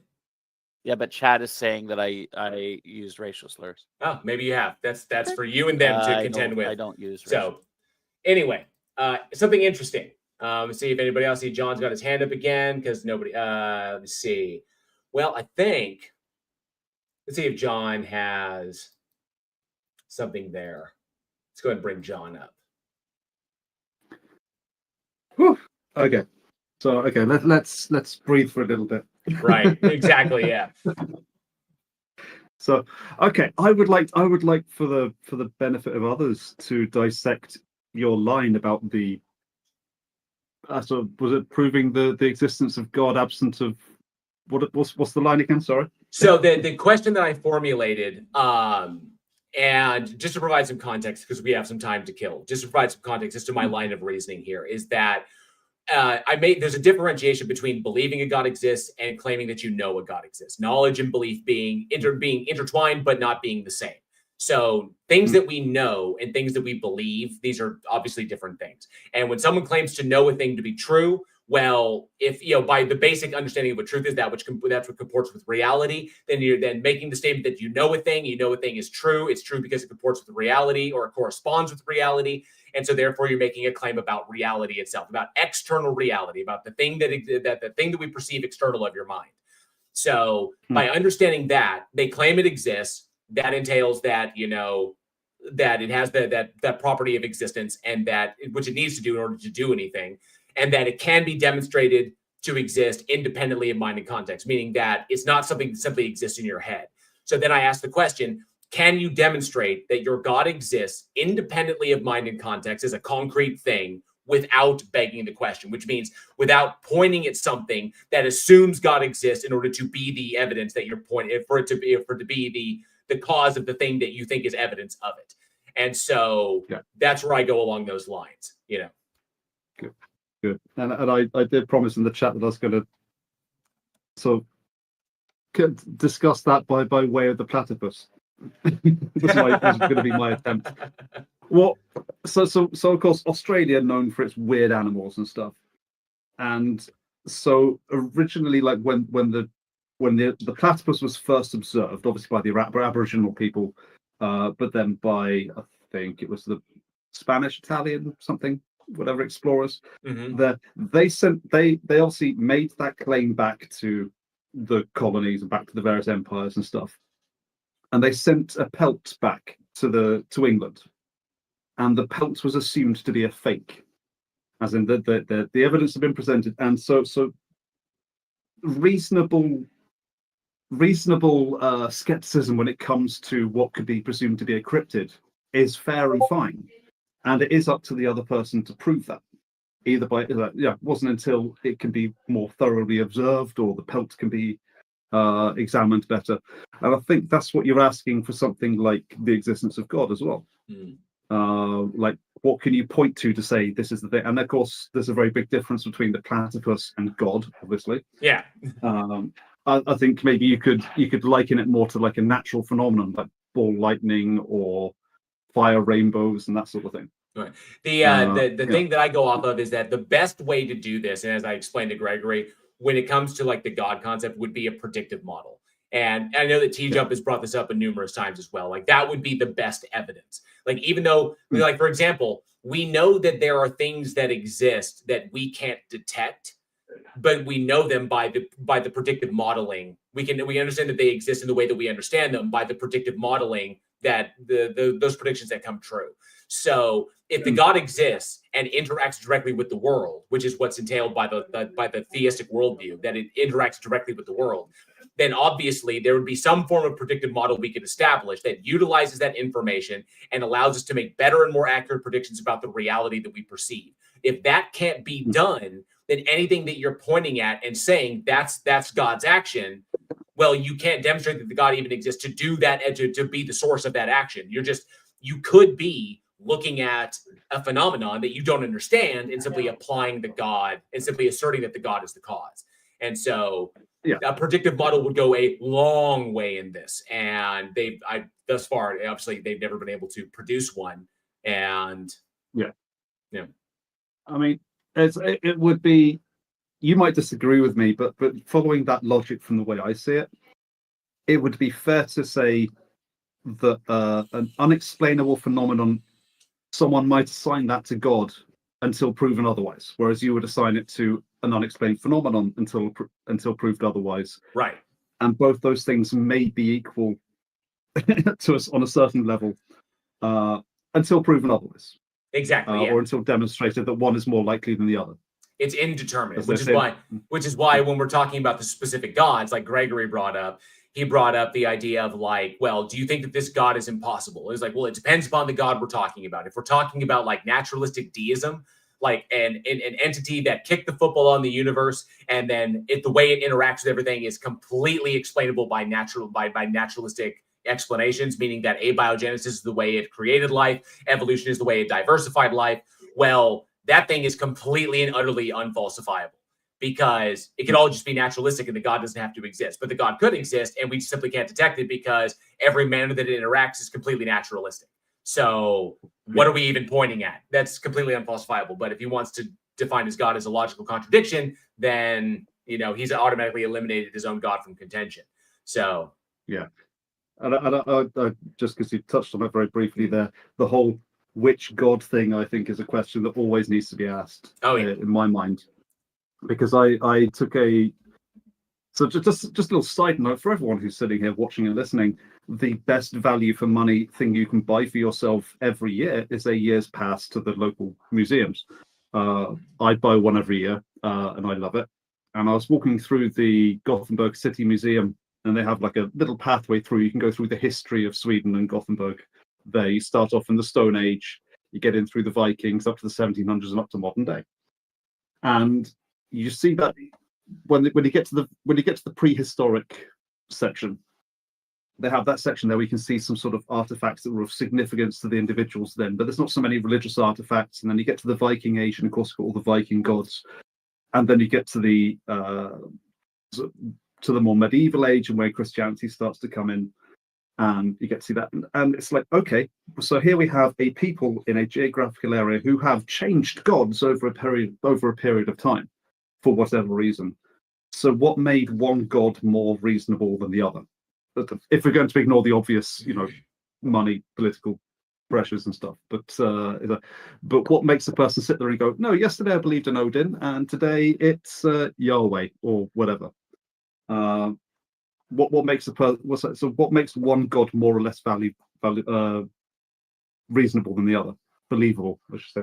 Yeah, and I would say that's the question we ask for the theists. Yeah, I'd say that however it confirms their own like intuitions about things or their own gut feelings about stuff, like they recognize certain patterns. Intuitions are basically just like subconscious pattern recognition, and that whatever like makes those patterns explainable, that kind of confirms what they intuit is that's what the God is that it does in that respect. So.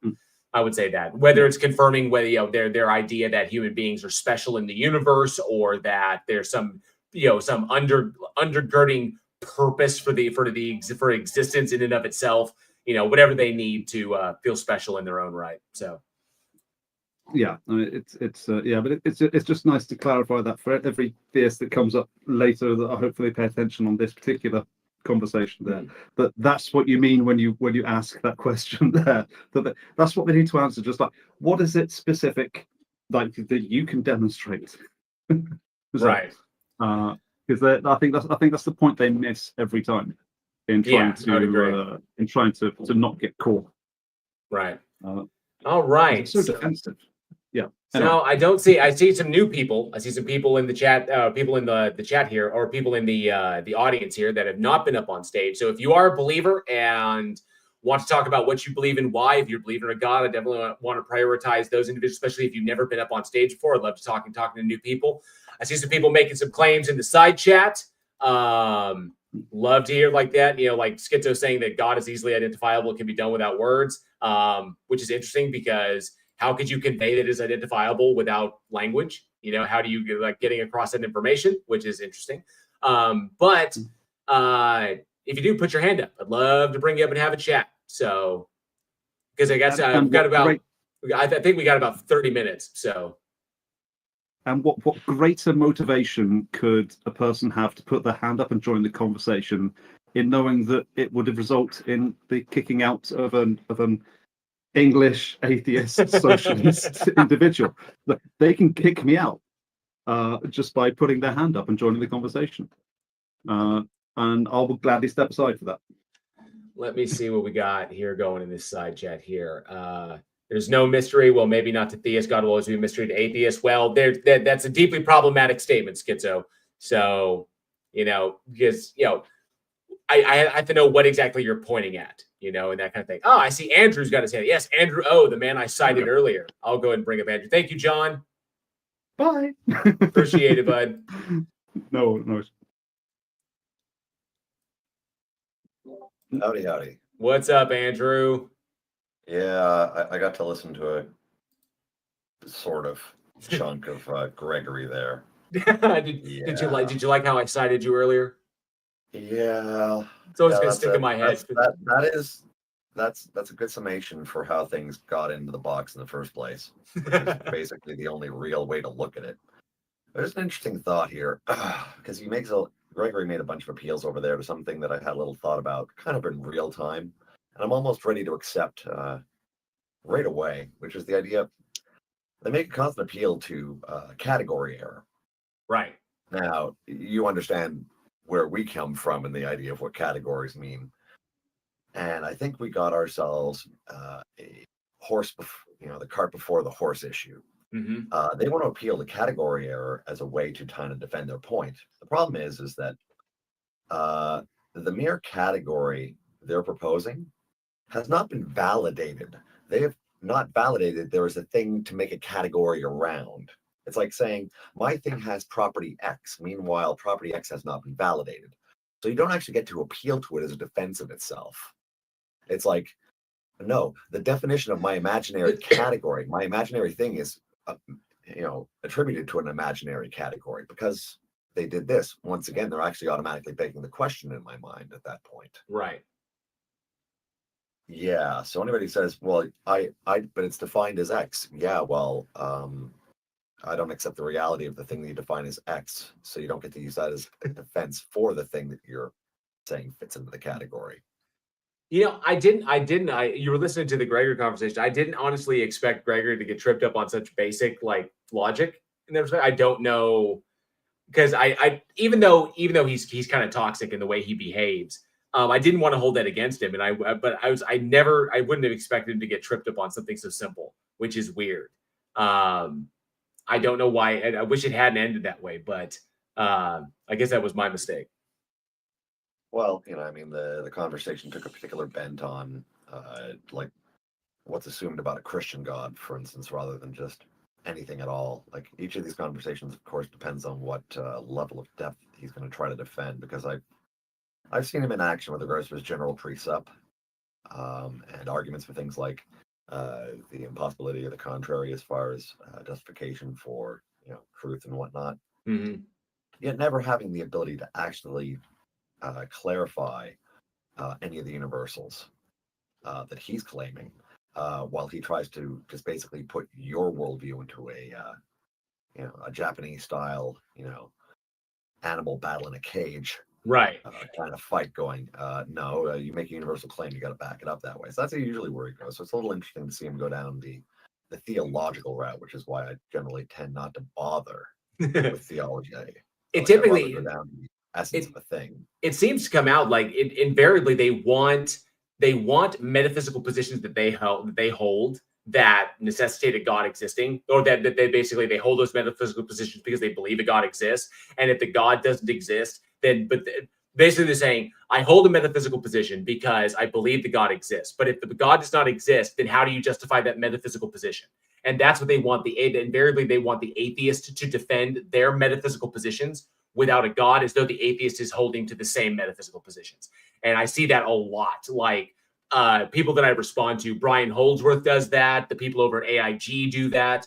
They assume that the metaphysical positions they hold are necessarily true, but they only do it because they believe a God exists. So if you remove the God, then how do these things that are necessarily true be true when it's not what we're claiming? And I see that. I think that Gregory does that a lot as well. Is like, if you hold to his particular positions, like he holds that to moral realism. Well, how can moral realism be true if there's no God? It's like, well, it's not true even if there is a God. But nonetheless, they seem to want to do that. Like they want just to justify their own positions absent the God that they assume exists, which I always find really, really weird. Yeah, well, much like you were discussing earlier with regards to the concept of having knowledge of the future turning into basically a function. If you recall our conversation together with regards to the concept of objective morality, basically bottoming out the same thing. And then slightly in the end, necessarily twisting what the word morality even means in turning God into a function. Right. So in the end, it's basically poisoning the product they're hoping to produce from this argumentation. Yeah, they wind up shooting themselves in the foot. Right. Yeah, it's like, congratulations, you won. In their attempt to armor their God, they wound up smothering it. I think that was the best way I ever put that, was like they need to defend this God, or like their apologetic is so they try to create this resistant armor to protect the God from all critical inquiry, and they do it so well that they wind up smothering it in its own deal. Is like they pull a Lenny. They want to protect the rabbit so much they wind up crushing it to death. So yeah, well, it's similar to the idea that they don't want to be able to find a thing because that gets held against them. They therefore call it undescribable, for instance, as we've seen in the side chat just prior to my joining. And then they proceed to tell us all about the undescribable thing. It's incomprehensible, but here's all these concrete statements about it.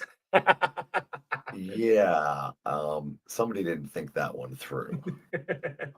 Thanks for spreading your bullshit about whatever you think a thing is. Right. Because apparently you can't know that. Oh, man. Yeah, it's always going to make for fun times. All right. Or the worst day.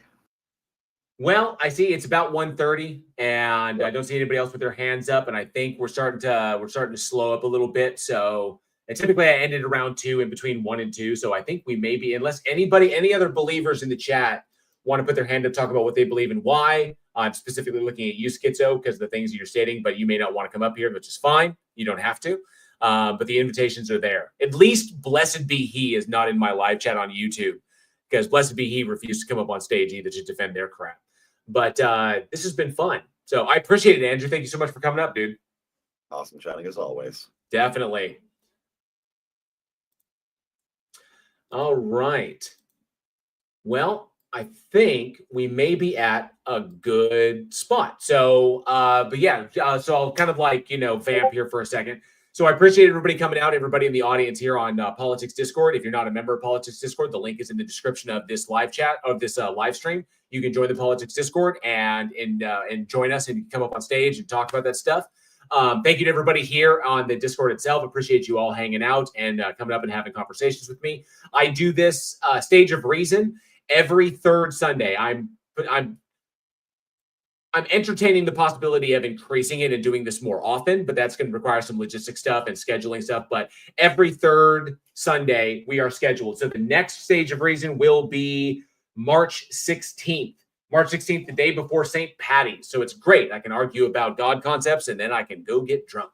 So good times. But I appreciate everybody hanging out. Thank you to everybody in my live chat. And nobody's got their hands up, so I think we're in a good spot. So thank you all so much for joining me at Politics Discord. Remember, Politics Discord, join the server, join us for these conversations. It's been an absolute blast. And that's going to be it. I think we'll close it out. Unless one last chance. Anybody else? Think we're good? All right. All right, then we will see you all next month. And as always, be safe, be excellent to each other. Together we can bridge the divide. We'll see you. Thank you, Taco. Appreciate all the help. All right. And we will end that stage and remove that. Fantastic. So this was good. This is a good one. A little slow at the start, but we picked up. I kind of wish Jefferson had been around towards the end because we had some, with Gregory and other instances like that. Jefferson says, thanks again, so for leaving. Suddenly I have zero patience for McGruber's doomer Christianity takes and I need to start cooking. Absolutely. Jefferson, if you're still listening, I appreciate it, dude. You're always welcome on the stage. It's always fun. Gregory, would have been good to hear you interact with Gregory. That would have been entertaining. Oh, next time you need a moderator. I can say, oh yeah, Nat, we can definitely do that. We can definitely talk about that in the future. Typically, I think I do okay because I keep the stage pretty limited, just me and one other person or maybe two people. Because I saw with the Theist experience, with the Theist helpline on the first Sunday of every month, things get a little chaotic with so many cooks in the kitchen. So I'll try to keep it limited, but we'll definitely, we never know where this can go. So this was fun. All right. I'm glad you all enjoyed it. It's been fantastic. I still feel like I have a little bit of time left. I'm almost tempted to I know I've got it scheduled to come out. But no, you know what? I'm not going to spoil it. I'm just going to leave it scheduled. And then my video essay on flat earth, I like that I'm going to schedule that out. So if you're here in the live chat, you know about it now. But everybody else will probably be surprised about it for those who are not here. And you get to hear me talk about what I think the driving force behind flat earth really, really is. So, yes, like I said before, I do this every third Sunday. You're more than welcome to join. I'm going to try and get more live streams in because YouTube says that I need to, but I think we're doing good. I appreciate everybody in the live chat, all of the amazing, thank you for all the gifted memberships. And Azo has been a member for 27 months of the Godless Army. Thank you so much, Azo, for that support. Tim Lynch became a new member. Thank you very much for that. And they gifted 20 memberships to the Godless Army. Appreciate that, bud. Thank you all so much for that support, your super chats, your channel memberships. All of that helps me to maintain this and to keep doing this so that, I don't have to, apply my universal certification in HVAC and go out and work in the cold and fix people's heaters and stuff, because while it pays well, it's backbreaking labor. And I can do that, but I prefer doing this. I like having these conversations. So I can only do it because of y'all. I appreciate y'all very, very much. Thank you so much for all of that support. New content coming up as usual. So I hope you enjoy it. If you dug the horror stuff that we were talking about beforehand, remember there's still Week in Horror. All 5 seasons of Week in Horror are available over at the Week in Horror YouTube. You can listen to me and my filmmaker friends talk about horror movies and deep dive these things and the history of horror and stuff that you may not know. It's fun stuff if you like those movies. But other than that, I think this is a good place to call it. You're going for a little over 4 hours, so I think we're in good shape. All right, so I've been JL. This is Bridge the Divide. This has been the Stage of Reason. I hope you all enjoyed it. I hope to see you on the next one. So we'll see you at the next video when it drops. I love y'all. I couldn't do it without you. So as always, be safe, be excellent to each other, and together we can bridge the divide. See y'all.